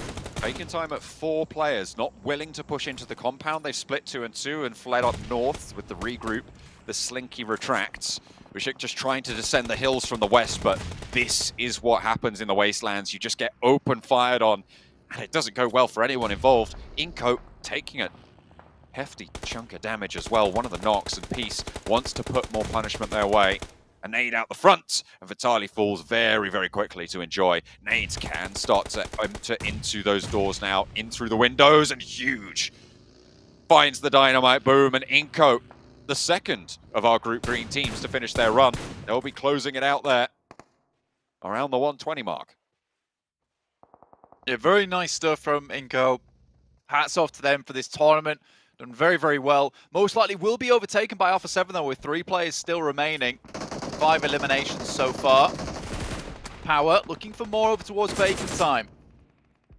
0-7 on the floor though.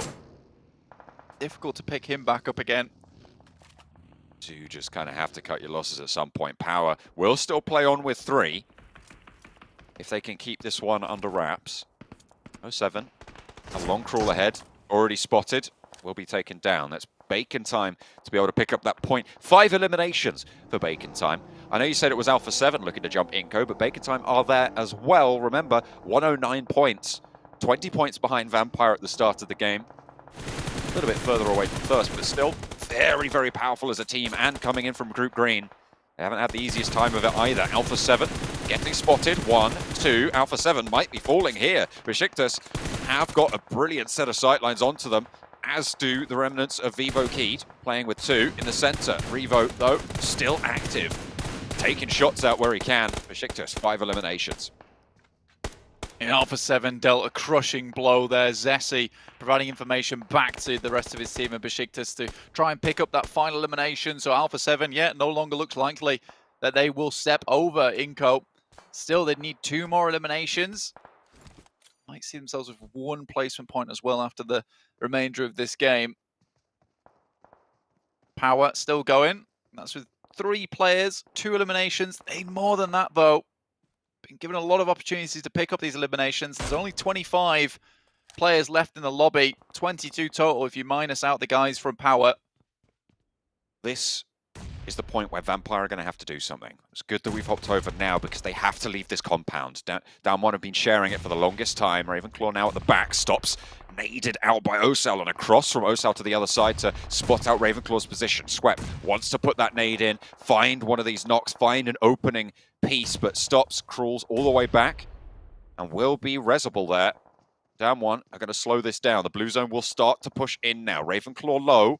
Worried from this one. Schwep puts a nade over to the back and Osal eats it. Unfortunate, but down 1 on 2 now. Forest has to deal with Schwep playing close with the DBS. Vampire around the side. Still all 4 of them alive. Swaps out. Wants the Molotov. Player close. And it's a 1-for-1 trade as there is excellent backup from Vampire. They time it perfectly. Ravenclaw can get rezzed here. They need to stick it because the zone is closing. And in the meantime, everybody out in the open field is going to make their egress harder. Vampire need everything they have to get out of this fight. Down 1 out, 9th place. They wanted a couple more points, but they should, in theory, be safe. They are our bubble now moving forwards as down 1 down. 6th place, 83 points. Good stuff from them. Skylights fell as well, 59 points. Power still trying to push up towards that 80-point margin. Will be difficult. And with Bacon time on this side of the map with a very, very decent position, looking difficult for them. Stoned. Take shots over towards Revo at the time being. Ravenclaw just going to send further outwards. 4 players still left alive for VPE, the most healthy squad left in the lobby so far. Cut down Fabian as he was running towards this loot crate in the first place. Besiktas on the southwest, actually pretty well covered, all things considered. Nade over towards Vampire. Bacon time, yet to fully regroup. 4 points of contact for Vampire. 4 angles to watch. And against small pieces of cover, that's incredibly valuable. When you can just find those sneaky little angles around the edge, under the vehicles. Stuff like that really can change the tide of a game.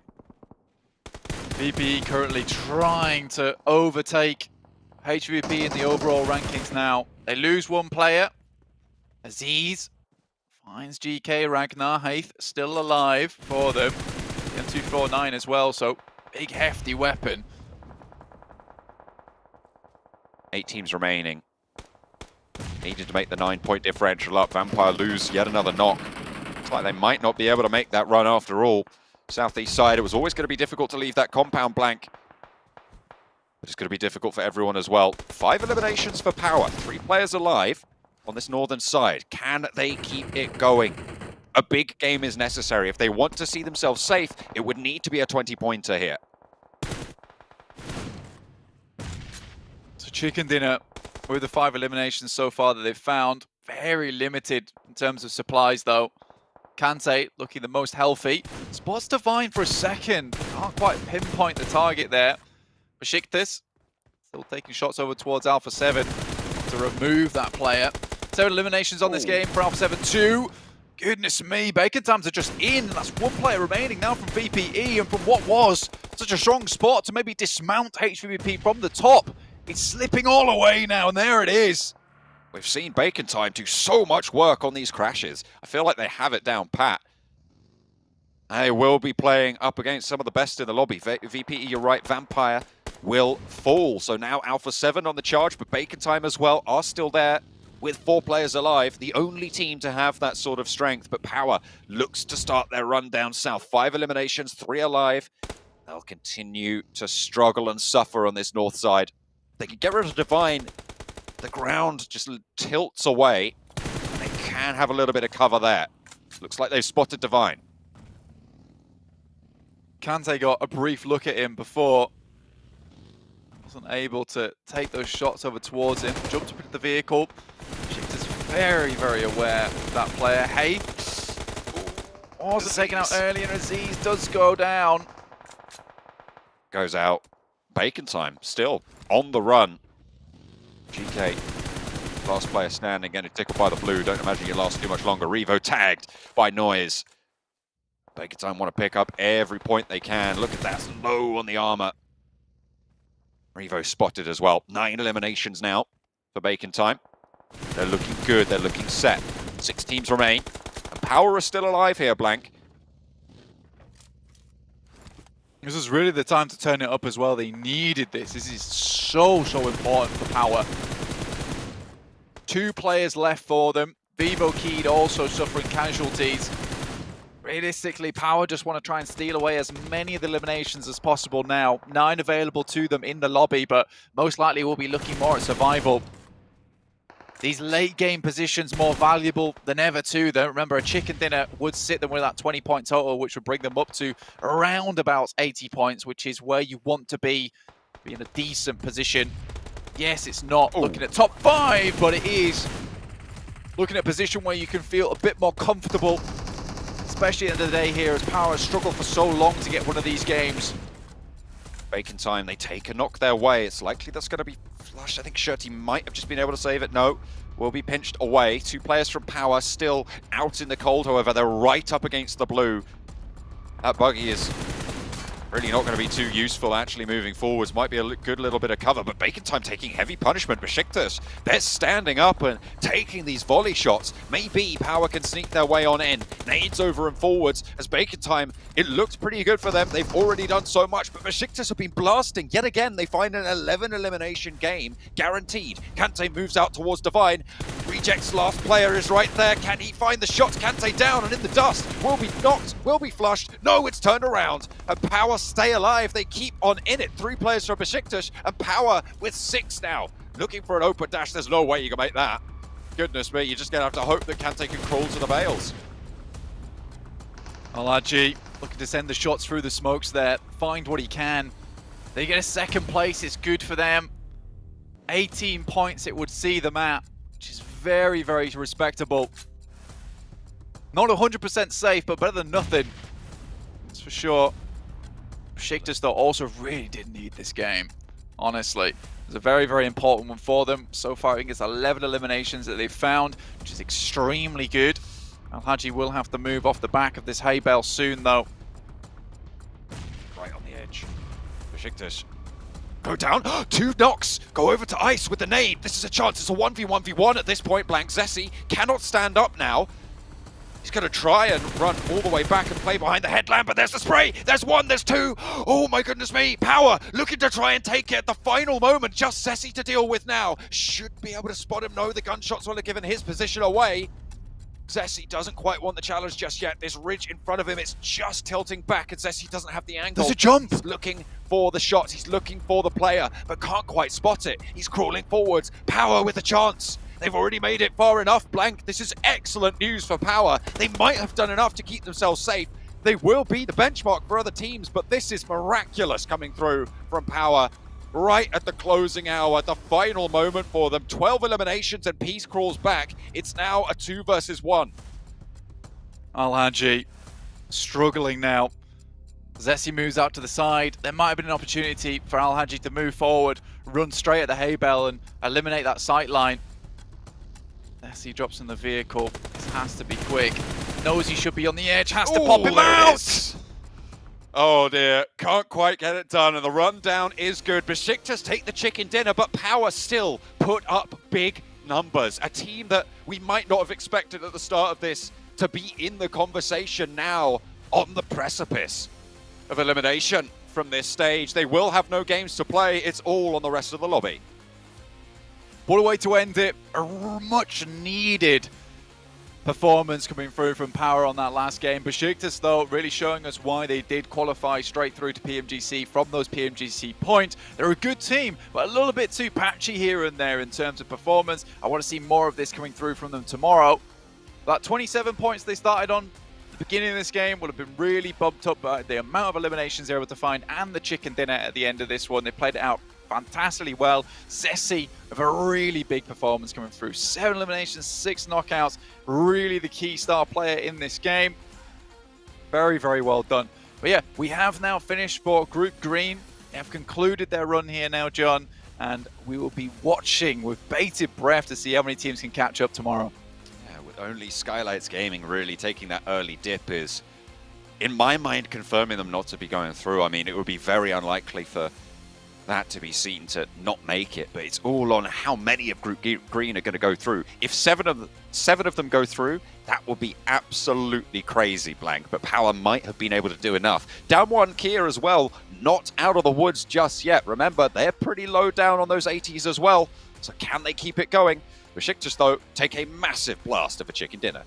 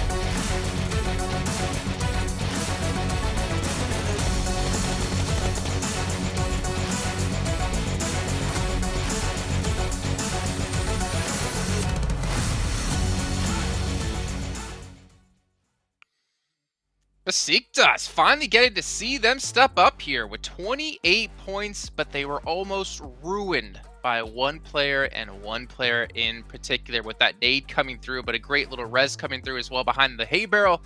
And they get themselves the chicken dinner. Dinner? That's a really cool chicken dinner. I love that one. But I think even Ice was surprised after he got doubles. Like, wait, that was I just got a double nade on Besiktas. What the hell happened? And that opened up, of course, an opportunity for potentially Bacon Time, for maybe also Power to get that chicken dinner. And you were exceptionally hyped, Sandstorm. You reverted back to Arabic mode for a moment in that game. That was a massive game for them. Maybe this is the match that allows Power to make it to the last chance. This is huge. Yeah, I mean, they were going into this game with, what, 59 points, sitting in 8th place, so getting 19 here, a third of their points in this one game, is absolutely huge. And I think even that extra kill, or extra elimination rather, that Haji was able to secure at the end, that's going to have a huge difference. But for the second day in a row, it is still going to be Schweppes just completely sweeping everyone. 5,000 damage. Well, see, what I want to know is this from today alone, or is this for an accumulation of the 2 days? Because if it's across the 2 days, kind of makes sense. If you pulled up 35 eliminations today, I would also be screaming in Arabic, even though I don't know any words. But honestly, yeah, 35 to lead the way.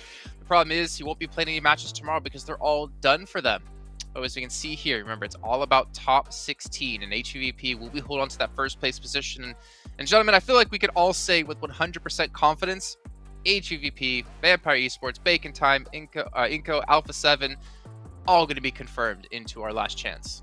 100%. 100%, There yeah, is agreed. no way these teams do not make it into the last chance. So now they can already start thinking, what's going to be the next attempt? How are we going to deal with the competition in the last chance to hopefully be in the top 5? That should be their next goal, preparing for that. Whoa. They're looking good, but okay, this is... Yo, Vivo Kid! Man, they 145 matches and they still only scored 19 points. That is not a good sign for Vivo Kid, but yeah, obviously a little bit of a tough time for them. But again, like there's a lot of teams with just 6 matches played here. There's obviously 16 teams, but it all comes down to tomorrow. I mean, the pressure's on. Depending on what position you're in, there's only a few teams that are looking relatively safe. Everyone else, a chance that they could potentially fall off and be knocked out. Honestly, I'd be kind of happy to be playing in Group Red because you now know. Well, we're pretty much safe if at least you performed the way you were expecting to. Pretty much. Right now, Yellow has not been looking like a massive threat compared to what we saw from a lot of the teams of Group Red. So, yeah, if you're your BTRs, if you're your Enigma Galaxy, if you're Titan, LGD, like all these teams are like, I think, looking really happy with what happened today, and they're just feeling like even an average day tomorrow will be enough to make it top 16.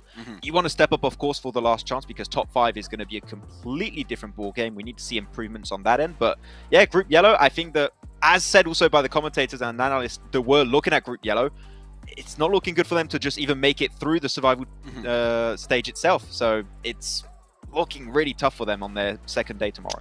You know, Sandstorm, that'd be kind of depressing actually, because again, Reject, they came so close to qualifying to the finals directly within Group Yellow, and then to see them struggle here. I mean, it has been a really hit or miss kind of day. They were able to get, I think it was 8 points in the last match just by sneaking through. I think Divine is the last man alive.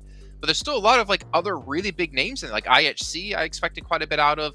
FaZe Clan, I'm expecting quite a bit out of, and yet we're not really seeing it.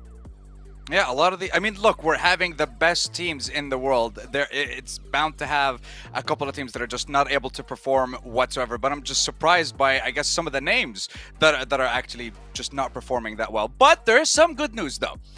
The Group Green dominated Group Yellow and Group Red in the same fashion, getting 4 chicken dinners for themselves. So the fact that Group Yellow didn't perform better than Group Green in today's games just goes to show that tomorrow's games between these two groups are going to be insanely close. They're going to be so spicy. It's going to be ridiculous. I find it very interesting because right now there is a legit chance that going into the last in the last chance of the tournament here to make it to the grand finals, the top 5 teams are all Group Green teams. It is! Like, there is an absolute chance that no one of Group Red or Group Yellow makes it, seeing how dominant our top 5 to 6 teams currently are. And that would be mental, and really, once again, Group Green would be fully deserving of the name of Group of Death because so many teams would make it through. That would be mental. I mean, hey, that's the upside to the format we're running, right? We were really interested in...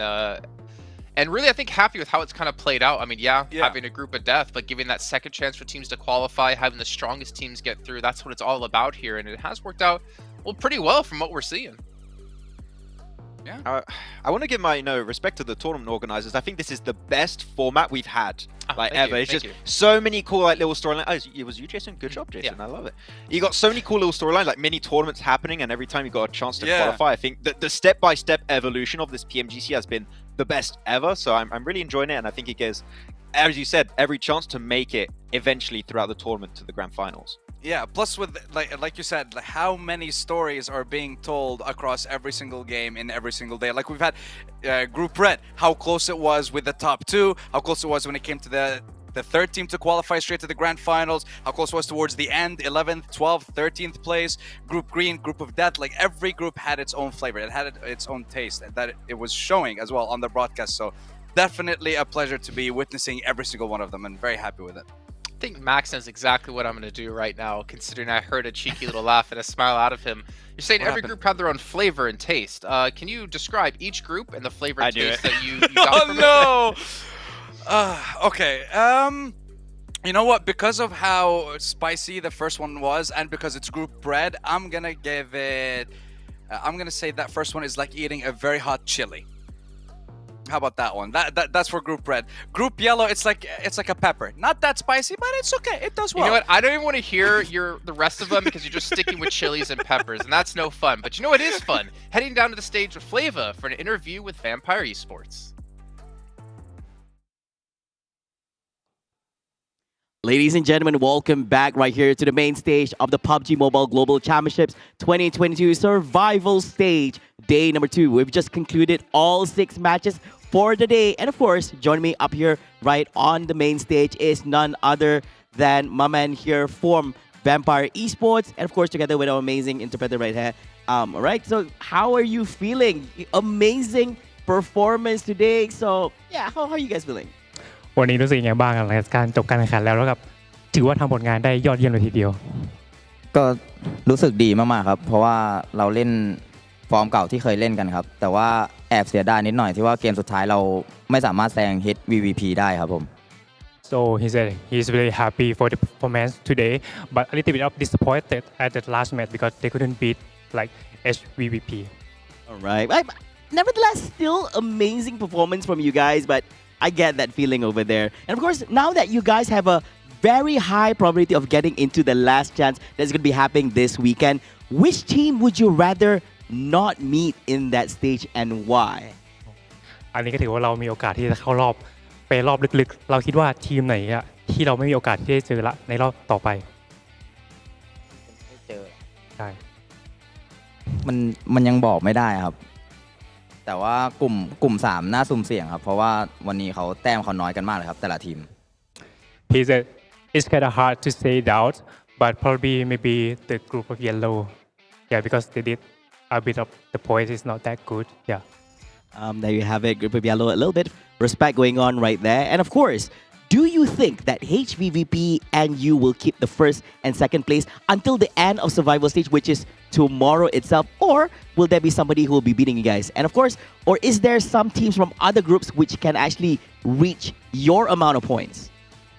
แล้วก็คิดว่าทีมเราอะแวมไพร์กับทีม HVP จะเข้าถึงรอบ Survival ไหมเป็นที่1ที่2หรือว่านอกจากนี้ยังมองว่ามีทีมอื่นอีกไหมที่จะเข้าไปด้วยอะไรเงี้ยท็อป5ผมว่าทีมแวมไพร์กับ HVP น่าจะทำได้ครับแล้วก็อีก3ทีมผมว่าน่าจะมี A7 เนี่ยติดมาแน่ๆครับผมแต่อีก2ทีมผมไม่แน่ใจครับ So he's pretty sure that of course HVP and Vampire will go to top 5 and another one will be A7 and another 2 he not really sure maybe gonna see another performance again. Right, there you have it. Of course, this is my last question to you, right? So tomorrow we're going to be seeing the red group going up against the yellow group itself. So do you have anything to say to these teams that will be competing tomorrow itself? Any teams in particular that you have in mind that you think will pose a threat to you guys? Or or you think you're safe in your position in second place right now? สำหรับพวกนี้ก็จะเป็นทีมของกลุ่มสีแดงแล้วก็สีเหลืองในการพบกันอีกครั้งหนึ่งเรามีอะไรจะฝากถึงเพื่อนๆในทั้ง2กลุ่มนี้บ้างไหมครับก็อยากจะฝากถึงทีมไทยครับก็วันนี้ดูแต้มเขาน้อยครับอยากให้เร่งเครื่องครับอยากให้ไปด้วยกันครับผม So he just give all his heart to Thai team again that beat it up and make it more and make it happen to the final round together. Wow, I truly love that response because not only that he's actually focusing on the performance of his own team, but he's also looking up for his other brethren from Thailand itself. So thank you so much. Amazing interview we have together with Vampire Esports right here. And of course, ladies and gentlemen, that concludes our final interview we have right here on the main stage of the PUBG Mobile Global Championships 2022. This is day number 2 of the survival stage itself. So we're going to be passing over to our analyst to do a little bit more analytics of what has transpired throughout the whole day and a conclusion of what has tried throughout the conclusion of the 2 days that we had right here at Survivor Stage, and we'll see you guys in a bit. Thank you so much, everyone.